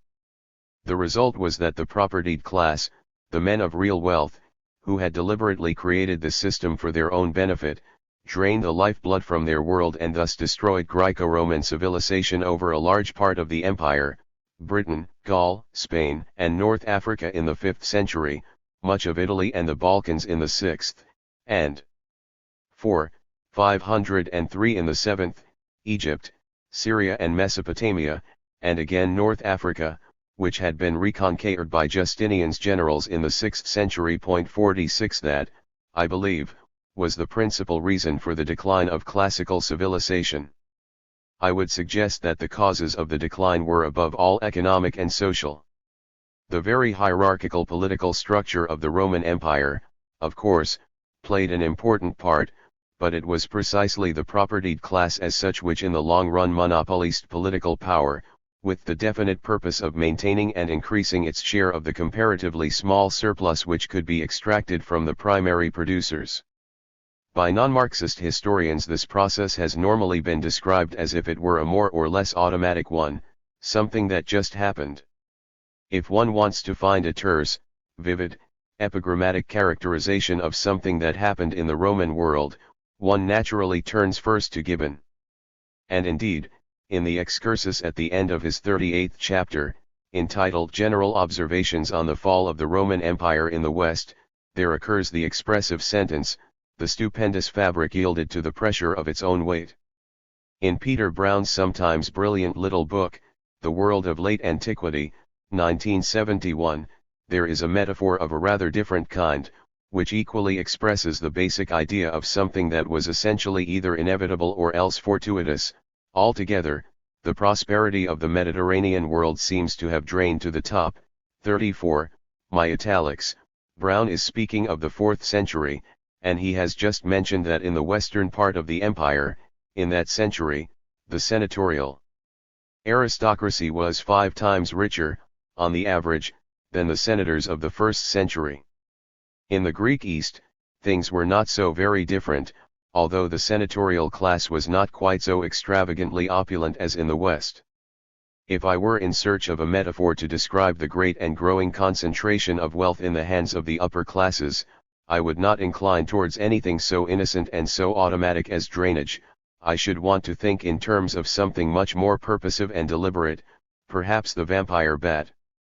The burden of maintaining the imperial military and bureaucratic machine, and the church, in addition to a leisured class consisting mainly of absentee landowners, fell primarily upon the peasantry, who formed the great bulk of the population, and, ironically enough, as I have already explained, the remarkable military and administrative reorganization effected by a series of very able emperors from the late 3rd century to the end of the 4th, from Diocletian and Constantine to Theodosius, succeeded in creating an even greater number of economically idle mouths and thus increased the burdens upon an already overburdened peasantry. The peasants were seldom able to revolt at all, and never successfully. The imperial military machine saw to that. Only in Gaul and Spain did the Bacchaudi cause serious if intermittent trouble over several generations, see section 3 of this chapter.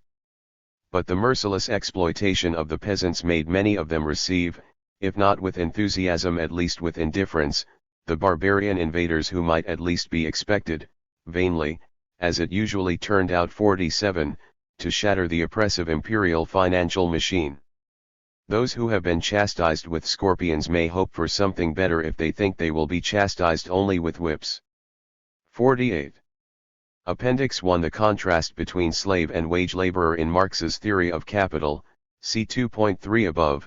We can begin with Cap 1I.3, R7, cf 83. In any social form of production, laborers and means of production are separate elements which must unite in some way in order for production to take place. The specific manner in which this union is accomplished is vitally important, so much so that it distinguishes the different epochs of the structure of society from one another. Slave labor and free wage labor, therefore, remain fundamentally different, even when they happen to coexist in one society. We can turn next to the passages in which Marx deals with the labor of production as a social process. The labor power of the free worker, purchased by the employer for wages, is here carefully distinguished, in many passages, as variable capital, from the constant capital comprising the means of production, themselves divided, when Marx, as in Cap 1.178-81, 11.164-5, wishes to draw the quite different distinction between fixed capital and circulating capital, into a. the subjects of labor, such as raw materials and auxiliary materials like coal, gas, or manure, which are circulating capital, and b. all instruments of labor, which are fixed capital, including land, buildings, plant, railways, canals, working animals. For the last, see Cap 11.163, 165, CT Grundriss, et. 465,489, and, quite specifically, slaves, Cap 11.483, 111.804, who, in contrast with free laborers, form part and parcel of the means of production, Cap 1.714. In addition to the passages already cited, it will be sufficient to refer to Cap 1.177-81,208-9, 11.160-8, 221-3, 440-1, 111.814-16. It is true that Marx often refuses, when he is being vigilantly accurate, to apply to the ancient world the terminology, capital etc., which is strictly appropriate only to capitalist society. Capital is not a thing, but rather a definite social production relation, belonging to a definite historical formation of society, Cap 111.814. Now direct forced labor was the foundation of the ancient world, Grundriss, et 245, and wealth confronts direct forced labor not as capital, but rather as a relation of domination. Herrschaftsverhältnis, Grundriss, et 326, ct 513, and see also 464-5 and 465 on the serf. So long as slavery is predominant, the capital relationship can only be sporadic and subordinate, never dominant, say 8.419. And so, in Cap 11.164-5, after recalling the division of means of production, made in Cap 1.178-81, into instruments of labor and subjects of labor, which he sees in every labor process, regardless of the social conditions in which it takes place, Marx goes on to say that both instruments of labor and subjects of labor become capital only under the capitalist mode of production, when they become productive capital, CT Cap 11.170 196,208,210,210-11,22931, and he adds that the distinction between them is reflected in a new phone, the distinction between fixed capital and circulating capital. It is only then that a thing which performs the function of an instrument of labor becomes fixed capital. Nevertheless, having closed the front door of any pre-capitalist society against capital, in the strict sense of productive capital, Marx opens the back door to what he calls money capital, for which see Cap 1.146 ff, CT 11.57, 482-3 etc. He can also say that in the slave system, the money capital invested in the purchase of labor power plays the role the money form of fixed capital, Cap 11.483, my italics. In other words, the slave owner buys labor power in the slave in a capitalized form, exactly as with working animals. The slave system, for Marx, of course resembles the capitalist system in forcing the direct producer to do unpaid labor, but his master purchases him instead of his labor power. I may add that the analysis I have given here does not depend in any way upon the distinction, first worked out in detail by Marx, although it had appeared earlier in a less clear form and with different terminology in Ramsey, see Cap 11.394, 440-1, between variable capital and constant capital. The distinction between the free wage laborer and the slave laborer, as drawn by Marx, can equally well be conceived in terms of the distinction between those familiar categories of classical political economy, circulating capital and fixed capital.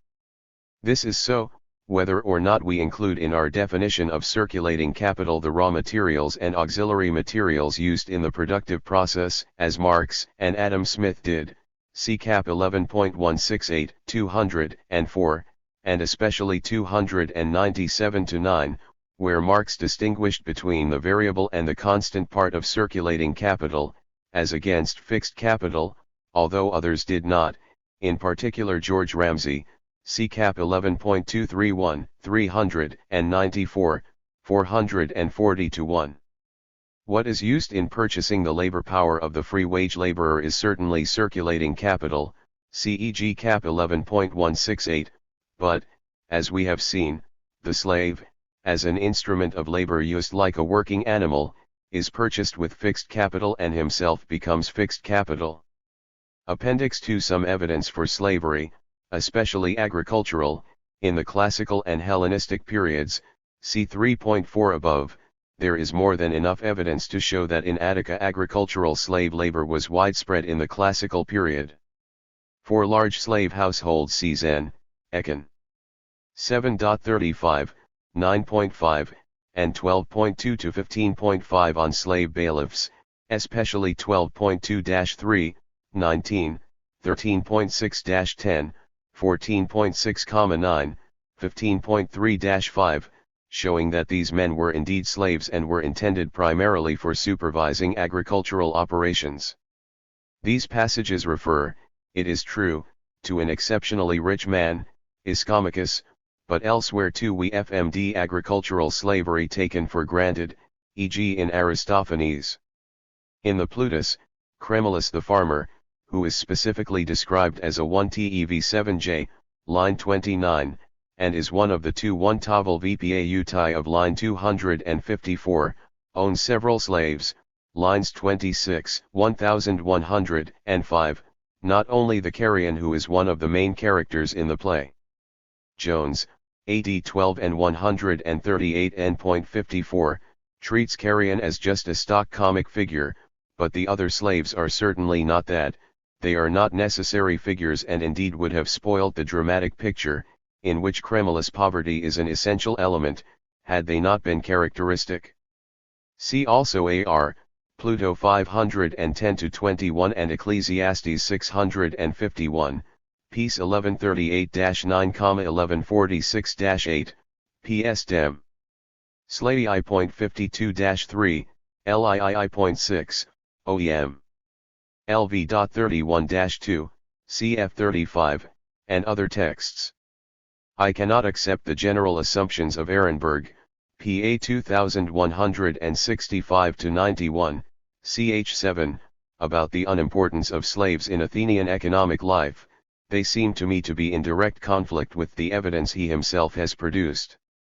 But perhaps the most telling argument for the importance of slaves in Athenian agriculture is the negative one, that hired labor, the only alternative way in which Athenian landowners could have made appreciable incomes out of their property, as we know they did, or indeed any profit at all, apart from leasing, was evidently rare and confined mainly to the seasons of harvest, vintage and olive picking.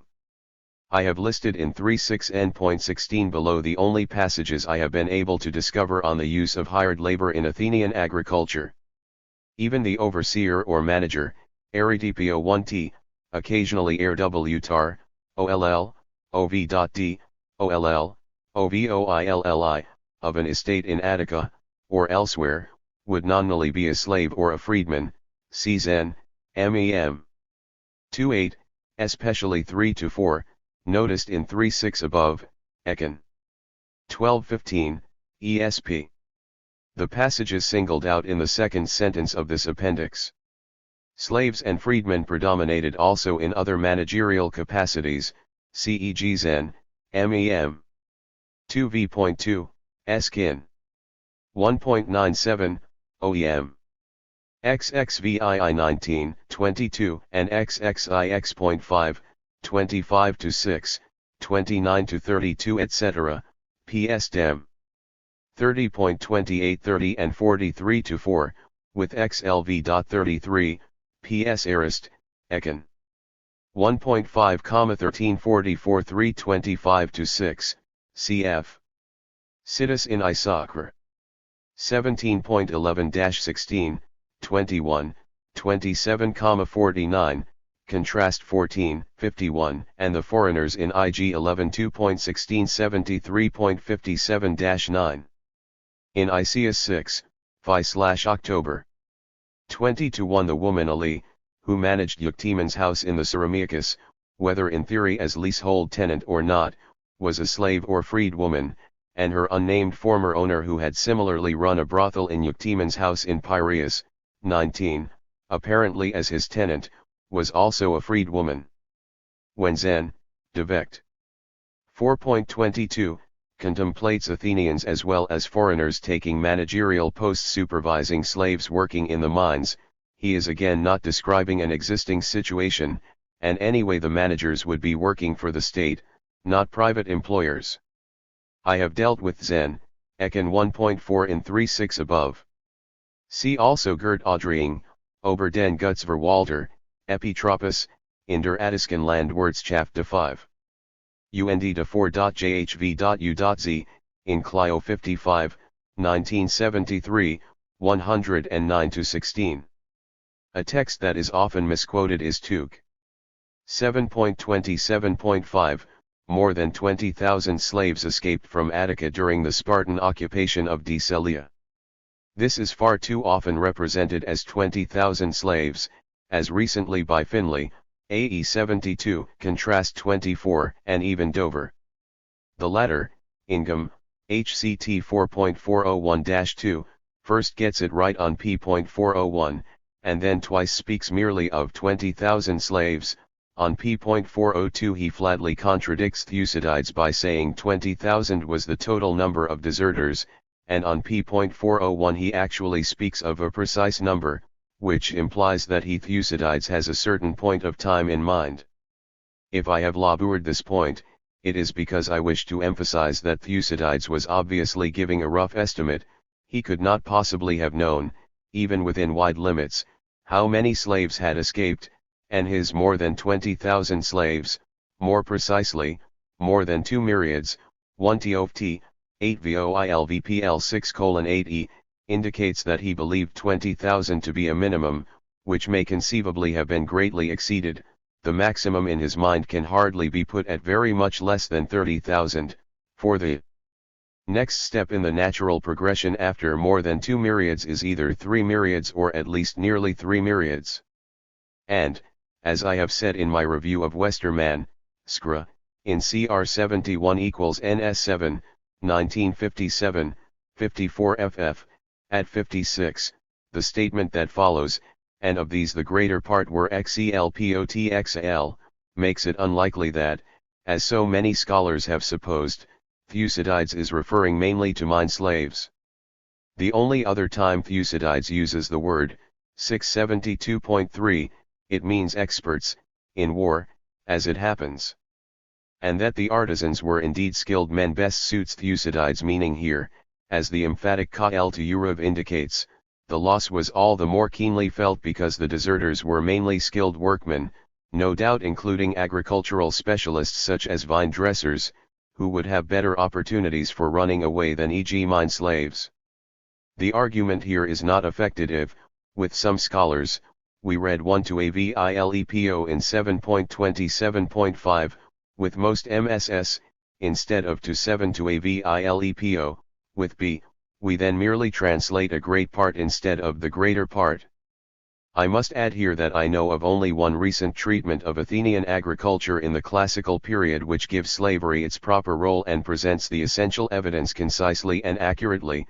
This is Michael H. Jameson's important article, Agriculture and Slavery in Classical Athens, in C73, 1977-8, 122-45, which I read only after Chapter 3 and this appendix had been finished. I am glad to find that we are in substantial agreement, but of course there is much good material in Jameson's paper, going well beyond what I have been able to deal with in this book. We can now leave Athens and look at the rest of the Greek world. For the 5th and 4th centuries CEG Tuc. 111.73, Corcyra, evidently many slaves in the countryside, 8.40.2, Chios, more Olcatal than in any other Greek state except Sparta, they knew the country and must have been predominantly rural slaves, nor did Chios have any very developed industry. Zen, HG 3.2.26, Ellis, very many slaves, QV 8 Pa 1 T00A. Captured from the countryside, 4. 6.6, Acarnania, numerous slaves, AV 8 Pa 1 to 8A, captured in 389, many of those not engaged in the production of crops may have been herdsmen, VL 2.6, Corcyra again, many slaves, AV 8 Pa 1 to 8A, captured from the countryside in C 374, cf. 15,23,25, 7.v.14-15, Mantinea, 362, the EP, Atal are clearly slaves, as they are contrasted with others TWVEA Evil JEPWV. We sometimes hear of besieged cities arming slaves and using them to defend their walls. This happened, for example, at Cyzicus in 319, Diod. 18.51.3, and at Rhodes in 305-4, XX.84.3, 100.1, but we do not know how many of these slaves were agricultural. Various passages in Polybius either explicitly mention, or suggest the presence of, considerable numbers of slaves in the countryside of the Greek world in the late 3rd century BC. It is true that in Polybius the mention of uwl latha without qualification as booty or potential booty, can apply indifferently to slave and free, CEG 26.6, XEI.L0, 4.XXIX.6. But ta. 8 OVAL ka. UWJ.Lata were evidently an important part of the booty obtained by the Illyrians on the capture of the not very important city of Phoenice in Epirus c. 230 BC.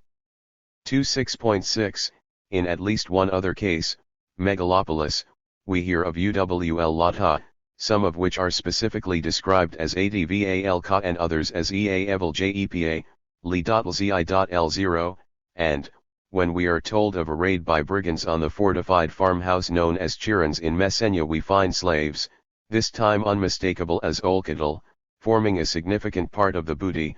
4.4.1. The large-scale plundering expedition launched by the Aetolians into Laconia around 240 BC.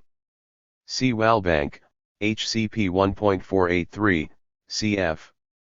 Will, HPMH 1.305, which according to Polybius caused the enslavement of the Perioecic villages, 4.30.9, is said by Plutarch to have resulted in the carrying off of 50,000 slaves, Cleum 18.3, and even if this figure is greatly exaggerated, it is likely to include a considerable number of men and women who were already slaves, for the Perioeci had no helots and the captured Perioeci themselves could hardly have numbered anything like so many.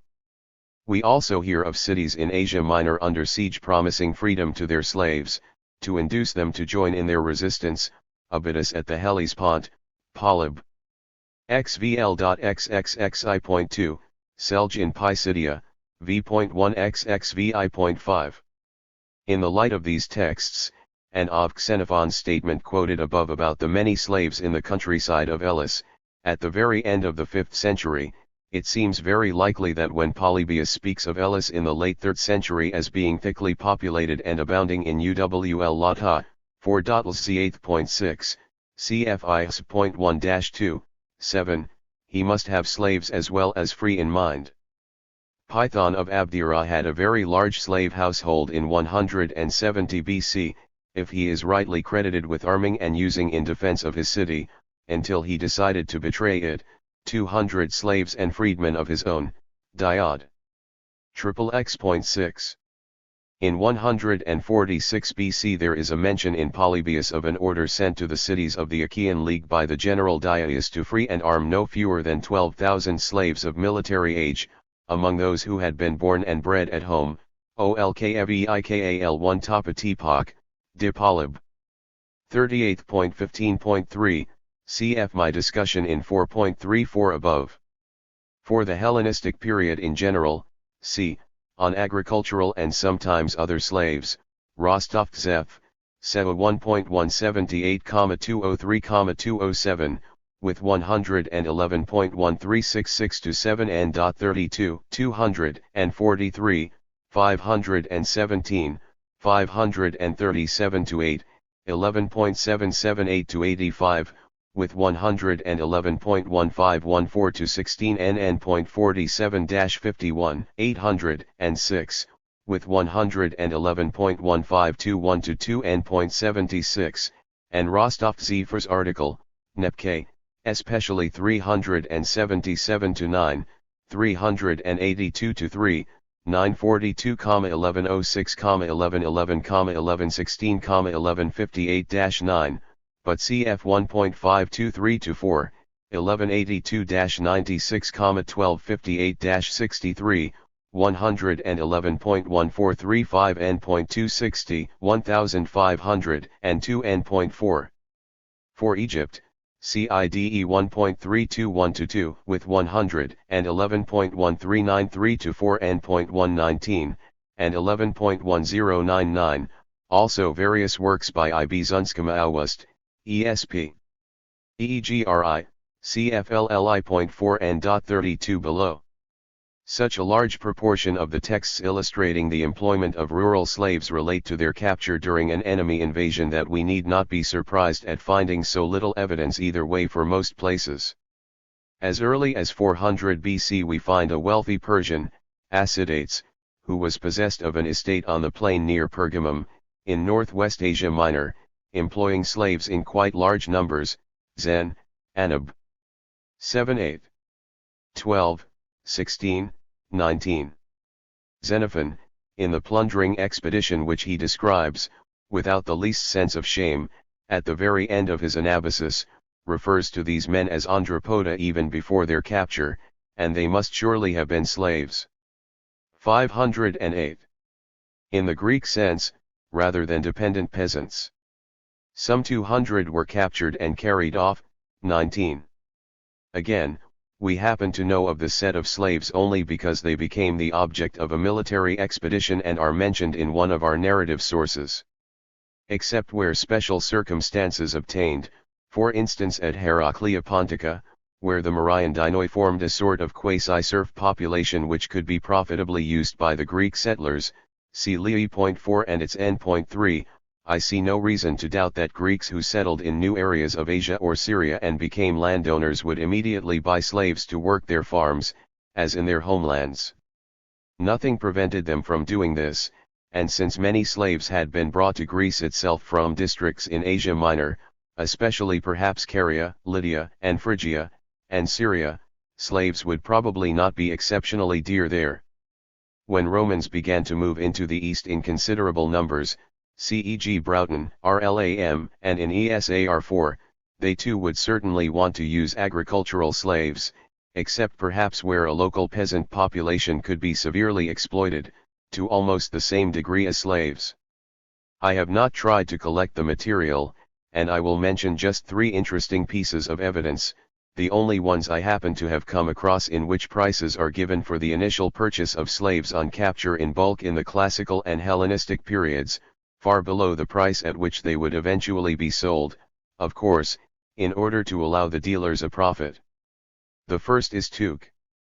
8.28.4, on the taking of Iasus in Caria by the Spartans in the winter of 412/411, the inhabitants, slave and free, and surely including women and children, were sold off to Tissaphems at an agreed price of 1 dairic stater per head, equivalent to between 25 and 26 Attic drachmae.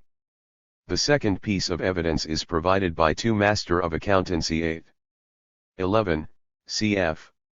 I Master of Accountancy 3.41, and Jos, AJ 12.299, where the Seleucid army commander Nicanor in 165 BC announces that he will sell all the Jews he expects to capture in his forthcoming campaign at the rate of 90 per talent, or 66/2/3 drachmae each. The third piece of evidence is in Plut, Lucull. 14.1 and Ap. Myth. 78, Lucullus' campaign against Mithridates of Pontus in 72/1 BC was so successful that slaves were sold in his camp for as little as 4 drachmae each, a suspiciously low figure, but perhaps not impossible, if there were large numbers of prisoners, for the slaves might have to be transported some way before they could be sold profitably in bulk. I do not feel able to give any figure for the price of the Thebans sold off as slaves on the sack of Thebes by Alexander in 335, Diod. 17.14.1,3 gives 440 talents for more than 30,000 Thebans, but his figure may well be a conventional one, and his probable source, Clitarchus, FGRH 137 F1, Ape Athen. 4148 gives the same figure, 440 talents, for the total sum realized on the sack of the city. I conclude with a general argument for the great importance of slave labor in agriculture in the lands bordering on the Aegean and in the islands of that sea. In an article published in 1923, Nepke 37743, Rostovtsev pointed out that although the only treatises on agriculture to survive from the ancient world are by Latin writers, their authors undoubtedly based their work on Greek sources, many of whom are actually named, in particular by Varro, who speaks of more than 50 Greek writers on different aspects of agriculture, RRI.I.7-10, and proceeds to give a long list of them. The majority, as Rostovtsev remarked, were natives not of the mainland of Greece, but of the large and fertile islands, Thazos, Lemnos, Chios, Rhodos, of Asia Minor, Pergamon, Miletus, Syme, Colophon, Priene, Soli, Malos, Nicaea, and Heraclea, and of the Thracian coast, Maroneia and Amphipolis. Most of them belong to the Hellenistic period. As Rostovtsev says, we do not know the content of these treatises, but it seems evident that it did not differ very much from that of the treatises of Varro, Columella, and Pliny, and he goes on to infer from this similarity that the main foundation of agriculture in the East, and especially of viticulture, horticulture, and cattle breeding, was slave labor. Rostovtsev deals with the same subject in his Seu 11.1182-96, With 111.1616 to 19 here he admits the lack of evidence concerning methods of cultivation in the Greek East, apart from Egypt, and is very cautious in drawing conclusions. I would accept the statement which appears on p.ll 96, following the admission that to various questions he has asked no satisfactory answer can be given. No direct evidence is available. It is, however, certain that some of the landowners in the Seleucid Empire and in Asia Minor, instead of renting their estates, large or small, in parcels to local farmers, cultivated them by means of slave labor and hired hands. We may conjecture that this was the method of cultivation adopted by the Attalids on some of their estates. There is evidence of the same practice on the estates of some rich landholders in the city territories, for example Preen, and it may be assumed to have prevailed on the holdings, cleroi of foreign settlers in the El Caral. Elkon and cities created by the Hellenistic kings, when these cleroi were not rented to local tenants. What was the influence of these progressive farms on their surroundings, on the peasant economy of their neighbors? No answer can be given to this question. The general impression left on the student is that the estates managed in the Greek manner remain scattered islands in the Oriental Sea of small peasant holdings and larger estates, whose native owners had their own traditional methods of exploitation or cultivation. Rostovtsev is concerned here with the whole vast subject of the overall aspect of agriculture in Asia. I of course admit that the great bulk of agricultural production there, as in most parts of the ancient world at nearly all times, cf. especially 4.I3 above, was the work of small peasants, whether freeholders, leasehold tenants, or serfs in various kinds of dependence. But I have been concerned to investigate how the propertied classes of the Greek world extracted their surplus, and when we ask this question, a very different one, we can see that a very important part was played by slavery, not to mention debt bondage, e.g. that of the Aberarii, or Aberad, mentioned by Varro as still existing in his day in large numbers in Asia, and in Egypt and Illyricum, see 3.4 above under its heading 3, and its n.66. The settlement of barbarians within the Roman Empire, see 4.319 above, I give here as complete a list as I have been able to compile, with fairly full source references and a little modem bibliography, of those settlements of barbarians within Roman territory which seem to me reasonably well authenticated, from the 1st century to the late 6th. I have felt obliged to take into account, as far as I could, settlements in the western as well as the eastern part of the empire, because I am interested in these settlements not from the cultural but from the economic point of view, see 4.317 and 19 above, and from that aspect their effects might be felt far outside their immediate area.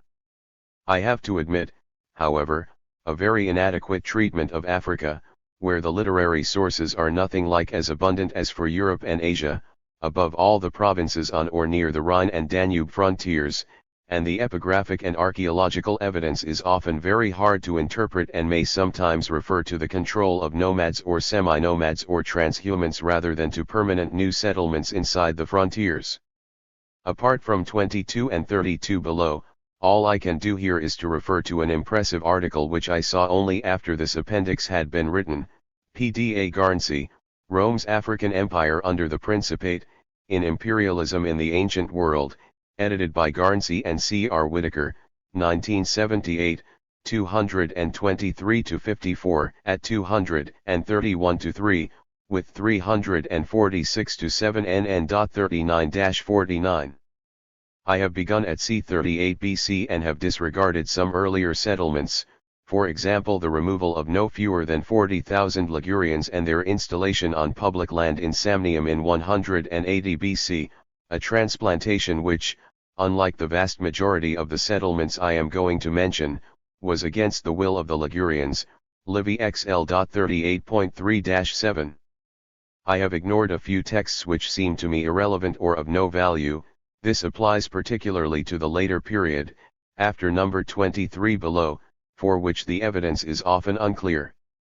I have also ignored various treaties in the 5th century by which parts of the Roman Empire were ceded outright to external powers, e.g. the surrender of part of the Diocese of Africa to the Vandals in 435. Many of the literary texts were first collected by Zumpt, 1845, and Huschka, C. Clausing, RC 44-9, 57-1, 77,439, but I know of no work which sets out the essential literary material and adds some of the epigraphic and archaeological evidence, as I try to do here. The fullest collection I know is that of Sikh, GUAWI 4.2.591-3, with I.40743. I may say that, for convenience only, I shall usually speak of barbarians without the inverted commas which I nominally employ. The whole subject seems to me to have much more importance than is commonly realized, see 4.317 and 19 above, with its NN.2836 below, where the subject is discussed and further bibliography will be found. 1. Octavian's general, M. Vipsanius Agrippa, probably in 38 BC, transferred the German Ubii, at their request, to the left bank of the Rhine and settled them there, as a complete civitas, Strabo 4.3.4, p.194, and presumably 7.I.3, p.290, cf. Tac. N. 12.27.1-2, 13.57.4, Gen. 28.5. C. Hennen Schmitz, Colonia Claudia Era Agrippinensium, Cologne, 1956. 2. In 8 BC the future Emperor Tiberius, as general of Augustus, received the submission of the Suevi and Sugambri and settled 40,000 of them on lands west of the Rhine, Suet, August 21.1, with Tib. 9.2, Eutrope. 7.9, and cf. Augustus, Residential Gesti 32.1. The number of 40,000, genant, appears also in Orus. 6.xxi.243. It was almost certainly during the first few years of the 1st century CE that Sextus Aelius Catus settled 50,000 Geti south of the Danube, in what was later known as Moesia, Strabo 7.3.10, p.303. These people were in fact Dacians, ca. Alfoldi, Dacians on the south bank of the Danube, in JRS 29, 1939, 28-31. He publishes a supposed military diploma of 7/8 November 88, of the auxiliary soldier Gorio, Stibov, Dakis, from Nikopol in Bulgaria, which has since been shown to be a forgery, by H. Nesselhoff, in Sil 16 Supple. 1955 p.216, and refers to one or two similar documents, especially Sil 15, 13. On the chronology of the settlement, Cr. Syme, in JRS 24, 1934, 113-37, at 12, R8 equals Danubian Papers, Bucharest, 1971, 53-5. When the German chieftains Maroboduus and Cachualda were settled in AD 19 at Ravenna and Forum Julii respectively, the personal retainers, comitatus, of each were settled outside Roman territory, beyond the Danube, to prevent them from creating disturbances in pacified provinces, TAC, and 11.63, ESP. 7, 4. In AD 50, or soon after, Vannius, on ceasing to be king of the Quadi, was settled by order of the Emperor Claudius in Pannonia, with his clients, TAC, and 12.2930, especially 30.3. CM6 CSY, PUM 40-1, 5743, 371 N.13. 5. A. In the 60s, in the reign of Nero, T.I. Plautius Silvanus Aelianus claimed to have brought over into his province of Moesia and obliged to pay tribute more than 100,000 Transdanuviani, with their wives and children and chiefs or kings, ILS 986 equals Sil 14.3608. The most recent treatment I have seen is by T. Zawadzki, in La Parola del Passito 160 equals 30, 1975, 59-73. B. It is possible, as argued by Zawadzki, OPCIT 72-3, that L. Tampius Flavianus, PIR 1111.294 number 5, the legate of Pannonia in 69-70, and perhaps earlier, performed a feat resembling that of Plaudius Aelianus, see the preceding paragraph, since ILS 985 equals SIL x.6225, lines, R8, as redited by Alfoldi and Readinger and reproduced by Zawadzki, ID 73, lines 7-9, is probably to be restored multis obsidibus a transdanuvii / anis acceptus, limgitibus omnibus exploratus 1 hostibius, ad. Vectig alia prestanda traductis. 6. Some Celtic Codini and perhaps OSI, CT TAC, Germ 43.1-2, were apparently given land in Pannonia at some time during the 1st century, CM 6 CSY, PUM 57, and CT 7 see below. There is then a long gap, until the reign of Marcus Aurelius, 161-180. Appian, Pref. 7, refers to ambassadors from barbarian peoples whom he claims actually to have seen at Rome, offering themselves as subjects, but refused by the emperor on the ground that they would be of no use to him. This passage must have been written under Antoninus Pius, while a long period of secure peace, as Appian calls it, still prevailed, and it seems to refer only to requests for annexation. Nothing is said about entering into territory already Roman.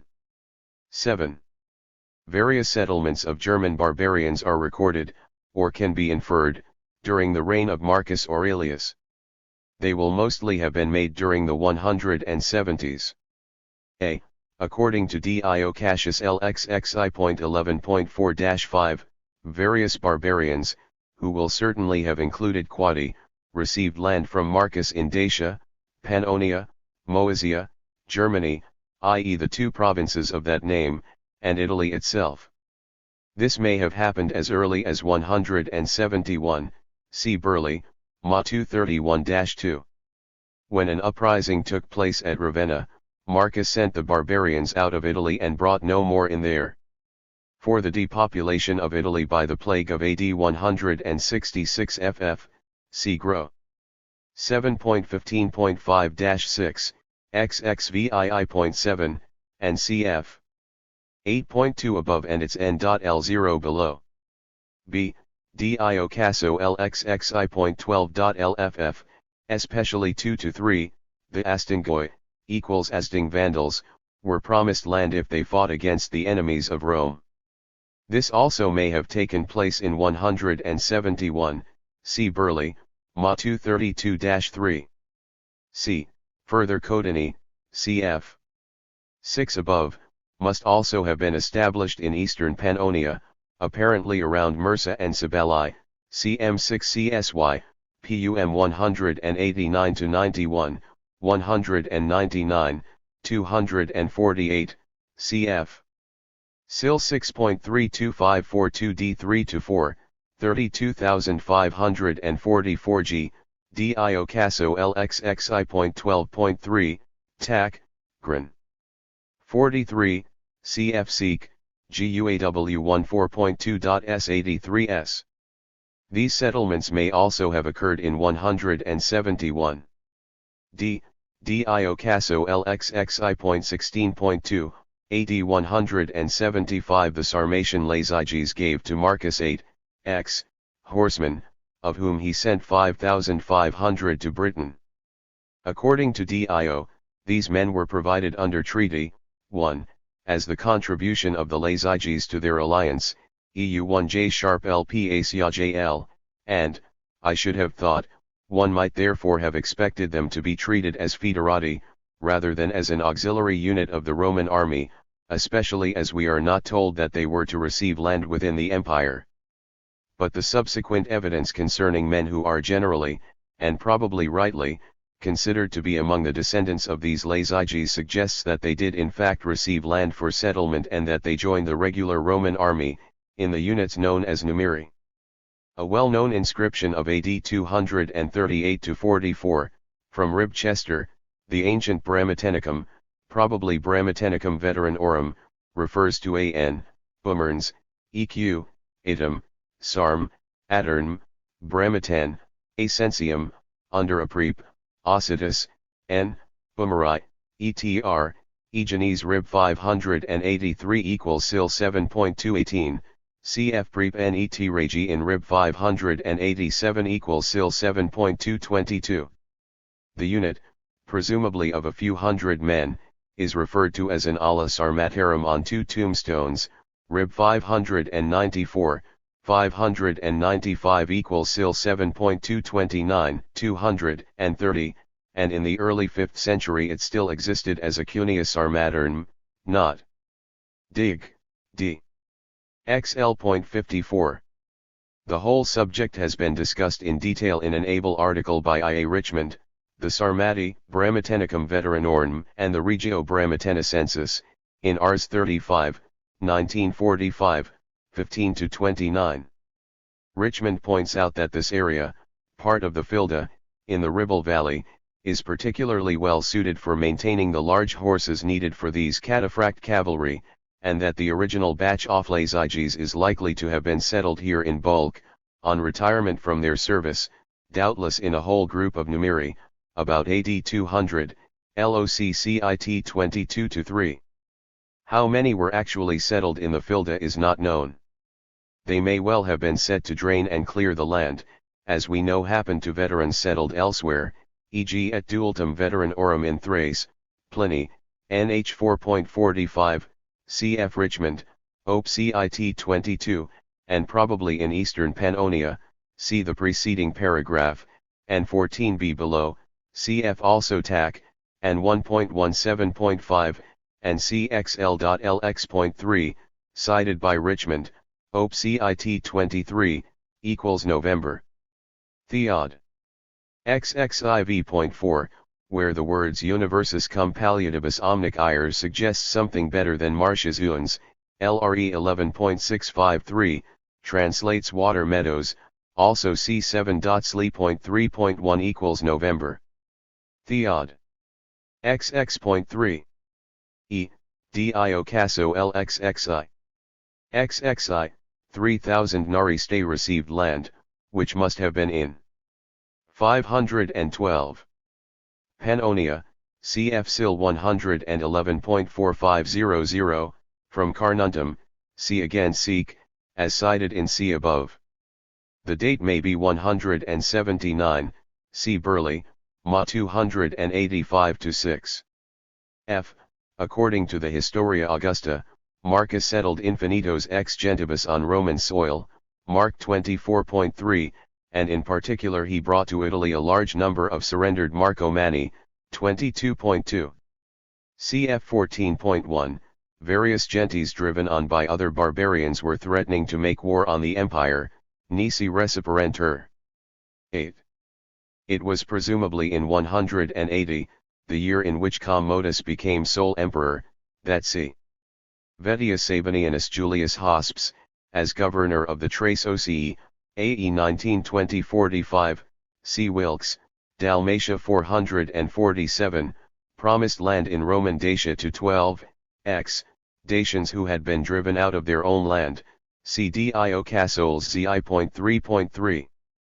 There is then another long gap, until the 2505, apart from the minor settlement mentioned in 9 below. 9. The Emperor Severns Alexander, 222-235, is said by Herodian v 1.4.6, cf. Zonar. 1215, to have settled in villages in Phrygia, to farm the land there, 400 exceptionally tall Persians who had been sent on a mission to him by the Persian king. This must have been in AD 231-2. 10. The Emperor Gallienus is said to have given part of Pannonia to the Marcomannic king Attalus, for settlement, Vict, Epit. Decas. 33.1, with Victor, Cas. 33.6, and CM6CSY, PUM 206-7, 2F1, who dates this 258-60, in the joint reign of Valerian and Gallienus. 11. There are general statements by Zos. I.Sylvie.2 and Hist. August, Claude. 9.4, that the Emperor Claudius II Gothicus, 268-70, settled many Goths as Phanos in Roman territory. 12. The Emperor Aurelian, 270-5, is also said to have settled some defeated Carpi. Victor, Caz. 39.43, cf. Hist. August, Oral. 30.4, Lact, de Mort. Pers 9.2. This was presumably in Thrace. The allegation in Hist. August, Oral. 48.1-4, that Aurelian planned to buy uncultivated land in Etruria and settle there familiae captivi, to produce free wine for the Roman people, can doubtless be ignored. 13. The Emperor Probus, 276-282, evidently settled many barbarians in Roman territory, see Zos. I.Lxi 8.3, Burgundians and Vandals in Britain, Lz.L, Bastarni in Thrace, IC.2, Franks, CT Paneg. LAT 48.18.3, Hist. August, Probe 18.1, 100, X, Bastarni, 18.2, many Gothic Gepids and Gruthungi, and Vandals. Unlike Gianther, ULGG 311-12 and NN.3-4, I do not think we can make use of the fictitious letter of Probus to the Senate in Hist. August, Probe 15, ESP. 2 and 6, as intended to refer to the settlements just mentioned, since, a. the author does not give them until Probe 18.1-2 and seems to put them later, in 280 ff, whereas the letter to the Senate seems to belong, in the author's mind, to 27,743, also, b. Probe 14.7, whatever its historical worth, shows that the author cannot have meant 15.2-6 to refer to the settlements described in 18.1-2, but must be thinking in 15.2, omnes iam barbari vobis errant etc., of barbarians made tributary, and in 15.6, arantur gallicana rura barbaris bubis etc., of booty taken from the Genons. Zos. I.Lxi 8.3, however, seems to put the settlement of Burgundians and Vandals in Britain in 277. 14. There is clear evidence of many barbarian settlements made by Diocletian and the Tetrarchs, 285-306. A. For Gaul, and Thrace, see especially a document of particular value because of its early date, March 1, 297 Paneg. Lat. 4-8. The most important passages are I.4, tot exisi undic barbari nations, tot translati sint in Romanicult ors. 2. 8.4, omnes barbarage cc dedericogerentur et. Ad loca olim deserta transirant, ut, qui fortis ipsiquandum depredando vastaverant, culturederant serviendo. 3. 9.1-4, captiva agmina barbarorum. Et cos omnes provincialibus vestris ad obsequium distributos, dunic ad destinatos sibi culta solitudinum ducerentur. Ara ergo nunc mihi camavus et Phrygius. Et culta barbarus laxit anonum. Quin entium si ad delectum vositur, occurrit et obsequius deritor et tergo coherstur et servir se militiae nomini gratulator. 4.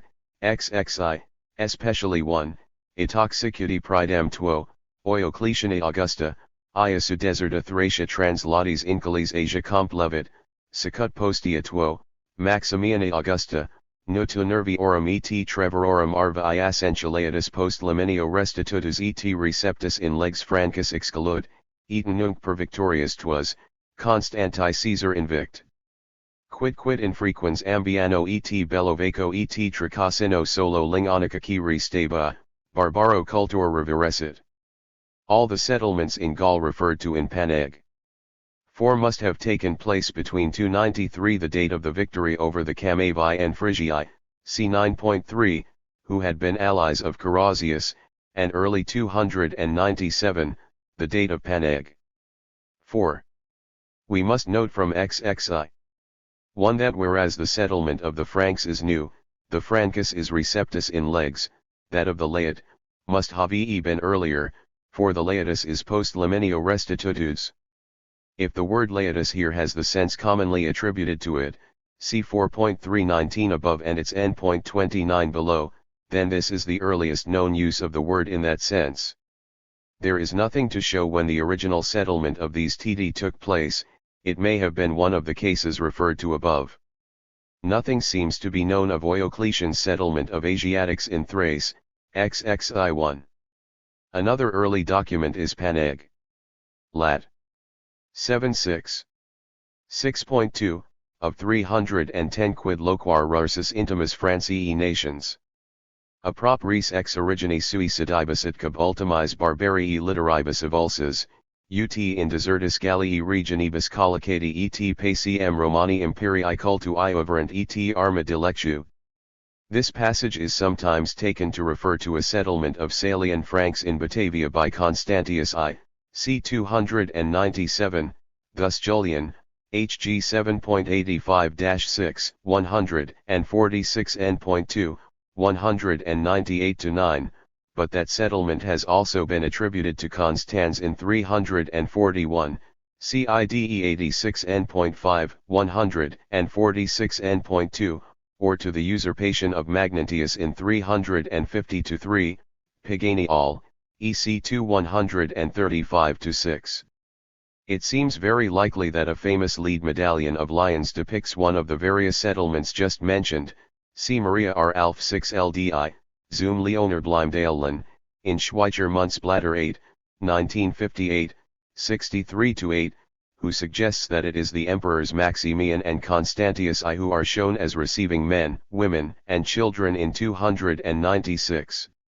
In the lower scene on the medallion the migrants are also depicted as crossing a bridge over the Rhine, FL, Uman, Renus, from Castel, Lum, the Modum Castel, to Magonchacum, Mainz.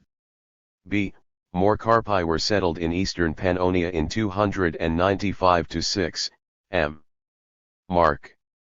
XXVIII.I.5, Victor, Caz. 39.43, Eutrope. 9.25.2, Orus. 7.xxv.12, cf. Paneg. Lat. 48.v.2, where Ilaruina carporum is very recent, and cm6csy, pum 272. The date, 295, is given by Eusebi. Hieron, Chronicles, p.226, ed. Arhelm, 1956, cons. Constant, in Chronicles min 1.230.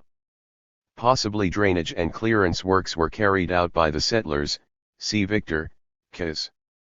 40.9-10, with m6 csy, pum 272. C. Bastarnae and Sarmatians are also said to have been settled on Roman soil in large numbers, Eutrope. 9.25.2, Orus. 7.xxv.12, cf. Lact, de Mort. PERS 38.6, with the commentary of Jacques Moreau, SC 39, 1934, 11.411-12, dating the Sarmatian settlement to 303. For the Bastami, 295, see Eusebi. Hieron, Chronicles, Loco cit 15. The Emperor Constantine is said to have distributed over 300,000 Sarmatians in Thrace, Scythia, Macedonia, and Italy, anon. Vales. 6.32, cf. Eusebi, Vita Const Arst. 4.6.I2, m. Mark. 17.12.17-19, Zos. il.xxii.I. The date is 334, Eusebi. Hieron. Chronicles p.233, ed. Helm, cons. Constant, in Chronicles L/Lin. 1.234. The Statement of Jordans, Get. 22/115, that Constantine also installed Vandals in Pannonia, should probably be rejected, see CROIX, VA 34-5. Publilius Optatianus Porphyrius. Carm. 7.20-2, of 322-3, suggests another settlement, after the Sarmatian War of 322. 16. The Emperor Constantius II, 337-361, seems to have made more than one settlement of barbarians in the empire. 514. A. Liban, Orod. Lix.83-5, of AD 348-9 in Thrace. B. M. Mark. 17.12.17-20 and 19.11.1-7, especially 6, Tributary Orum 1 et Nomen, cf 8-15, Sarmatian Limigantes, AD 358-9. Cf perhaps Austin, Moselle. 9, who speaks of Sarmatian colony in the region of Taberny, the Modum Rheinzabern, on the left bank of the Rhine. The journey in question was perhaps in 368. But since Ausonius speaks of the colony as recently, Nuper, planted, the settlement may have been a later one, effected by Valentinian I. C. It was presumably c. 348 that a certain number, perhaps not large, of Christian Visigoths, fleeing from persecution under the leadership of Ulfwa, were settled by Constantius II near Nicopolis in Moesia Inferior, Philosterg, he 11.5, 7 Tove. A6v, Jordans, Get. 51/267, Populus Imsus, Auxentius, Epistophydi, Vita et Obitu Wulguli 59-60, p.75 ed. Friedrich Kaufmann, AU Esterschule de Wulgula equals Text U unter such. Zur Altgerman. Religionsges. I. Strasbourg, 1899, CFE A. Thompson, VTU 96-7, with 11. 17 Julian in 358, while still Caesar, allowed the Salian Franks to remain where they had settled on Roman territory, near Tongres, M. Mark. 17.8.3-4, CFXX.4.L, Liban, Orod. 18.75, 15.32, cf July, EP ad Athen 280b, cf. Unip. Fro 10, Zos. IIL.6.3. 18 Valentinian I, c. 370, settled Alemanni, captured by the Magi Stir Equidem Theodosius, father of the emperor of that name, as tributary in the Po area in North Italy, M. Mark. XXVIIIV.15.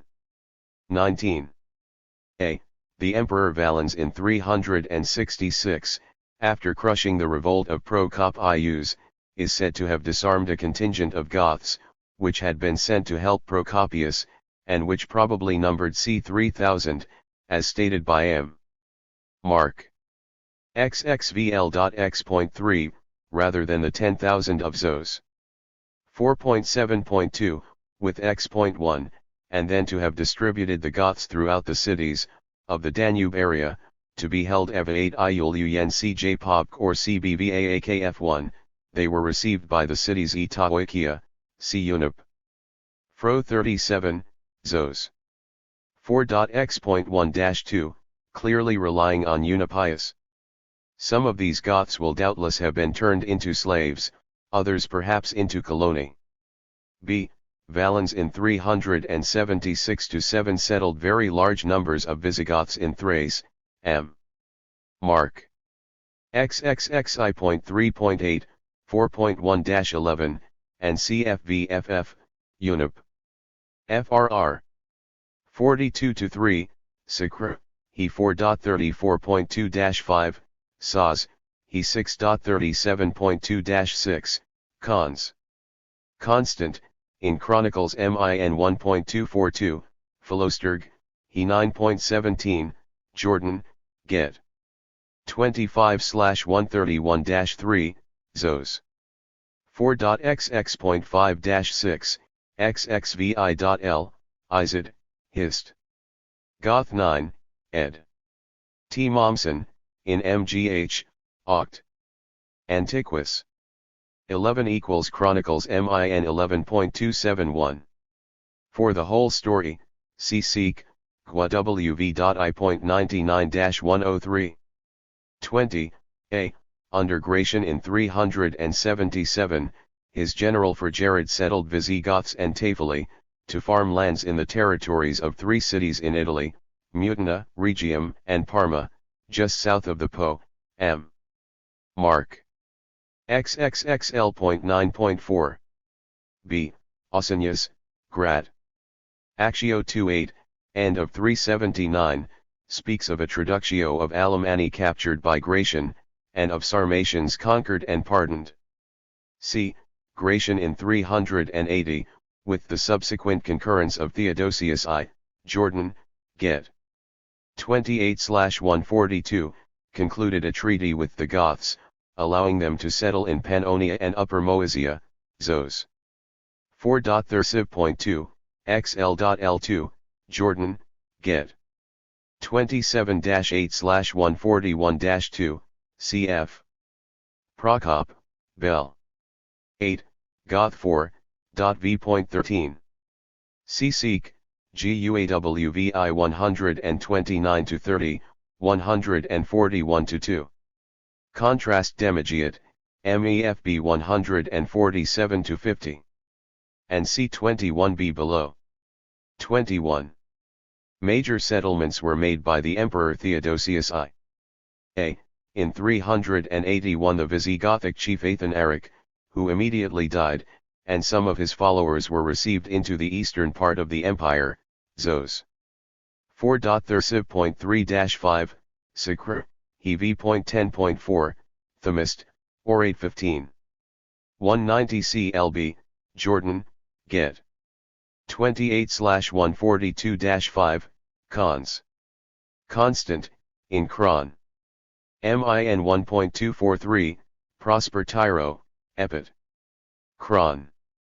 1177, in IDE 461, Hydatius 6, in Chronicles Min 11.15, Marcel Linus comes, SA 381-2, in ID 61. See Seek, Guav.I.130. B. By a treaty dated October 3, 382, Cons Constant, in Chronicles Min 1.243, Theodosius installed a very large number of Visigoths in the Balkans, especially the lower Danube area. The number may have been at least 20,000, see Jordan, Get. 28/144-5. For the other sources see Seek, GWV.2.495, Stein, HBEJ 2.2.521 NN.14-16, Jones, LRE 111.29 N.46, Demigiat, MEFB 153. Note ESP. Themist, Orid. 16.211-12, Paneg. Lat. 12.2.xxii.3, Pocketus, AD 389. The Goths were allowed to remain under the command of their own leaders and count as Roman foederati.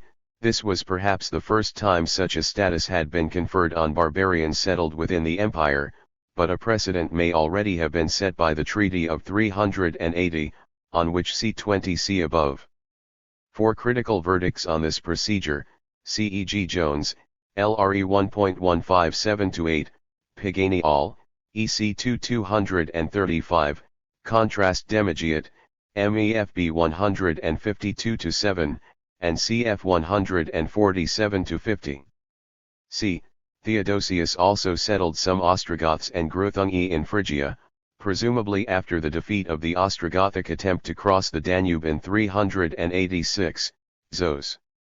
4.xxxv.l, with the doublet in 38th 9, Claudian, de 4 cons.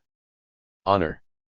623 to 36 C. Claudian, in Eutrope. 11.153-5.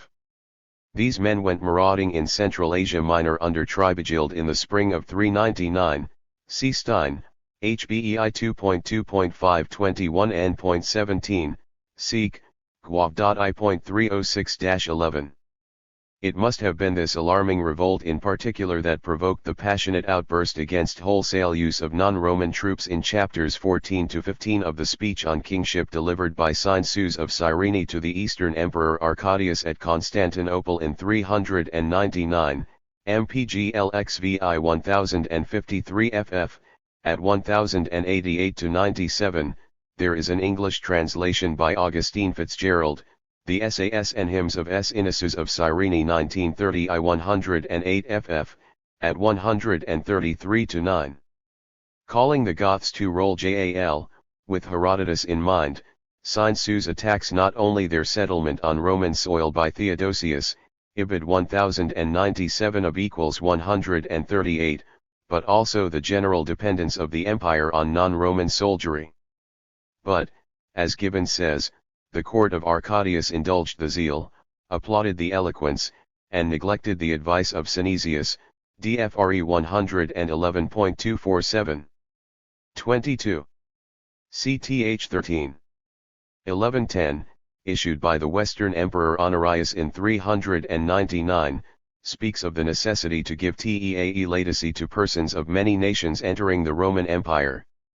For the Aedi and their lands, see 4.3 above and its NN.29 and 33 below. Laity are also referred to incidentally in CTH 7.xx.12. Of 400, and cf. 718. 10, of the same year. I would not infer from Claudian, style 1.222-3, AD 400, with Gunther, ULGG 312, a recent settlement of Franks and Sagambri in Gaul. Claudian's words are too vague, and see Cameron, Claudian 96-7, 346-7, on Claudian's tendency to use well-known names indiscriminately, sometimes even resurrecting extinct ones from Tacitus, cf. de 4 Cons Honor 446-52. A Constitution of Honorius, of 409, CTHville.15.l, addressed to the Vicar of Africa, mentions areas of land granted by the Antiqui to Gentiles for the defense of the frontier, CFXL.XXX.62 of 405, to the proconsul of Africa, mentioning the praejecti of the Gentiles. One know of no evidence as to when these land grants were originally made, but the 3rd century is quite possible, see Jones, LRE 11.651-2, with 111.201 NN.L03-4. The term Gentiles in these texts seems to be the equivalent of barbaria, as in CTH 3. 14.1, of C370, contrast 16v.46, where Gentiles are those commonly called pagani, pagans. For the specialized use of Gentiles for a crack regiment of the imperial bodyguard and field army, from at least the time of Constantine if not Diocletian, see Jones, LRE 1.54,120, 11.613-14, with 111.183-4 NN.11-13. In 409 Alaric, the chief of the Visigoths, made 2 successive demands of Honorius. The first was that both provinces of Venetia, as well as Noricum, also then divided into 2 provinces, and Dalmatia, be handed over to him, Zos. V.Slay 8.3-4. When this and other demands were refused, Alaric made a more moderate one, for both provinces of Noricum, a good part of which the Visigoths seem already to have occupied, but this demand too was rejected, Zos. Vi 3, 2. 1. In the following year, 410, Rome was sacked by Alaric, but the Goths moved away from Noricum. 23. Under Theodosius II, by CTHV 6.3, of April 12, 409, addressed to, and no doubt originated by, the Praetorian prefect Anthemius, the captured Syri, are to be distributed to landowners iure colonnatus, tied to their fields, with a 20-year exemption from conscription. They are to be settled in transmarine provinces, not Thrace or 516. Illyricum. Sozomen himself saw many Syri farming in different places in Bithynia, near the Mysian Mount Olympus, south of Pmsa. He also says that some of the Syri had been sold off cheaply, and even given away, as slaves. He 9v.5-7. 24 Under the Emperor Honorius more than one settlement of barbarians took place in the years between 411 and 419. A. Between 411 and 418 there were several movements of Alans, Asding and Siling Vandals, Burgundians, Suevi and Visigoths into various parts of Spain, Galatia, Lusitania, Baetica Hydateus 49, 60, 63,67,68, in Chronicles Min 11.18-19, Prosper Tyro, Epit Chron 1250, in Chronicles Min 1.467, Orus 7 Slyin. I. B. Visigoths under Wallia, returning from Spain to Gaul, were settled, mainly in Aquitaine, in 418-19, Hydat 69, in Chronicles Min 11.19, Prosper Tyro, Epit Chron 1271, in Chronicles Min 1.469, Philosturg, Hexi I.4, Izid, Hist. Goth 22, in Chronicles Min 11.276. 25 During the reign of Valentinian III there were large settlements in Gaul of Alans in 440 and 442, Chronicles Gaul, and 452, 124, 127, in Chronicles Min 1.660, and of Burgundians in 443, Ibid, 128. 26 In the reign of the Eastern Emperor Marcian, 450-7, after the death of Attila in 453 and the disintegration of his empire, many Germanic, Hunnic and other peoples were given lands for settlement in devastated areas near the Danube from eastern Austria to Bulgaria, and in Gaul. Among other peoples, we hear of Ostrogoths, Sanitians, Huns, Syri, Alans, and Rugians, and Burgundians. Our information comes mainly from Jordans, Get. 50/26, 52/268, cf. Chron. Min 11.232, SA 456, 1.305, SA 457. 27 In 473-4 the Emperor Leo I settled in Macedonia a large group of Ostrogoths under Theodemir, the father of the great Theodoric. Jordan speaks of 7 cities being handed over to them, nearly all of which they had occupied already, Get 56/285-8. The Ostrogothic occupation of the area, however, seems to have been brief. 28 In 483 the Emperor Zeno settled some of the Ostrogothic followers of Theodoric in Dacia Ripensis and Lower Moesia, mainly northern Bulgaria. See Marcel Linus comes, SA 483, in Chronicles Min 11.92. 29 In 506, while Anastasius I was reigning in the east and Theodoric the Ostrogoth was ruling Italy, with the principal title of Rex, Theodoric took under his protection a large body of Alemanni who had been defeated and driven south by Clovis the Frank, and settled them in Rhaetia, in an area which might perhaps still be considered part of the Roman Empire, in Odius, Paneg 72-3, in Mgr, Oct. Antique 7 1885-212, ed. F. Vogel, Cashiad, Various 11.41, Agath. 1.6.3-4, and C. Stein, HBE 11.147 and N.L. B. In 512, still under Anastasius I, there was a settlement of Herals in Roman territory, presumably in northern Yugoslavia. See Procop, Bell. 6 equals Gothli.14.2832, Marcel Linus Combs, SA 512, 11, in Chronicles Min 11.98, in Terrasit Civitates Roman Aurum. Cf. perhaps Cassiad, var. 4.2, perhaps of AD 511, and C. Berry, HLRE 211.300, no people quite so barbarous had ever yet been settled on Roman soil. Stein, HBE 11.151, 305. 30 several settlements were made by the Emperor Justinian I, 527 to 565. Early in 528, on the conversion to Christianity of the Hemel king and his chiefs, Justinian gave the Herals better lands in eastern Pannonia, in the neighborhood of Sinjatunum, Belgrade. Procop, Bell. 6 equals Gothli.14.33 ft, 7 equals Goth. 3xxxii.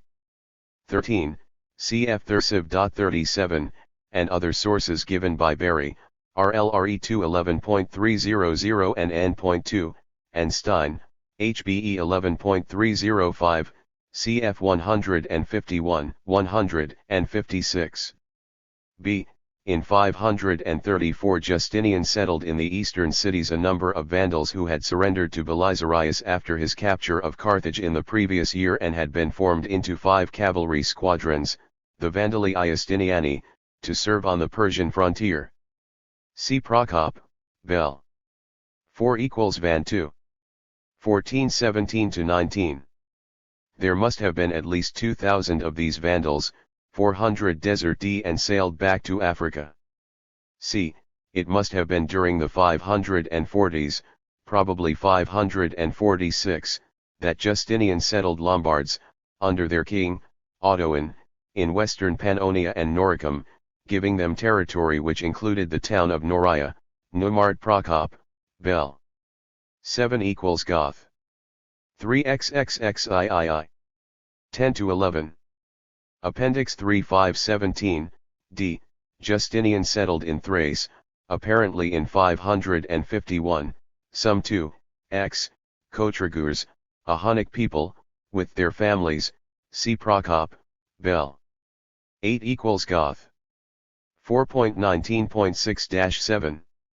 Conquests made by the Frankish king Theodebert, 533/4-547, of portions of Roman territory in Liguria, Venetia, the Cottian Alps, Rhaetia, and Noricum. See Stein, HBE 11.526-7, were apparently never recognized by Justinian. See Procop, Bell. 8 equals Goth. 4.xxiv.ll, 15,27-9 etc., against 7 equals Lei.Thursiv.37. There is a very interesting passage, Bell. 7 equals Goth. 3 Thursiv.36, in which Procopius makes some Gepid ambassadors tell Justinian in 549 that his empire has such a superfluity of cities and territory that he is actually looking for opportunities to give away parts of it for habitation. 31 in 578, after Maurice, who became emperor 4 years later, had conducted a very successful campaign against the Persians in their Armenian province of Arsanine, on the upper Tigris, the Emperor Tiberius Constantine, 578 to 582, settled large numbers of the population of that area in Cyprus. See John of Ephesus, he 6.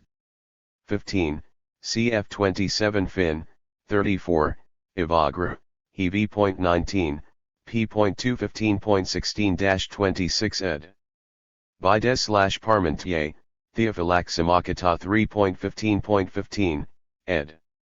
C. de Boer, 1887. A later settlement of Armenians in Thrace, said to have been planned by the Emperor Maurice in 602, never took place. See Sabios XX, pages 54-5 in the French translation by Frédéric Macler, Paris, 1904. 32 It appears from Greg Mann, EPI 73, of 591, that there had been a recent settlement of barbarian Datisii, surely Didicii, on the estates of the Roman Church in Africa. 33 It must have been in the 590s that the Emperor Maurice settled some Bulgars in Upper and Lower Moesia and Dacia, in the area of Belgrade in Yugoslavia and northern Bulgaria, devastated by the Avars in the reign of Anastasius. See Michael the Syrian, Chronicles X.21, in the French translation from the 12th century Syriac by J. B. Chabot, Volume 2, Paris, 1901-4, 363-4.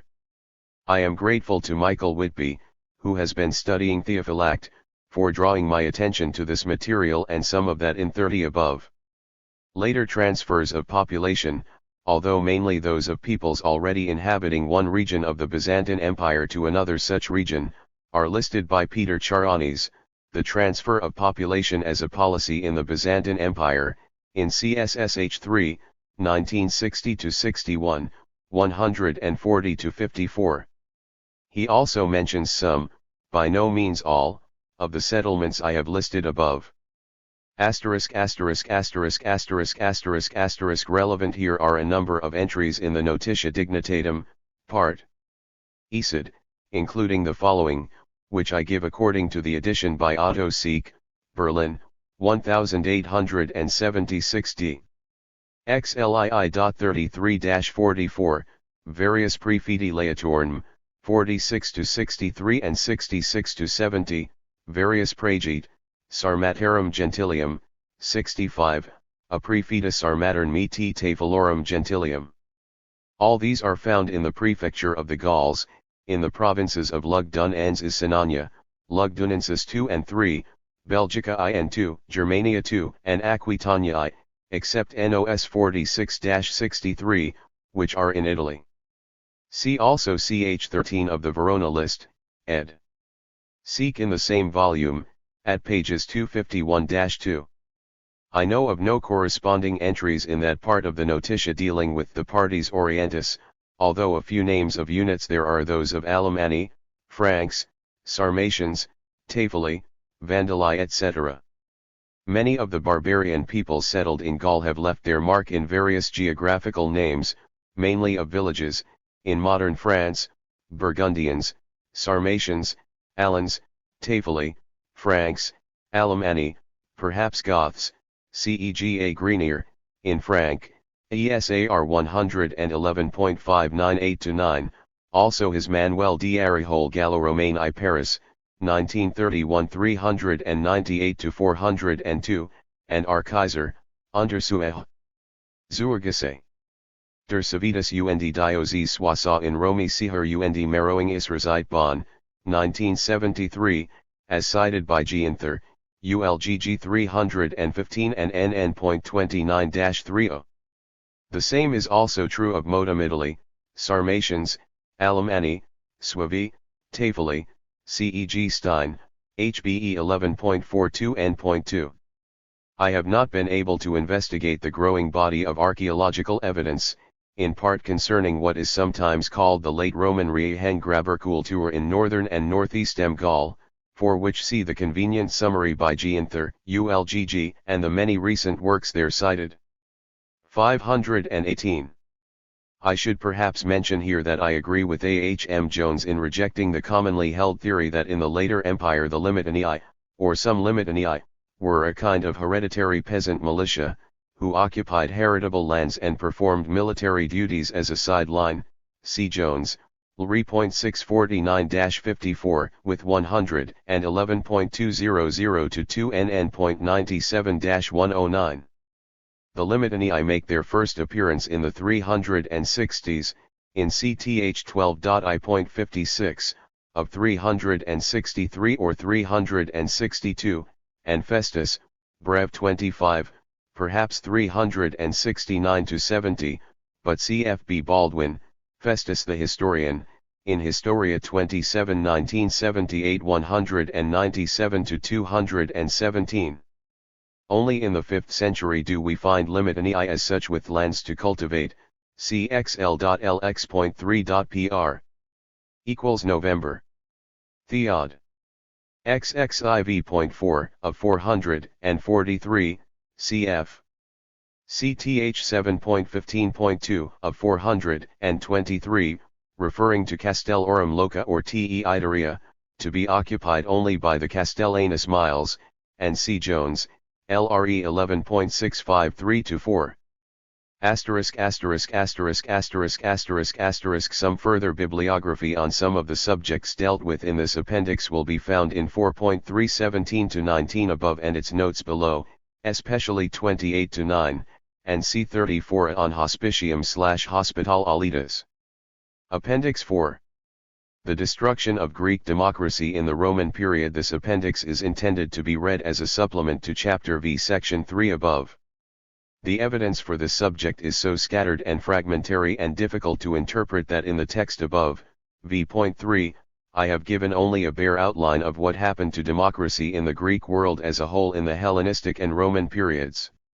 There is a good deal of evidence which seems not to have been properly collected together yet, and I cannot pretend to have examined more than a part of it myself, although I think I have looked at enough to be satisfied that the picture I give below is correct in its broad outlines. I shall present here a series of not very well connected observations, with some of the most important references to the sources and a little modem bibliography, in the hope that others will soon undertake the task of marshalling all the available evidence and drawing general conclusions from it, with as much detail and as much chronological and topographical precision as the evidence allows. The mass of epigraphic material which has been accumulating during the past few decades needs to be combined with the previously published epigraphic texts and the literary evidence, into a significant whole, with variations and exceptions noticed. The volumes of Seg. 27 up to 1980, and of A.E., the critical summary by J. and L. Robert of the year's epigraphic publications which has appeared regularly as a bulletin epigraphic in Reg. The many epigraphic papers by various scholars, especially by L. Robert in Hellenica, 13 volumes up to 1965, and elsewhere, and a number of new publications of inscriptions, including a few relevant ones in Latin. All these provide much material for a new synthesis. Of existing works, I have found most useful Jones, GCA, 1940, and CERP2, 1971, which can be supplemented, for Asia Minor, by Meiji RRAM, 1950, a gigantic collection of source material and bibliography, seldom exhibiting much historical insight, 3 admirable articles in Reg 1895-1901 by Isidore Levy, Ev. Mam. I3, Victor Chapot's La Province Romaine Proconsulaire d'Assy, 1904, especially its pages 148-279, and other works, but even Jones does not give a complete conspectus in one place, and I have not been able to discover any general work dealing comprehensively with the subject as a whole. I have of course made use of the fundamental work of Heinrich Swoboda, GV equals Die Griechische Volksspecialies. Epigraphisk Untersuchungen, Leipzig, 1890, and of other standard works, such as W. Liebenum, State für Wahltungheim Romis Chenkais, Leipzig, 1900. I am also most grateful to A.R.R. Shepherd for allowing me to read his Oxford Bachelors of Literature thesis, Characteristics of Political Life in the Greek City CA 70-120A.D. 1975. I warmly agree with Barbara Levick that there is an urgent need for at least a catalogue. Appendix 4519 or Concordance of the Inscriptions of Asia Minor, see her short paper, Greek and Latin Epigraphy in Anatolia, Progress and Problems in Acta OJ the 5th International Congress OJ Greek and Latin Epigraphy, Cambridge 1967, Oxford, 1971, 371-6. The 4 volumes of indexes, down to 1973, to the Roberts Invaluable Bulletins Epigraphics, in Reg. From 1938 onwards, prepared by L'Institut Fiemand Courbet and published in Paris between 1972 and 1979, have made it much easier to discover material published by the Roberts between 1938 and 1973, but they represent only a first step. I must mention also the Analytical Index by Louis Robert to the 5 volumes of M. Hollias's Études d'Épigre. Et.d. Hist. CROIX, ed. L. Robert, in Volume 6 of the Études, 1968. ********** In Rome's relations with other states, even in Italy itself, there are many indications that she would naturally favor the powerful and the propertied, provided of course they were not anti-Roman, on patriotic or other grounds, and help to suppress revolutions. I will give the clearest examples.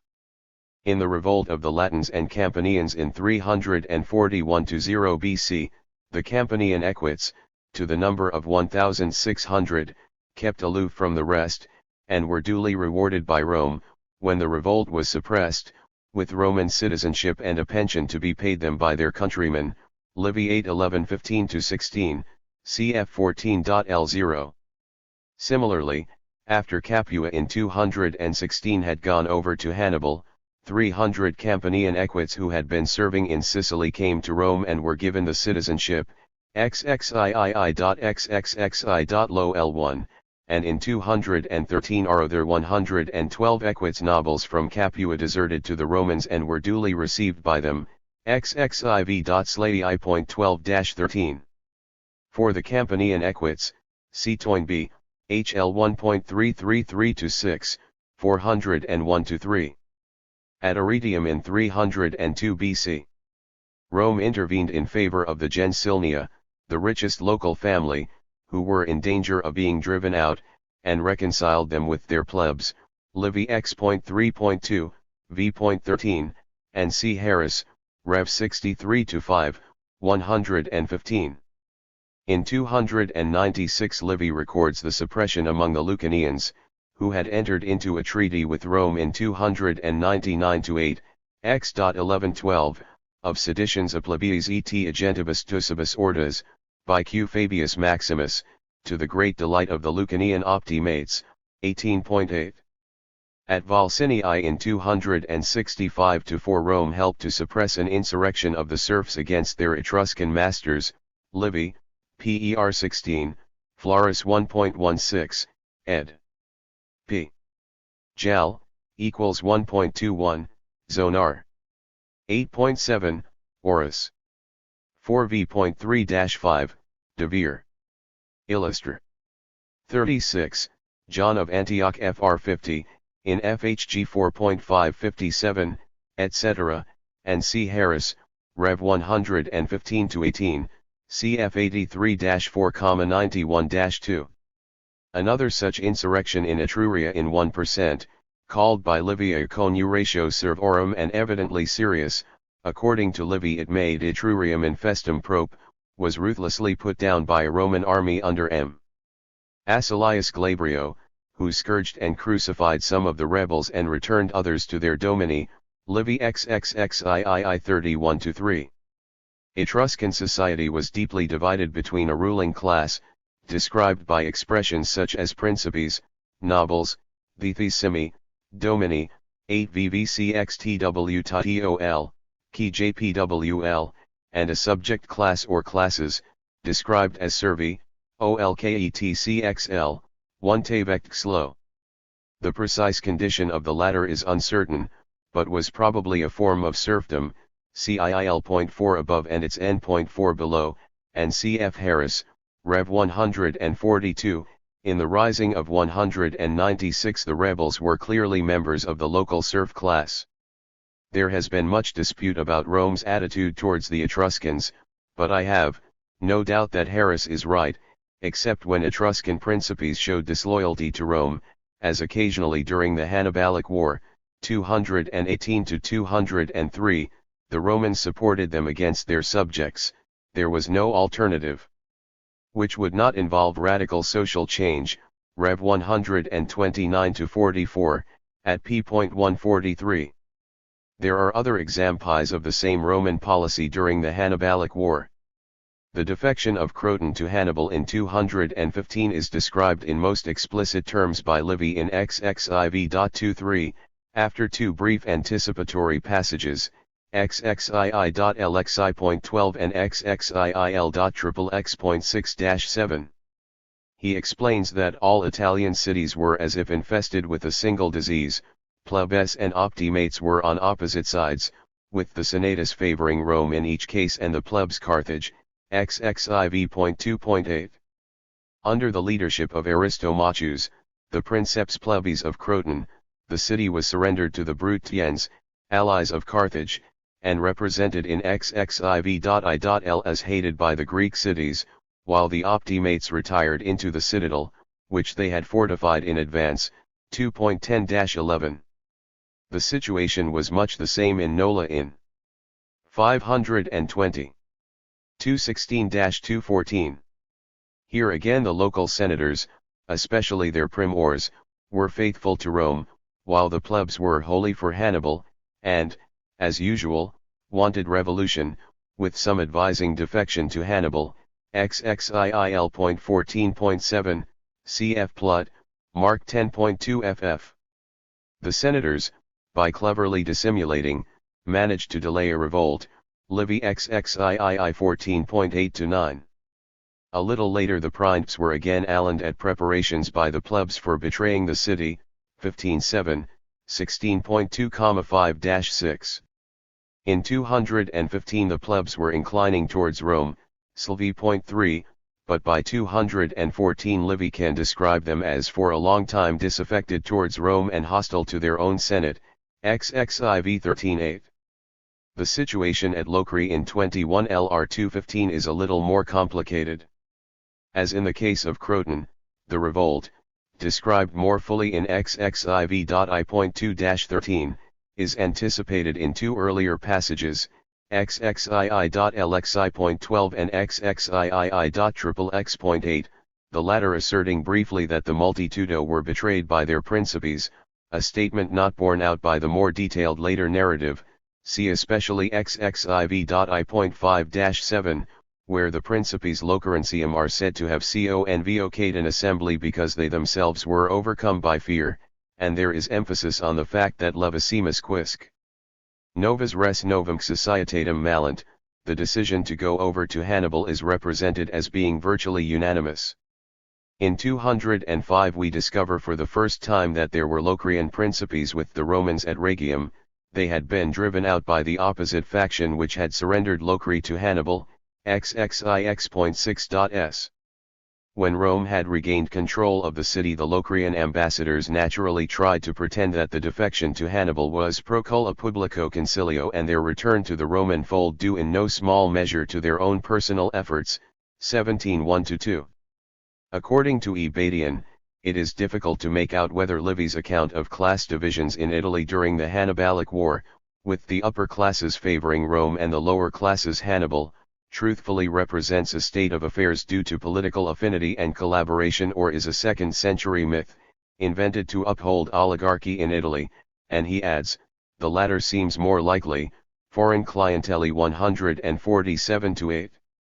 Giving examples in which he thinks Livy occasionally contradicts his own main thesis, Badian cites, for Locri, only XXIII.XXX.8, ignoring the much more detailed narrative at the beginning of Book XXIV, summarized above.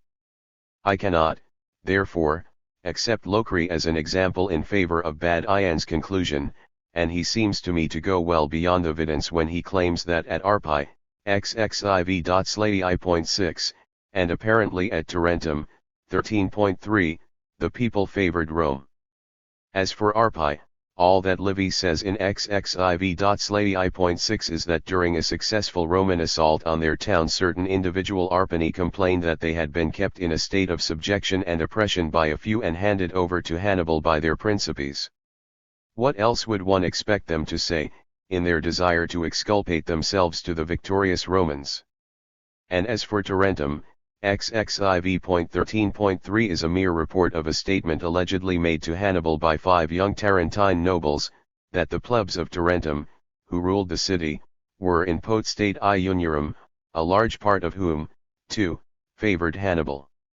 In the subsequent narrative of the capture of the city by Hannibal, XXV8X, and its recapture by Q. Fabius Maximus, XXVII.1516, cf. Plut, Fab 21-2, I see no sign of any pro-Roman feeling on the part of the common people.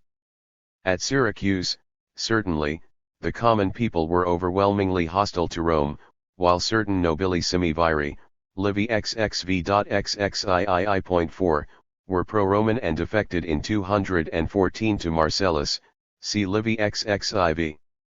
XXI to XXV. XXXI, in particular XXIV.XXIII. 10 to 11, XXVII. 1 to 3, 7 to 9, XXVIII, especially 9, XXXII.2, 9, XXV.XXII.4, with XXXI.3,6,8. We have less information about other Sicilian cities in which hostility to Rome was strong, and pro-Roman factions may have been lacking in some of them, but Plutarch tells an entertaining story, from Posidonius, about Nicias, the leading citizen of Engium who was also the main advocate of the Roman cause there and was duly rewarded by Marcellus for his services, Mark 20.5-11.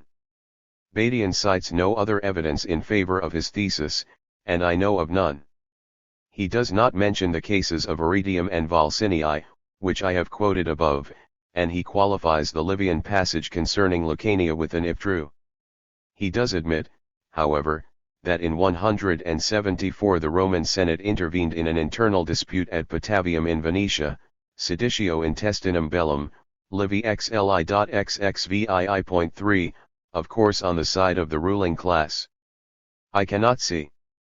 Appendix 4.521 why Livy's general statement about the nature of Italian class divisions during the Hannibalic War should be part of a 2nd century myth, invented to uphold oligarchy in Italy, or how such a myth would serve its alleged purpose, and to say that if 2 or 3 of the examples given are not true, they strongly suggest that before the war there had been little Roman interference on behalf of oligarchic governments seems to me a non sequitur.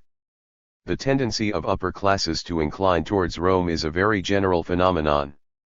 We even hear from Appian, Lib 68.304-5, that in the early 2nd century BC there was a party at Carthage which Epus/I3OV, distinguished from those who E811/1-0 KPATLOV, and another group which favored Masonissa. Appian, L. 23, also distinguishes between the respective attitudes of the 1 Tpik-Jidovovra and the 8,I0 of the Pannonian town of Sicia, then Segesta, when Octavian demanded its surrender in 35 BC. The former group, the 3 VVATOL of Dio Casso XLIX.37.2, wished to comply with Octavian's demands for the installation of a garrison and the giving of hostages, but the common people would not receive the garrison, and they fought the Romans energetically until they were compelled to surrender. Certainly in their relations with the Greek states the Romans always and everywhere preferred to support the propertied classes, although, in their hard-headed way, they were quite prepared to depart from this policy when practical considerations made it necessary for them to do so, see 2 below. Dealing with the year 192 just before the war with Antiochus III, Livy says it was generally agreed that the Principes, Optimus Quisque, in each state were pro-Roman and were pleased with the present state of affairs, while the multitudo et quorum residential non ex sententia ipsarum assent wanted a general revolution, XXXV.30.3, CFXXXII1 on the Aetolians.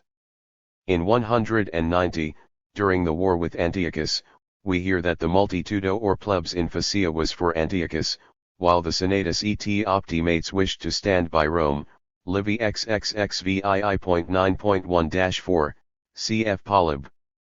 XXI6. 1-6. And in 171, at the outset of the Third Macedonian War, we find that in most free Greek states the plebs inclined towards Perseus, while the Principes, and the best and most prudent section, preferred Rome, Livy XLIIXXX 1-7. Attempts have recently been made, in particular by Grun, to belittle this evidence,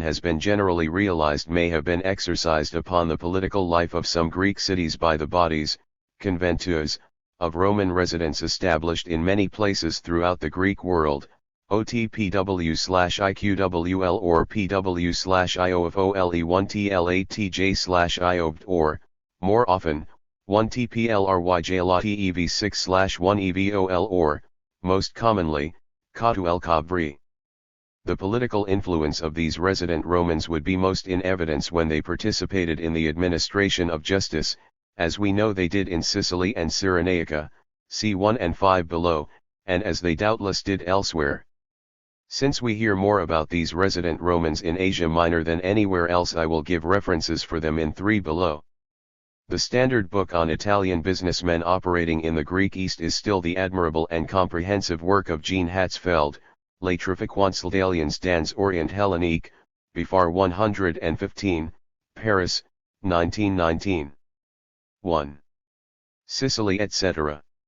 It is easy to overlook the fact that a province containing many Greek cities was first acquired by Rome during the second half of the 3rd century BC, before she took over any part of Greece itself. This of course was Sicily, which, as Cicero put it, was the first foreign country to be given the name of a provincia, an ornament of empire. She first, Cicero goes on, taught our ancestors how excellent a thing it is to rule over foreign peoples, 2 VE 2.2. Sicily, with its several dozen Greek cities, came under Roman control and became a Roman province by stages, from 241 to 210 BC. Differences of status among the Greek cities of Sicily do not concern us here. Most of our very scanty information about 522 constitutional details comes either from inscriptions, which I have not been able to examine thoroughly, or from Cicero's Verrines, ESP 2-2.120-5. Constitutional changes were introduced in various places at different times. The most important were those made by the Lex Rupilia, regulations imposed by P. Rupilius in 131 BC, at the end of the First Sicilian Slave War, and those introduced by Augustus. The Sicilian cities, as inscriptions show, evidently retained their assemblies for some generations after the Roman conquest, but evidently their councils soon came to play an increasingly important part under Roman rule, with the powers and functions of their assemblies steadily waning. By the time of Ver's governorship, 73 to 71 BC, at any rate, the councils seem to have been at least partly reorganized on a model nearer to that of the Roman Senate. Our principal source here is Cicero, Livon 2.120-1, General, 122, Hala Essa, 123, Agrigentum, 125, Heraclea. We hear of a property qualification for councillors, census, 120, and of Ver's personally appointing men ex loco quo non liceret, 121.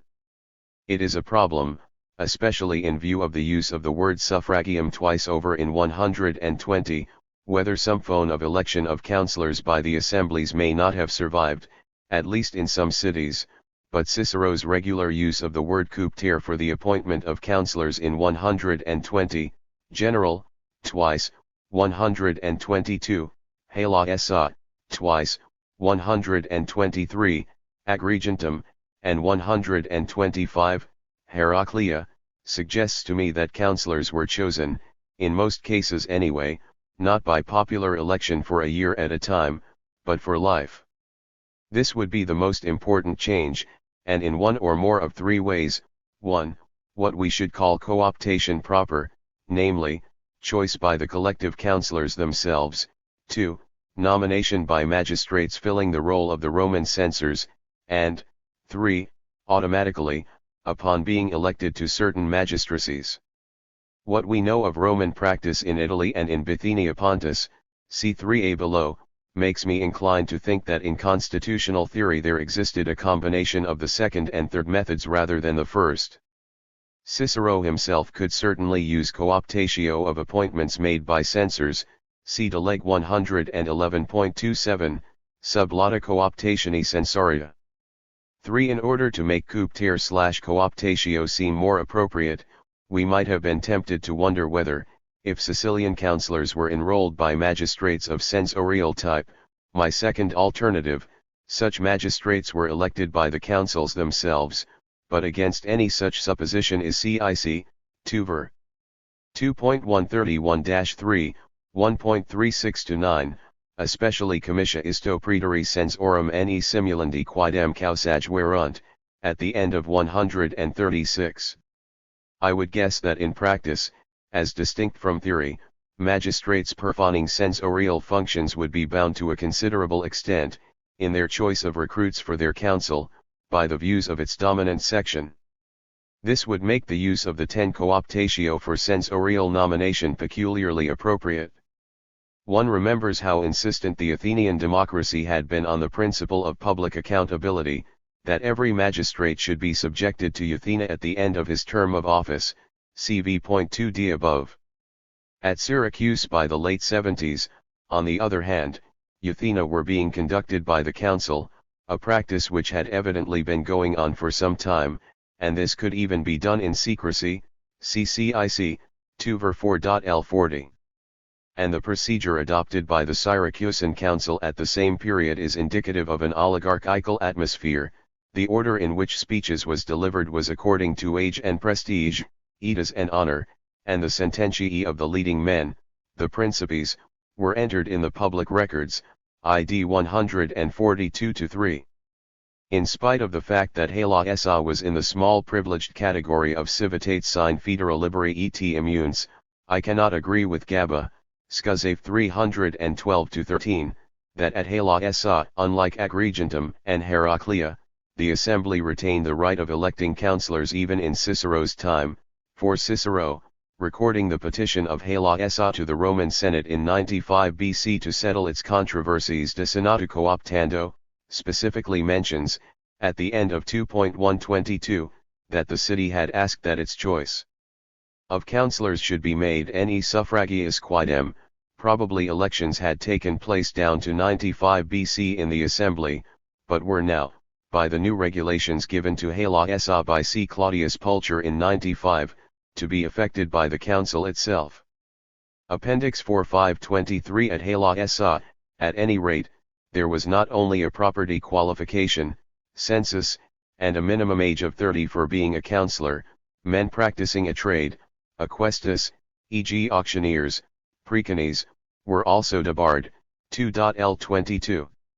Similar provisions had earlier been included in the rules prescribed for the Council of Agrigentum by Scipio, 123, perhaps L. Cornelius Scipio, praetor in Sicily in 193 BC, see Gaba, Scuzave 310, and probably in those laid down by Rupilius for Heraclea Minoa, 125.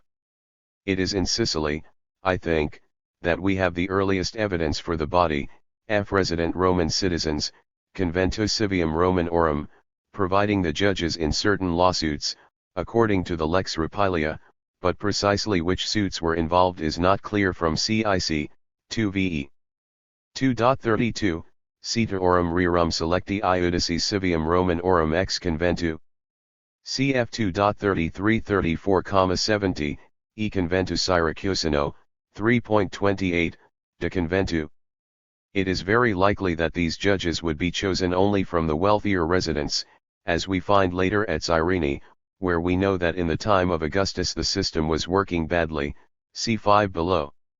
Among minor points, we may note that in a lawsuit between an individual and his city, according to the Lex Rupilia, it was the senatus of some other city in Sicily which appointed the judges, 2 ver 2.32. It is also worth noticing the Quinque Primi of Agurium, in 3.73, who had been summoned by vers, with the magistrates of that city, and with them had reported back to Air Senatus at home. Of the subsequent constitutional changes in the Sicilian towns, I do not think we can be more specific than to say that they must have followed the general pattern observable elsewhere.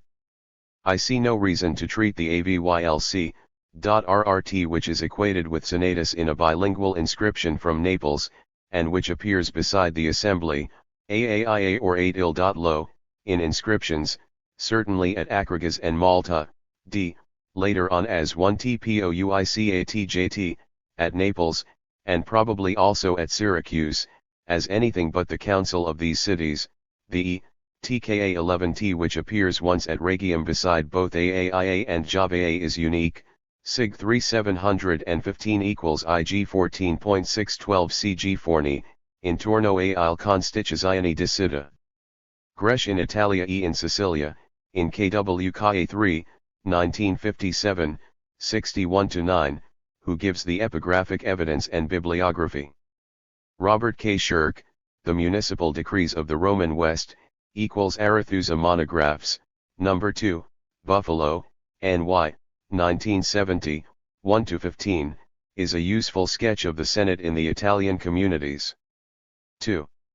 Mainland Greece, with Macedon and some of the Aegean Islands, Roman influence upon the political life of Old Greece, and Greek resistance to it, around the time of the Roman conquest, have recently been treated extensively in two monographs, Johannes Telemachos, Der Einfluss Roms auf die Staatsform der griechischen Stadtstaaten des Festlandes und der Inseln im ersten und zweiten JHDTVCHR. Dissertation, Göttingen, 1967, and Georgian Dining Der politische Widerstand gegen Rom in Griechenland 217-86 VCHR. Berlin, 1971. The first is essentially an exhaustive collection of the evidence, see the review by F. W. Walbank in JHS 89, 1% 9, 179-80.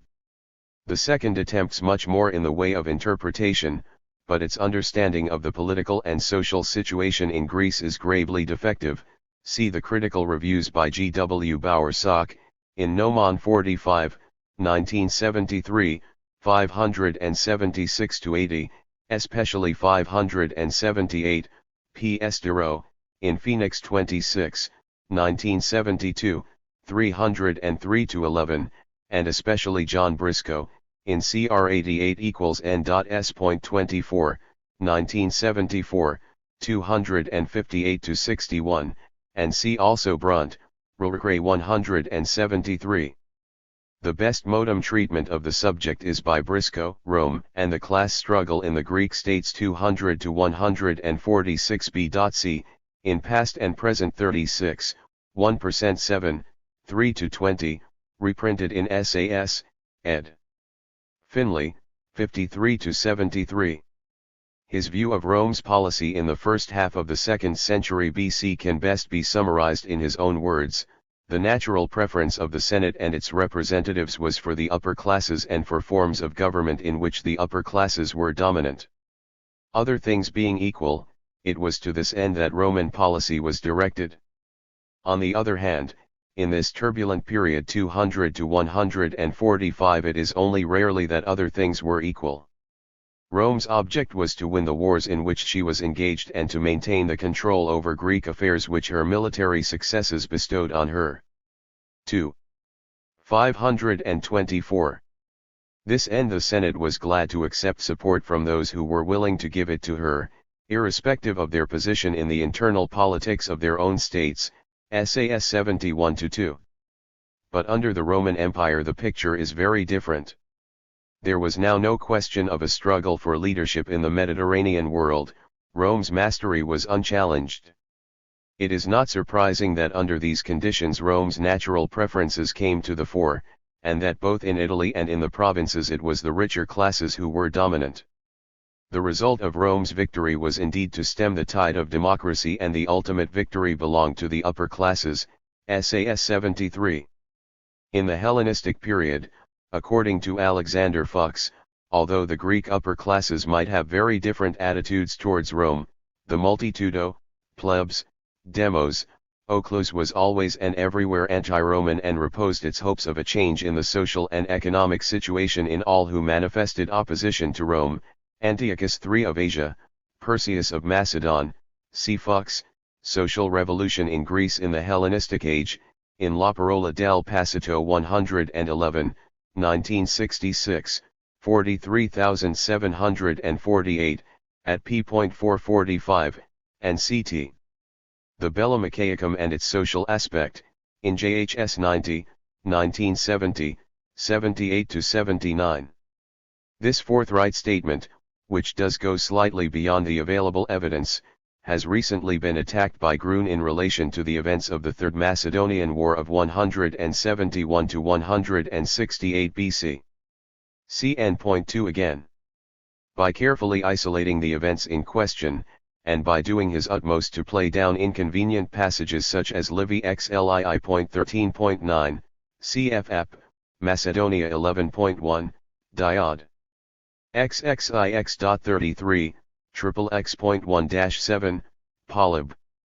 XXIV.9.3-7, X.14, XXVII.9.L, X.L4, and Shirk, RDGE 40, equals Sig 3643 equals FD 3.475, lines 22-4, Grun feels able to deny altogether for this period any attested connection between social conflict and attitudes toward or by the major powers, OPCIT in N.2, p.47.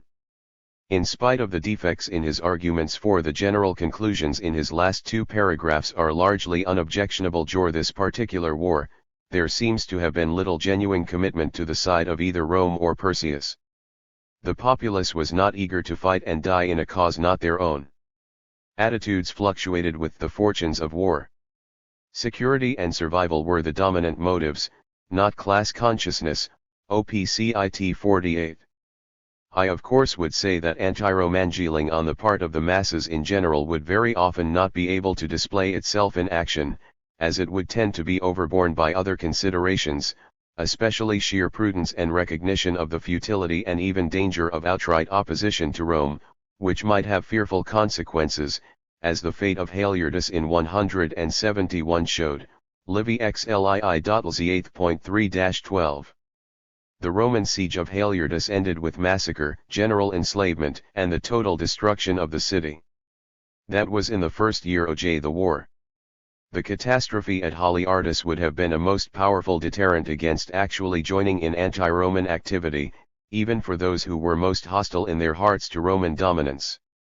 Earlier in 171, when the news spread throughout Greece of a Macedonian victory in a cavalry engagement with the Romans, for which see Livy XLII.58-61, the inclinations of Otttoaoi, Oxale in Greece towards Perseus, hitherto mainly concealed, had burst out like a fire, according to Polybius XXVII.9.L, X.L4. The whole passage, 9x, is fascinating. Polybius felt that Greece had suffered at the hands of the Macedonian kings but had received real benefits from Roman rule, X.3, and he is anxious to exculpate his fellow countrymen from the charge of ingratitude to Rome. Grun of course attempts to discount the use by Polybius of the terms Ot1toaoi, Ot0xaoi, but see NN.2 and 4 again. Roman power could indeed inspire awe. A leading pro-Roman opposed to an incipient revolt might call attention not only to the benefits of peace but to the vis Romana. He could warn the young men of the danger of opposing Rome and instill fear into them, as Julius Auspex of the Remi does in Tacitus' narrative of the events in Gaul early in AD 70, History 4.69. In the FML struggle against Rome in 146 BC in particular, we FMD great emphasis laid on the participation of the lower classes in the anti-Roman movement. In particular, Polybius speaks of the crucial meeting of the Achaean League at Corinth in the spring of 146, which declared war, as being attended by such a crowd of workmen and artisans FYYQUTTIP LA ICWV LCAL L3 of EAVA VAV 8P6 NRWV as had never assembled before, 38.12.5. Appendix 4525. The first known example of Roman interference with the constitutions of the cities of Old Greece is from 196 to 194 BC, when T. Quinctius Flamininus, in his settlement of Thessalian affairs after the end of the Second Macedonian War, imposed property qualifications for councillors, probably federal ones, and judges, and did his best to strengthen the control of the cities by, as Livy puts it, that part of the citizen population to whom it was more expedient to have everything secure and tranquil. Thirciv.li 4-6, cf. Plut, Flamen 12.4, the propertied class, of course.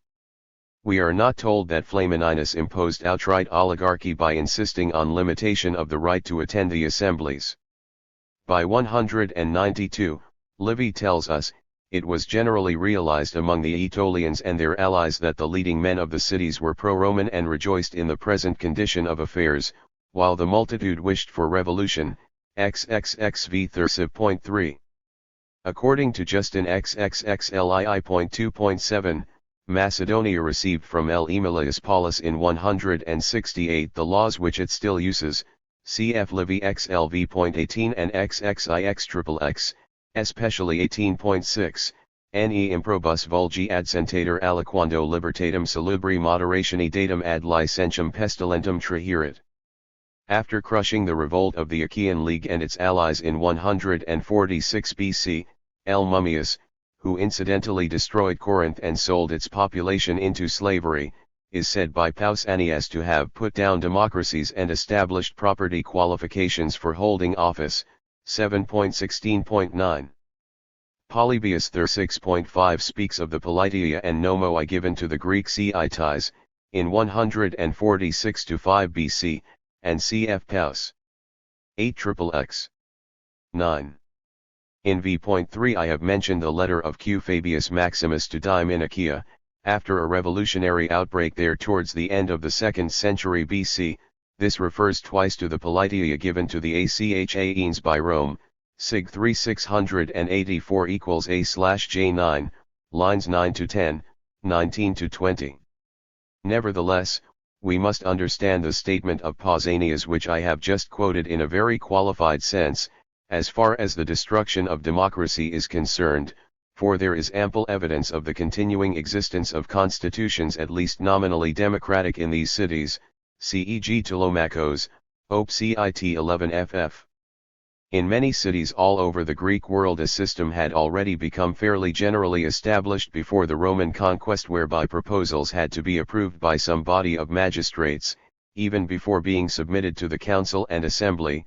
See Jones, GCA 166, with 337 N.22, 168-9, with 338 N.26.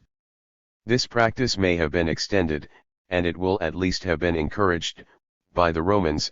See Ibid 170, with 338 N.28, 178-9, with 340-1 N.43-4, where most of the examples, as it happens, are from Asia.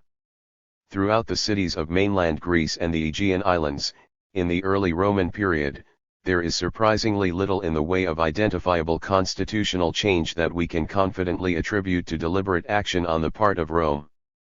When, for example, we find from a famous inscription of Messene of the last century BC, IGVI 1433, lines 11, 38, that some of those called TKVTCN and all those called XELFXYT Euroatl were outside the tribes composing the citizen body, and therefore cannot have been citizens at all in the proper sense, we need not suppose that the disfranchisement of these artisans was due to any outside pressure. On this inscription and IDE 1432, see the exhaustive commentary of A. Wilhelm, Erkenden Aus Messene, in Loaf 17, 1914, 1-119, especially 54-5, 69-70. I believe that what we see if we take a very broad and general view of the political life of these cities is essentially a continuation of the process, sketched in v.3 above, that had already gone quite far under the Hellenistic kings, behind a usually democratic fight, with council and assembly passing decrees as in old times. The real power is in the hands of the propertied class. The common people rarely show any capacity to assert themselves or even to exercise influence. The Hellenistic kings had mainly been content to leave the cities alone, so long as they gave no trouble, but of course the very existence of the kings, dominating the eastern Mediterranean world, was a threat to democracy, which the kings at best tolerated, unless exceptional circumstances made them positively encourage it, like Alexander in the act of conquering Asia, or at any rate pretend to favor it or evince what could be interpreted, without any real justification, as sympathy towards the lower orders, like Perseus of Macedon, and Mithridates Eupator of Pontus. Rome too was 526.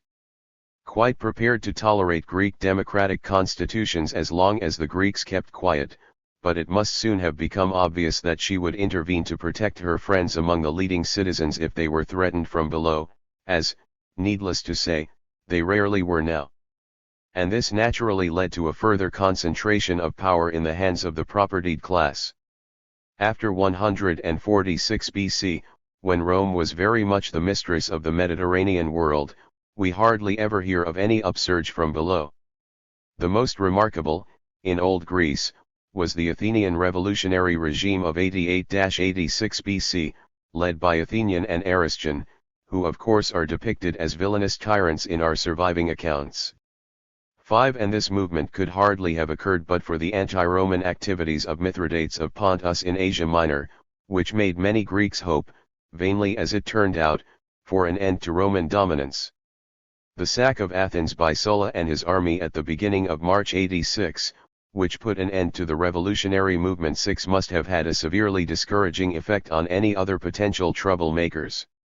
Yet there are indications of another upheaval at Athens in about AD 13. A good account of this neglected episode has recently been given by Bowersock, who sums up admirably. The leaders were executed. The affair is described variously as residential novi stasis and seditio. These descriptions are perfectly compatible. When an anti-Roman faction gains the upper hand, stasis becomes revolt, AGW 105–8 at 107.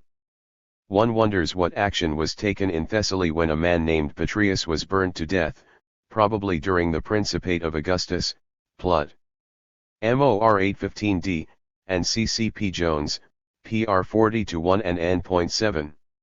In the Historia Augusta, and Pius 5.5, there is a bare mention of an alleged rebellio in Greece in the reign of Pius, see 8.3 above and its N.2 below.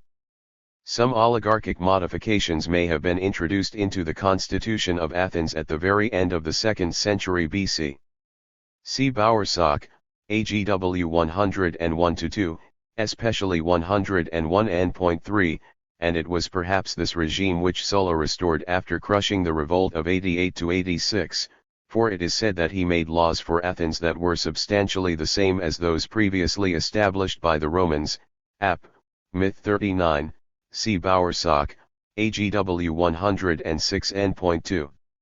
There were further constitutional changes at Athens in the late Republic and early Principate, see Gigan, ACS, but a certain democratic FAC, 8 was preserved, and the assembly continued to meet and pass decrees until at least the late Severan period. One of the latest known is from c. 230, an honorific decree in favor of M. Ulpius Eubiotus Lurus, CV.3 above and its N.25. The Areopagus, however, had become the main political force, and there is no sign during the Principate of any real political activity in the assembly, any more than in most other Greek states. At Athens, as elsewhere, we find much evidence of direct interference by the imperial power, through the provincial governor or even the emperor himself, yet sometimes we can see democratic institutions still permitted to function, as when a decree of Hadrian concerning oil production in Attica provides that certain breaches of the regulations there laid down are to be dealt with in the first place by trials in the council if they involve no more than 50 amphorae and otherwise in the assembly. Seg 15. 108 equals IG 11 2.1100 equals AIJ 90, lines 46–9, see Oliver, RP 960–3, Day, A hard 189–92, cf. AIJ 91 equals IG 11 2.1103, perhaps also Hadrianic, lines 7-8, providing for trial by the Areopagus of offenses against certain commercial regulations.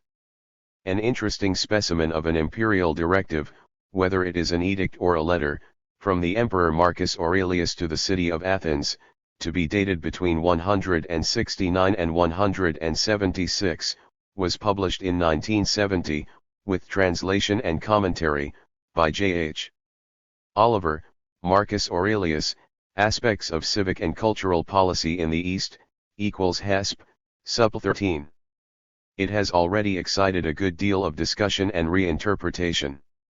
I will only mention the improved restorations and translation by C.P. Jones, in ZPE 8, 1971, 161-83, of the largest plaque of the inscription, 2 = E, dealing mainly with judicial matters, and 2 subsequent articles, by Wynne Williams, in ZPE 17, 1975, at 37-56, CFJRS 66 1976-78-9, and by Simone Follett, in Revelation de Phil.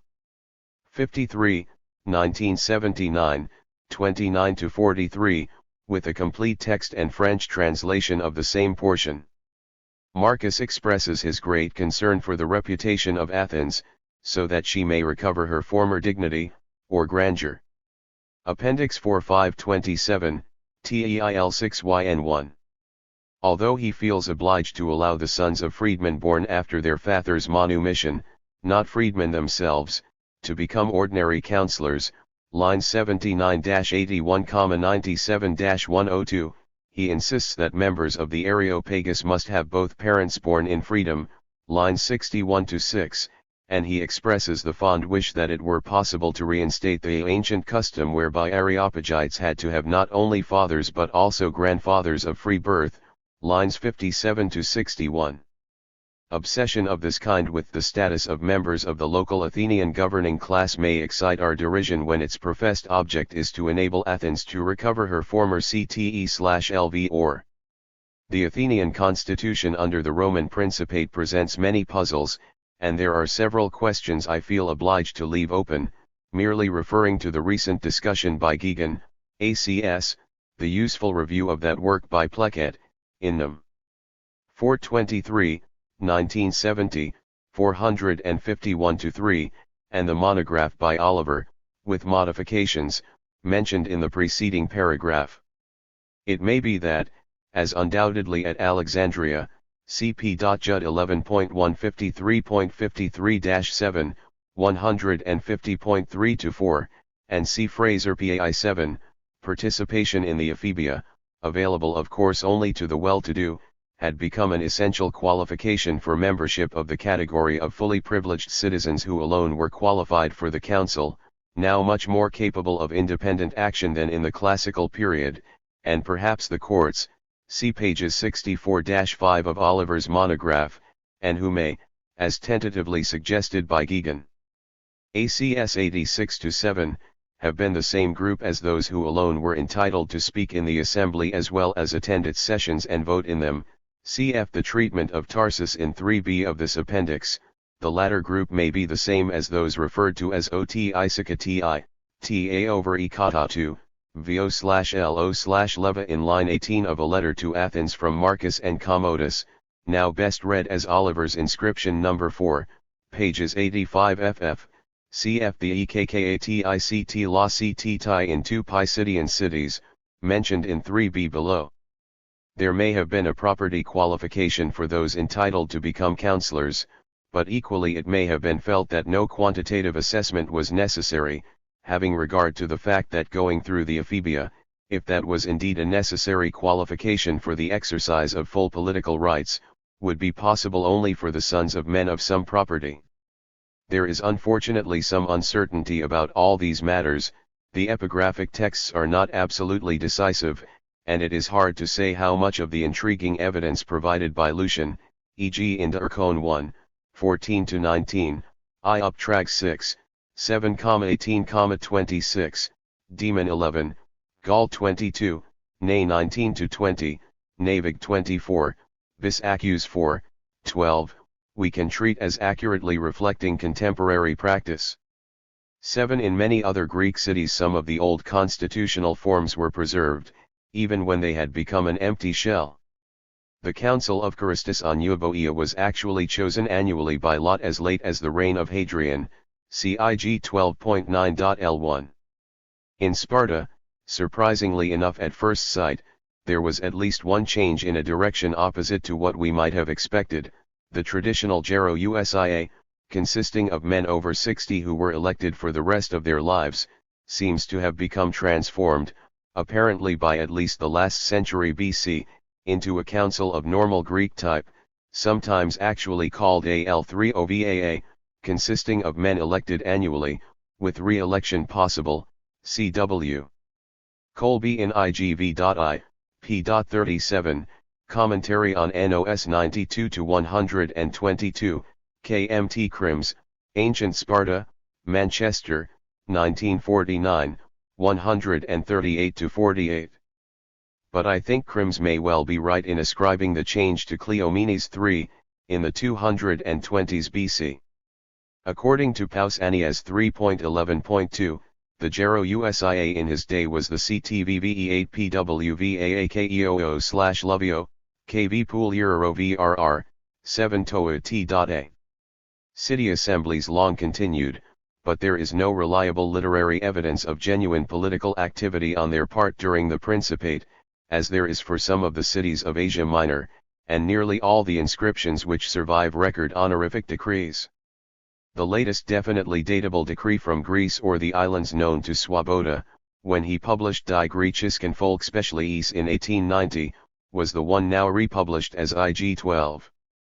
7.53, from Arsacion on the island of Amorgos, which was passed on December 11, 242, in the reign of Gordian III, an honorific cephisma of the demos of that city, Swoboda, Op. Cit 185, was mistaken in referring this decree to Agiali, another city of Amorgos. I know of no definitely datable later material from the area with which I am concerned. 528. Here, but there are one or two known meetings of Greek assemblies half a century later, from Asia Minor, as we shall see in 3b below, and Egypt, CFV.3 above. I must add a word about the Balkans, an area in which city life was slow to develop except in a few centers. There is at least one Macedonian community which is proved by a very interesting inscription dated as late as AD 194 to have had an Ekhet 1 Cetia, 7 to AE Iral, and at least one magistrate, with a title often found in Macedonian cities, a 7 Toil Tapsti, but almost certainly no L30 VAFJ, for the assembly was summoned by the Poliatarch, instructions for carrying out the decree, the operative part of which begins EOOETSN TE1 Toil Taps till Katoi 1 to AEI Ta L / JLCYYVW / LOVOVUL, are given to the Poliatarch, and he and a number of others are listed by name at the end of the decree, but there is no sign of a council. The inscription, first published in 1880, was republished in a much improved form by A. M. Woodward in JHS 33, 1913, 337-46, number 17. It has not, I think, been republished since. The community is not identifiable, but it may, as suggested by Woodward, be Eridina, perhaps the place called Eritira by Strabo 7. 7.8, p.326. In spite of the citizens and their Poliatarch, proved by lines 24-5 to be an annual magistrate, I am not entirely satisfied that this community was a proper polis, as assumed by Woodward and others, including Rostov-Zeph, Sewer 211.651 n.97. The alternative is to regard it either as a smaller political unit within the ethnos, referred to in line 33 in connection with an embassy to the provincial governor, to obtain his authorization of the decree, as believed by Larson and others, see Frank, ESAR 4.443-4, or as the ethnos itself. As Rostov-Zeph says of Macedonia, the impression one gains is that the economic backbone of the country continued to be the native tribes and the numerous villages, particularly the mountain villages, of peasants and shepherds, Sewer 21.253. I wonder if perhaps the community on the site of the Modem Sandansky in Bulgaria, in the valley of the Strymon, now the Struma, also in Macedonia, was not yet a full polis in AD 158, the date at which Antoninus Pius sent a letter to it, part of which was recently found in an inscription, G. Bulg. 4.2263, referred to in v.m above and its n.26. It has been assumed that Pius was merely authorizing an increase in the number of councillors, lines 8 to 12, but may he not have been referring to the creation of a council, as part of the phonal inception of a true polis? At any rate, the inscription published by Woodward should warn us to be prepared for possible variations from the usual pattern of polis development, as late as the beginning of the Severan period. That is why I have devoted some attention to it. In the section of this appendix dealing with Asia Minor, 3b below, I shall have occasion to refer to a distinction, in the Roman period, between citizens who were entitled to participate fully in the General Assembly of a city, and who in at least two cases, Pogla and Cilium in Pisidia, are called Ecit 1 ct la ct ti, cf perhaps ot Ecit 1 cta over ecro. 2. Vojllojl Eva at Athens, mentioned above, and an inferior category who evidently did not enjoy full rights in the assembly, although at the two Pisidian cities they are called 1 to Aei tal. The existence of these grades in Asia may help us to understand an inscription of the Antonine period from Histria in the Dobruja, where Abba, an outstanding female benefactor of the city, who may remind us of Menodora of Cilium, see the main text of 3.6 above, just after its n.35, and 3b below, bestows a series of gifts on various different categories of inhabitants.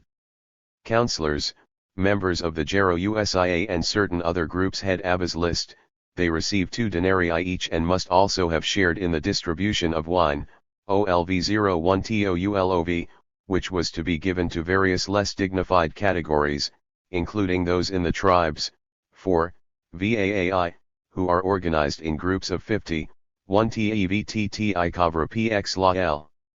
In subsequent lines of the inscription, 37 to 43, which cannot be restored with any confidence, there are references to /8, and to 7 ta, The inscription was published by M. Popescu, in Dacia N.S.4, 1960, 273%, but it is best read in the slightly revised edition by H. W. Pleckett, Epigraphica 2, equals Textus Minors XLI, Leiden, 1969, number 21, making use of the observations of N. L. Robert in Reg 75, 1% to 190 to 1, number 239. I am inclined to agree with the acute observations of Pleckett, in his review of Duncan Jones, Irks, in Nomon 49, 1977, 55 to 63, at pages 62-3, that those organized in Appendix 4529 phyla in groups of 50 are perhaps to be identified with the category of privileged citizens who have the right to participate fully in the assembly at Tarsus, at Pogla and Cilium, and possibly at Athens, and who are distinguished, in the two Pisidian cities, from plain one Tolkl. Pleckett goes on to compare the Histrian phyla with the African Curii discussed by Duncan Jones and others. 3. Asia Minor. An episode of the very greatest interest to the historian is a revolt which took place in Western Asia Minor at the very time when it began to pass under Roman rule. Attalus III, the last king of Pergamum, died in 133 BC, leaving his kingdom by will to Rome. The gift was accepted by the Roman Senate.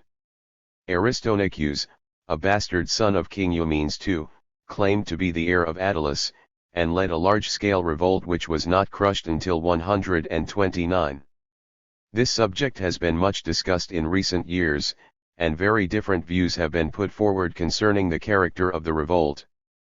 There is still no general agreement on how far it should be considered primarily as a movement of the poor, with the slaves and serfs, a protest against the existing social order, and even a slave revolt, how far it was a nationalist or anti-Roman rising, and what precisely was the role of Aristonicus himself. I have nothing new to say on the subject, the best account of which seems to me the most recent one, that of Vladimir Vayainck, Aristonicus of Pergamum. Pretender to the throne or leader of a slave revolt, in Irene 13, 1975, 109-29. Vayainck, who had himself produced a book on the revolt in French nearly 20 years earlier, La Révolte d'Aristonicos, Prague, 1957, gives an excellent review of the whole range of theories, including those of Boehmer, Karatathomes, Dumont, and Voigt.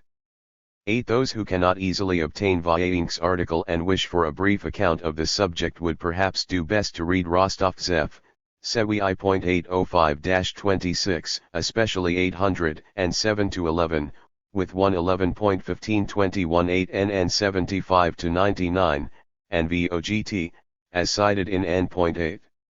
I will only add, for the specialist, a very useful article by C.P. Jones, Diodoros Pasparos and the Nikephoria of Pergamon, in Chiron 4, 1974, 183-205, demonstrating that the activities of Diodorus Pasparos of Pergamum were associated not, as used to be believed, with the war of Aristonicus but rather with the Mithridatic wars from the 80s to the 60s BC.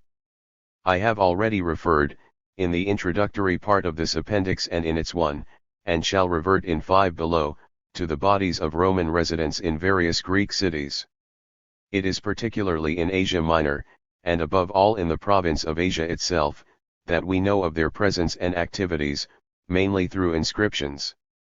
The evidence for Asia Minor, and much of the modem literature, is given by Meiji, RRAM 1.162-3, with 11.1051-3 NN.5-13, 254-6, with 11.1129-30 NN.51, 11.1291-2 N.44, and C 11.1615-16 for a list of some 40 cities in Asia Minor where conventus civium Romanorum were known down to 1950.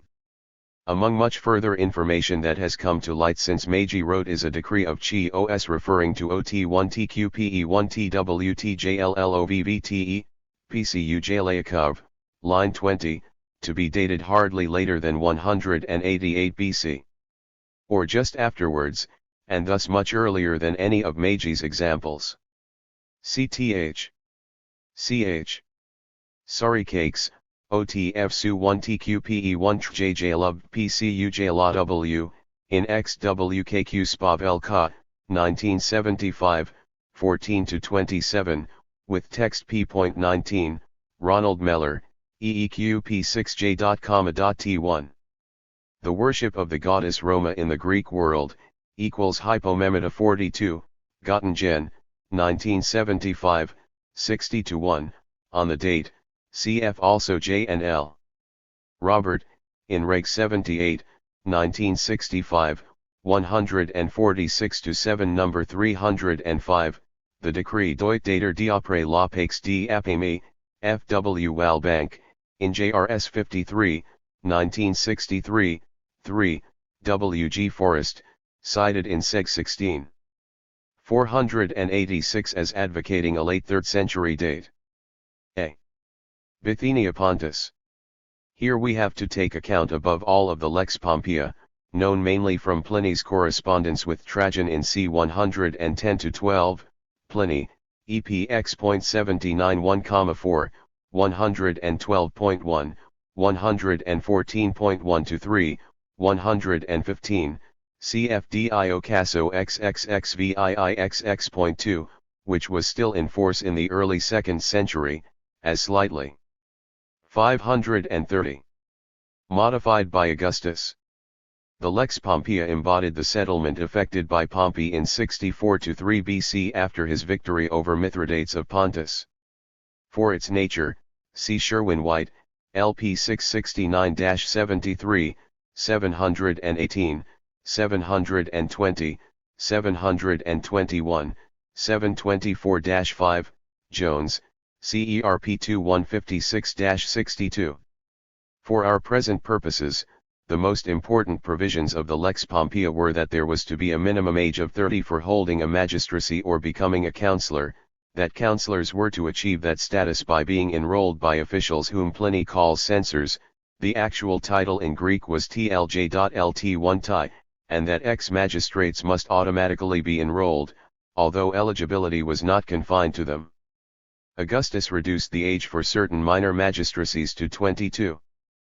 Pliny reports to Trajan a local opinion, which he seems to share.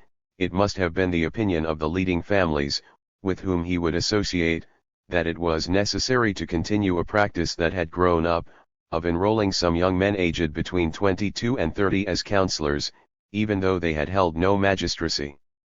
And he adds a remark of great interest, giving the reason for this opinion, that it is much better to choose the sons of members of the upper classes for the council rather than men from the lower orders, honest orum hominum liberos quam e plebe, EPX.79.3. From this statement 3 conclusions inevitably follow. 1. The young men whom it was considered desirable to enroll as councillors were already members of what we may now begin to call curial families, those which had members serving on the council. 2. But these young men were reluctant to fill one of the magistracies which would automatically have led to a seat on the council, surely because of the expense involved, and, 3. There were men of sufficient means outside the circle of curial families who could have filled a magistracy and thereby qualified themselves for a seat on the council, had the local curial families not objected to this broadening of their circle. Trajan, incidentally, told Pliny that no one under 30 ought to become a member of a local council, except through holding a magistracy. In this connection I must also mention another letter of Pliny's, referring to the issue of invitations for certain entertainments to the whole council and even no small number from the lower classes, totum bulinat entium e plebe non exiguum numerum. Here again we see the emergence of a group of families of curial status, distinguished from the plebs, EPX.116.1, an early stage in the development of a fundamental division soon to be given constitutional recognition in various ways. See 8.I2 above. There is no proof of a property qualification for councillors, or magistrates, in the Lex Pompeia, but some would infer the existence of one from Pliny, EPX.20.2, cf 5.5 and 1.19.2, see Sherwin-White, LP 720. The censors, TCJ.LT1 charged with the task of enrolling the councillors of the cities of Bithynia and Pontus, Pliny, EPX.79.3, 112.1,2, 114.1, are officials who do not seem to have turned up yet elsewhere in Asia Minor, except as TCP Ray at Aphrodisias and Pergamum and as OVAO Epakpho at Ancyra, see section B below. We find TLP Ray in Bithynia, at Prusa, LB/W 1111, Perseus ad Hypium, Seg 14.773.13-14 and 774.8, Gur 111.60.13, 64.6, 66.7, BCH 25-1901-61-5 No.207.10, Dia, BCH 25-1901-54-5 No.198.6, and OVAO Epakpho at Nicaea, IGRR 111.1397.11, of AD 288-9, as restored by L. Robert in BCH 52-1928 410-11. As always, we must be prepared to find exceptional procedures on occasion, as when Trajan allowed Prusa to elect no fewer than 100 councillors, evidently in the assembly, Dio Chris. XLV.3,7,9-10. We know of no special rules in TL1 Lex Pompeia regarding the assemblies or the courts of the Greek cities, and this subject can be treated for Asia Minor as a whole under B below, where I shall also occasionally deal with matters that affect the whole area, such as obtaining the provincial governor's authorization of certain decrees, and his power to suspend assemblies. B. The rest of Asia Minor. As early as Cicero's speech for Flaccus in 59 BC, it seems that the councils of some Greek cities in the province of Asia were already permanent bodies, the members of Appendix 4531 which were enrolled for life. Cicero actually speaks only of Temnus, in the Hermus Valley, but the form of words he uses may suggest that the kind of council he had in mind was not limited to that city, Pro Flac 42-3. Jones goes too far, however, when he generalizes for this period from Temnus to the Asiatic cities collectively, CERP 261, and he himself realizes that the councils of some free cities, in particular Rhodes and its former dependency Stratonicia in Caria, and also Mylissa, long continued to change periodically, those at Rhodes and Stratonicia every 6 months. For the evidence, it will be sufficient to refer, for Rhodes and Stratonicia, to Magi, RRAM 11.834 and .18, for Mylissa, CLB/W 406, BCH 12, 1888, 20-1 number 7. I know of no literary evidence for such a system, except perhaps Dio Chris. Thursiv.34-6, from which it appears that the Prytaneus at Tarsus in Dio's day served for 6 months only. The evidence for the growth in Asia Minor of a curial order, which by at least the early 3rd century was substantially a curial class, CVLLI.2 above, is almost purely epigraphic, apart from Pliny's correspondence with Trajan concerning Bithynia Pontus, noticed in A above. The inscriptions concerned rarely enable us to generalize, even for a particular area, and I shall make no attempt to summarize them here. Perhaps it will be sufficient if I select one batch of inscriptions from Lycia, which show that during the 2nd century the common folk, Btiml, were a recognizably distinct category from the Ova.evti, as at Sidima, AD 185-92, Tam 11.176 equals IGRR 111.597-8, with Tam 11.175, or from OLCFI at Eno and Da, IGRR 111.492, doubtless the same as OT7TEV TAKOUWL at nearby term Sus Minor, who receive 10 denarii each at a distribution when the SRLLJ.OTCRL get only 2 denarii each, BCH 24-1900. 338-41 No 1.25-7. At Xanthus we encounter claim to descent from a father, grandfather, and other ancestors who are described as Ova.evti, TAM 11.305, and 303 equals IGRR 111.626, TAM 11.308 refers to a father who was Ova.evrt, at Pinura 2. It seems to be the same category, of counselors, which is referred to at Buban as the Ta'el of the 7th Bikutei Jovte of the city, IGRR 111.464, at Balbera as Ta'el T17 PCIYTEVOVUA or OT7TPI Euro LF76, AEL, SIG 11I.4380EF, and at Fos Ellis as to 7T PIYTOVTCRYPRI, 76A.EU, TAM 11.1202, and 1200 equals IGRR 111.764. At Xanthus, 2, an athlete who is being honored in TAM 11.301 equals IGRR 111.623 is described in lines 3-7 as the son of an LXVBPO Aruri, J.WVOVAEVTOJTAOAVT BTLJ.LOTI.KTV/left/Leov, 3 OVAEVTL Kabi 1 Ta, 7A, CF Jones, GCA 180 with 342 N.47. And in other parts of Asia Minor we discover references to a curial order, as at Latapa in Cilicia in the 170s, IGRR 111.833b.4-5. Ova.evtlkoijt cry ijuto, CFA.2, TCTYIJUTO iftovaevtlkov.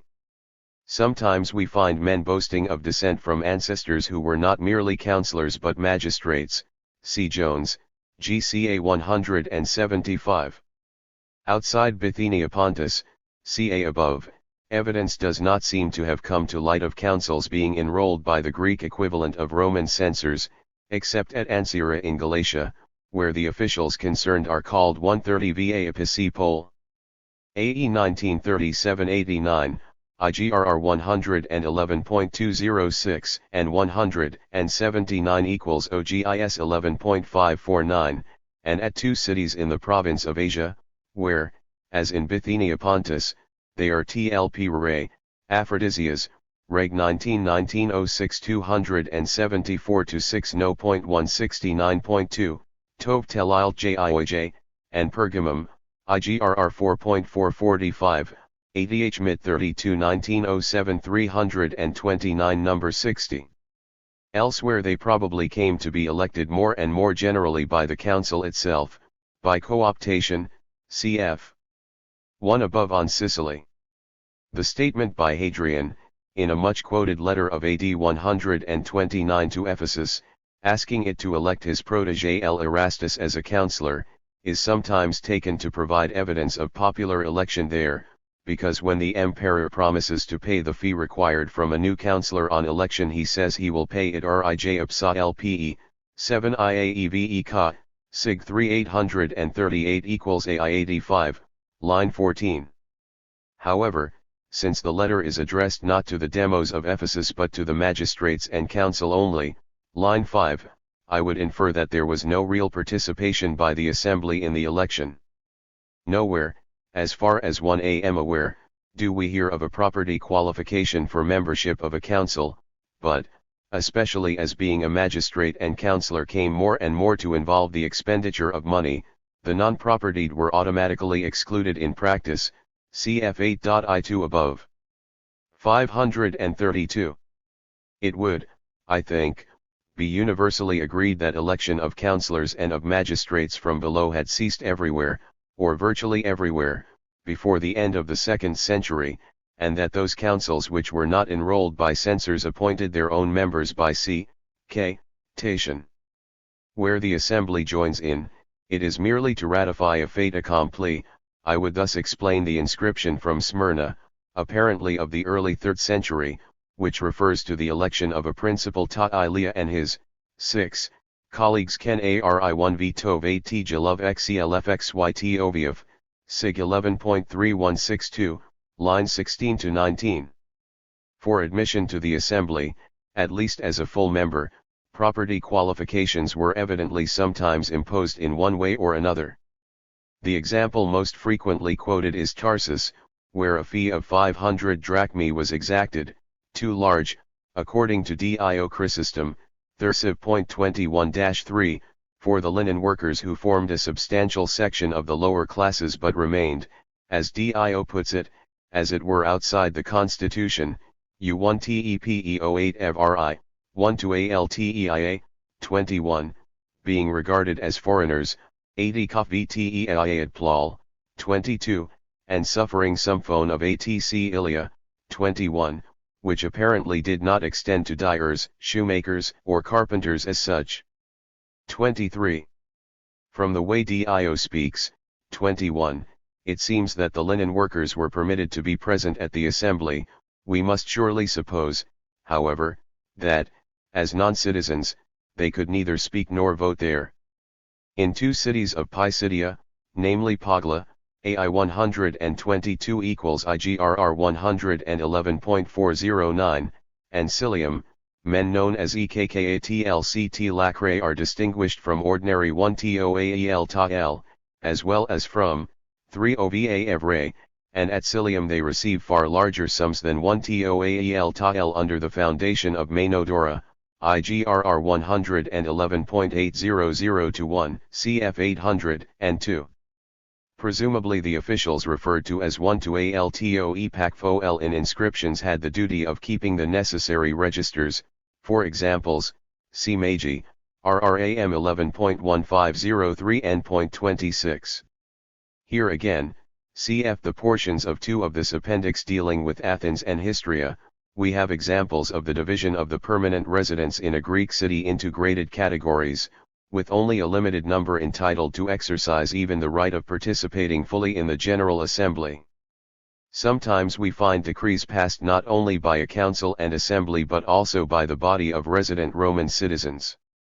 At Phrygian Apamea, in the province of Asia, for example, a number of honorary decrees open with the words L3 OVAT, cat/, 8 ILO cat OT COTU LCOF VTEIPC up.ALOLETELILTJUHJ, IGRR 4.779, 785 to 6, 788 to 91, 793 to 4. In one case the words AOILEVF11 TOF ATILOVEKKATJUIA are added, ID 791.5 to 6. In other cities too we find /8I, ILO joined with OT1T PAPE.ATEVOILEVOC, IPC up.ALOL, e.g. Edessus, IGRR 4.248, Sibira, ID 903-5, 913, 916-19, and elsewhere. The assembly had ceased by at any rate the middle of the 2nd century to have any political importance. It is now convocate and presided over by magistrates without whose consent nothing can be proposed and who usually appear as the authors of motions, with some such phrase as 1T Bravakov, or OT Per Y6JV, YVWILTJ, and with the concurrence of the council. I agree with Isidore Levy that we have to recognize l'effacement de la notion de droits du peuple souverain. L'effacement de l'ecclesia, ou plutôt son annihilation, tel est, à l'époque antonine, i.e. phénomène capital de la vie constitutionnelle de la cité grecque. L'assemblée populaire est non seulement impuissante, mais résignée à l'impuissance, devant les usurpations de tout genre qui vent de la dépouiller, Evmam 1.218, concluding the best account I have found of the degeneration of the assemblies of the Greek cities of Asia, Ibid 205-18. I would also draw attention to an excellent passage in Jones, GCA 179, cf 340-1N.44, containing much interesting evidence under the Principate. The formal mover of a decree, if put on record at all, is almost invariably a magistrate or group of magistrates, and private members of the council are stated merely to introduce the proposal and to request a vote on it, processes which were apparently preliminary to the formal motion. In a number of cases the introducer and his seconder, if he may be so called, are alone recorded, but in these it is probably assumed that the magistrates moved. Decrees of the people moved by private persons are recorded only at Athens and Delphi, both free cities. The evidence thus points strongly to the conclusion that it was the universal practice. Appendix 4.533. Outside a few free cities where democratic tradition was strong, that magistrates should propose decrees, and that private members of the council should confine themselves to introducing proposals. This uniformity of practice, however, hardly justifies the assumption that magistrates alone had the right of moving decrees. Isidore Levy, writing in 1895, could FMD no single example in the 2nd century of that hallmark of activity initiated in the assembly itself, an amendment of a decree, Evmam 1.212, and I know of no evidence discovered since Levy's time.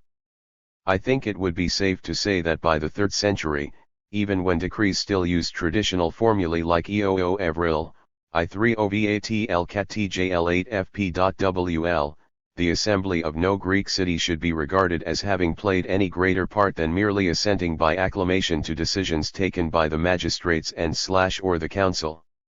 From about the middle of the 2nd century onwards, inscriptions recording decisions in which an assembly participates will sometimes use a word signifying merely acclamation, e.ge1te/xin11uof, Tyre, EYQ, TOF, Calcis, EE/36ti, TOF, and CF. GGIS 515, equals A/133, an inscription of about AD 210 from Mylissa in Caria, where in line 55 we find the corresponding Latin term succlam, atum, est. In the long series of inscriptions from Rhodiopolis in Lycia, recording the munificence of Opromoas, we find e.g. K par urrtp to v8 vov sl3 ovaie1 teoj, taro to t/rijcputj la 8.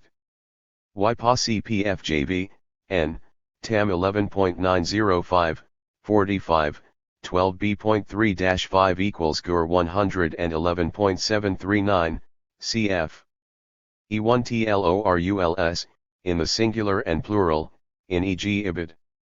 16, 4g.13, 43, 12a.2. And C. Jean Collin, Op. Cit.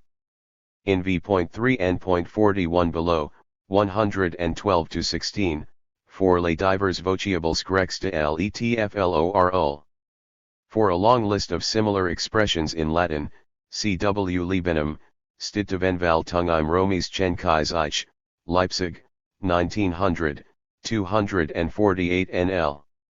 And in the very latest record of a decree of a Greek assembly that I have been able to discover, with the possible exception of the one from Oxyrhynchus, in P.Oxy 1.41, quoted in v.3 above, from Antioch in Pisidia, we again find, written in Latin in the middle of a Greek inscription, unfortunately very fragmentary, the words succlam, atum, est, fri.5. This inscription must record a decree of the assembly, since it almost certainly refers to a.p, fcputj law, fri.ll, entered in the minutes, v12/lvtjj.lcttwv, frf.12, with the copy deposited in the archives, avp elipapova 1 tokal/levov, frf.13, and in FRA.2 we have KAI8FP.W and in FRF.L1TP1S OVA. S. Cat 7OV8RJWV. Anderson, who published the inscription in JRS 3, 1913, 284-7, No.L1, takes the appearance of the word KAIUAPS in Fro H.3 as an indication of a date not much earlier than about AD 295. I think we can indeed date the document during the Tetrarchy, in the years following March 293. I owe my knowledge of this inscription to Barbara Levick, whose interest in Pisidian Antioch is well shown in her book, Roman Colonies in Southern Asia Minor, 1967. Evidently in some cases it was essential for a city to have a decree of its council and/or assembly ratified by the provincial governor. H. Oliver, the Roman governor's permission for a decree of the polis, in Hesp. 23, 1954, 163-7, has discussed this question, citing 6 decrees, 4 from Ephesus and 1 each from Sidima and Smyrna, which bear on this question, cf. Magi, RRAM 1.64122, 11.1504 N.29, 1506 N.32. Among other decrees, I would add the one published by Woodward in 1913, discussed near the end of 2 above. Plutarch, in a passage I have quoted in v.3 above, deplored the practice of referring to the governor even minor matters, for which the governor's approval was clearly not a constitutional necessity. He points out that this obliges the governors to become the 8 eutfodal of the cities beyond the degree they themselves desire. Revolutionary activity, of course, was almost inconceivable, it could have no chance of success, and one do not even know of any surviving evidence that it was attempted, although we do occasionally hear of riots, as in Dio Chrysostom's Bithynia, CV.3 above, and of an occasional unexplained outbreak of violence, as when Petreius was burnt alive in Thessaly, C2 above. An inscription like that of Sibira in honor of Q. Veronius Philagros, mentioned in v.3 above, with its mysterious reference to the suppression of a very harmful conspiracy, may or may not betoken active discontent on the part of the non-privileged. It may equally well refer to some factional struggle involving mainly the interests of a dissatisfied element among the local propertied class. 534. 4. Cyprus was first annexed by Rome in 58 BC and attached to the province of Cilicia. The letters written by Cicero during his governorship of the joint province in 51 to 50 BC, some of which relate to Cyprus, are among our most infonative sources for Roman provincial administration during the late Republic. From 48 onwards Cyprus was put under client rulers of the Ptolemaic royal house, but after Actium it was again annexed, and it was made a province on its own in 22 BC. Dio Caso Lii.12.7, Lib.4.1, or perhaps rather 23 BC. See Shellac Jameson, 22 or 23, in Historia 18 204-29, at p.227. I know of only two clear pieces of evidence about innovations in the constitution of any Cypriot city which can with confidence be attributed to Roman influence. Both are inscriptions referring to men who had occupied the position of 7 Lilrii, censor, ct. 3a above. 1. From Cyprian Salamis, of the reign of Nero, describes its honorand as 7 LJL 7 FTEVOA, CTB Mitford and IK Nicolaou, Salamis, VO 1.6, the Greek and Latin inscriptions from Salamis, Nicosia, 1974, 24-6, No.ll, line 5. In the other inscription, from Soli, also of the 1st century, the honorand is described as 7 TLLTJ 7 Evoa, RIJV Ova. TV Cara AEA, CTB Mitford, in BSA 42, 1947, 201-6 number 1, lines 9-10, rather than GUR 111.930. It seems to me quite possible that it was Augustus who provided for the enrollment of councillors in Cyprian cities by an official corresponding to the Roman censor. This innovation cannot be dated, but it may conceivably be connected with the sending to Cyprus by Augustus, for a second and extraordinary proconsulship, probably in the last 2 decades BC, of P. Paquius Savat, Procos. Iterum extra sordum octoritate August. Caesaris etsc missus ad componendum statum in reliquum provincii Cypri, ILS 915 equals SIL 9.2845. 5. Cyrenaica, and Crete, I have already mentioned, in v.3 above, and see its n.8, the very interesting constitution dictated to Cyrene by Ptolemy I, probably in 322/1 BC. For the subsequent very checkered history of Cyrenaica down to its organization as a Roman province I will merely refer to Jones, CERP 2 356-60, with 496-7 NN.10-14. This part of CERP2 was revised with the help of Joyce M. Reynolds. Before Rome took over there was evidently a good deal of interference by the Ptolemaic rulers, CIDE 358 with 497 N.13, at Jean Machu, in RH 205 1951 41-55. Although bequeathed to Rome by the will of Ptolemy Apion, a bastard son of Ptolemy VII Euergetes II, who died in BC, Cyrenaica was not organized as a Roman province until at least 75 to 74 and perhaps even later. See the work cited in Jones, CERP 2 497 N.12, contrast W. V. Harris, War and Imperialism in Republican Rome 327 to 70 BC. 1979, 154,267. After further changes, it finally became part of the province of Crete and Cyrenaica under Augustus. There is hardly any evidence for political conditions in the cities, apart from a brief statement by Strabo, preserved by Josephus, AJ 14.114-15, to the effect that Cyrene itself contained 4 categories of inhabitants: citizens, fanners, YECLJPOA, 9 medics, and Jews, a privileged class of medics. L0 From this we can infer that in the early years of the 1st century the old native rural population did not enjoy the citizenship of Cyrene, and see Rostov Zeph, Sewer 2 1.309-10. I myself do not believe that it had ever done so, as I cannot accept the theory that the 7T Epiat KOL of HDTS 4.161.3 were native Libyans, in spite of the advocacy of this theory by such scholars as A. H. M. Jones, CERP 2351359, cf. 497 N.13 Adfin, Busold, and Larson.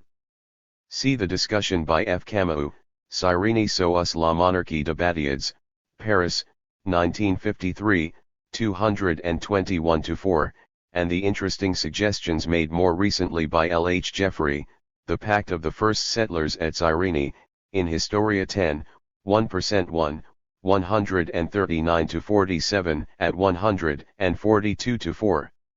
Appendix 4 535. There are a /v scraps of information from inscriptions found on the sites of other cities in Cyrenaica. In Seg 18. 772, a proxena decree of 350 to 320 BC from CROIX, /ve find the Ephors and Gerent introducing a proposal to the council, evidently the ruling body, for the decree opens with the words, EQ, OPCIJII CAT YEPOJLTCLJII TREOJITCLJII, and SE Tal, I3C1JAAL, and there is no sign of a General Assembly. Similarly, we have a recently published decree, almost certainly of the 2nd or the fairly early 1st century BC, from the modern Tokra, Tachira or Tukira, known in the Ptolemaic period as Arsinoe, which was passed by the Gerent and Council, there being 109 votes in favor, with a mention of other magistrates, Ephors and Tamiae, but not of an assembly. See Joyce M. Reynolds, A Civic Decree from Tokra in Cyrenaica, in Arch. Class. 25/26, 1973/74, 622-30, CFL Moretti, Un Decreto di Arsinoe in Cyrenaica, in RF 104, 1976, 385-98, especially 389, on TROAC data in line 13. I would draw attention to lines 11-14 of the Tokra inscription, praising the honorand for the way he had conducted himself TROTT to OXAOK1R6AC.A, and the words M. TCDLL0XACLJIIOCIJ1T1P all in lines 53-4.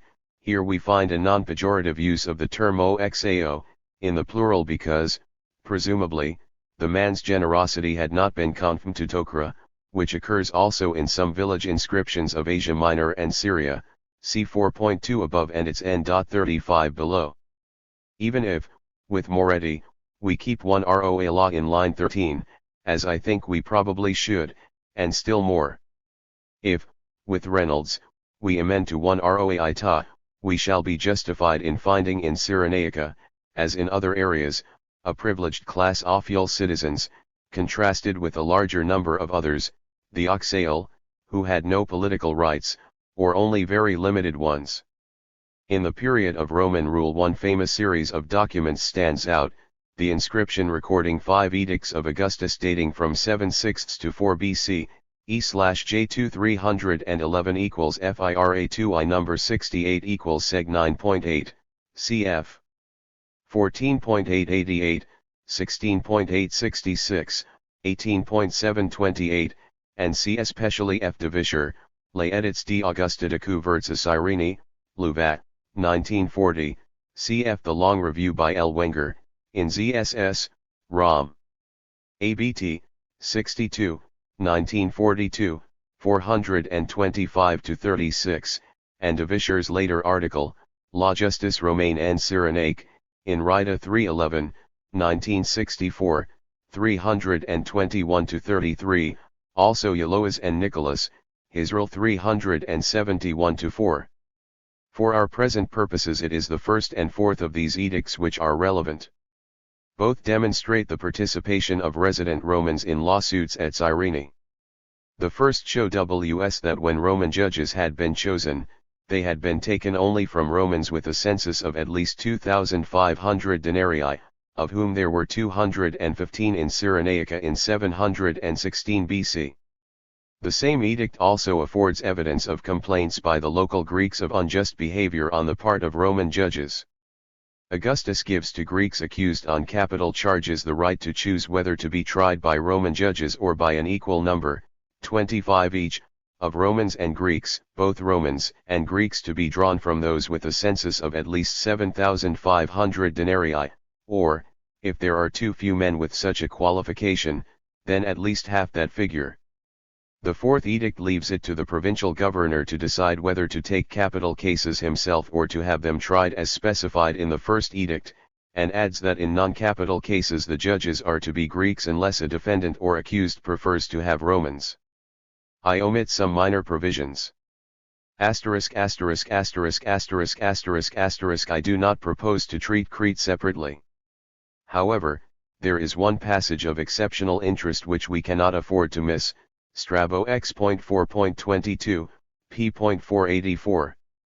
At the end of his very muddled and inadequate account of Cretan institutions, derived mainly from Ephorus, and therefore very much out of date, Strabo adds that not many of these 1I0p.ij law still exist, but that Crete is mainly administered by the Serfrip. Era of the Romans, as happens in the other provinces. It is with this text that Swoboda, GV 176, opens the 9th chapter of his book on the decrees of Greek assemblies, Verandrongen unter dem Einflusse der Römer. 6. Massalia of Massatua. It is only necessary for me to say that the famous aristocratic constitution, as 536. We know it from the early Principate, was not a product of Roman influence but an indigenous growth. 11. In the time of Aristotle, who wrote a constitution of Massalia, see his Fro 549, it was not a democracy. 2 passages in the Politics, taken together, show that an extreme oligarchy had merely become more moderate, v.6, 1305 b2-10, 6.7, 1321 j2631. By 197 BC, as we know from an inscription of Lampsacus of that date, Sig 311.591, lines 43-5, 47-9, the directing body at Massalia was already the Council of 600 described by Strabo, 4.I.5, p.179, very probably from Posidonius, as consisting of T.I.J. Lovksal, who sat for life, and were presumably appointed by cooptation, as we hear of no general assembly at Massalia, and 2 passages in Cicero, De Republica, quoted below, would seem to exclude its existence. This constitution was much admired by Strabo, and several Roman writers, including Cicero, Pro Flac 63, Livy, Valerius Maximus, 267, and Silius Italicus, speak well of it, using terms like gravitas and disciplina. However, Cicero in the De Republica, although prepared to say that Rome's clients the Massiliates per delectos et principis civ summa iustitia regentur, yet admits that inus tamen in ea condition populi similitudo quidam servitudis, 1.27/43, and a little later he compares this pocerum et principum administratio with the rule of the 30 at Athens, 28/44. By the second half of the 2nd century of the Christian era, the constitution of Massalia, now Massilia, had evidently become thoroughly Romanized, with decurions and the usual Roman municipal magistrates, duumviri etc. 12:7.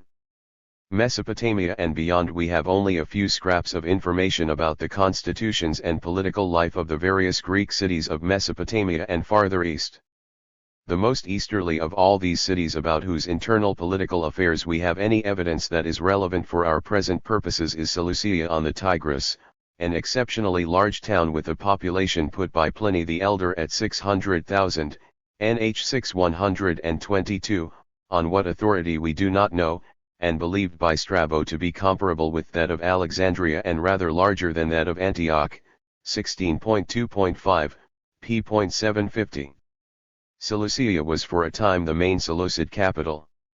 It must have been a flourishing city in the late 3rd century BC if it is true that Hermias, the chief administrator of Antiochus III, could impose on it a fine of 1,000 talents, reduced by the king to 150 talents, for having taken part in the revolt of Milan in 222 to 220 BC. Polyb. v.54.10-11. From just after the middle of the 2nd century BC. Seleucia was nearly always within the Parthian rather than the Seleucid or Roman sphere of dominance, but was evidently allowed a considerable measure of independence and self-government. We hear of its being under a tyrant, Hymerus, probably in the 120s BC. Posidonius, FGRH 87 F13. According to Plutarch, writing of Crassus' campaign against the Parthians in 54-3, Seleucia had always been ill-disposed towards the Parthians, Crass 17.8. In relation to the year AD 36, Tacitus speaks of faction at Seleucia between the common people, the populace or plebs, and the 300 members of the council, described enigmatically as chosen for their wealth or their wisdom to be a senate, apibus aut sapientia delecti ut senatus, a form of words which may indicate that the members of the council sat for life. Factious disorder was particularly likely to occur in the city, because either party in a stasis might call in the Parthians, as Tacitus notes in the same passage, and 6.slie.1-3,5.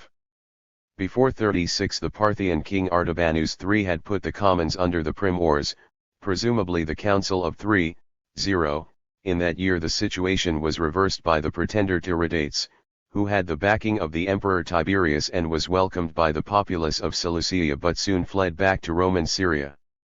Artabanus' successor Vardanes reduced Seleucia in 42, and 11:8.4-9.6, and that may well have been the end of popular government in Seleucia, brought about not by the Romans, be it noted, but by the Parthians. Seleucia now became increasingly Orientalized. Appendix 4:537, and we hear no more of it except in connection with Rome's Parthian wars.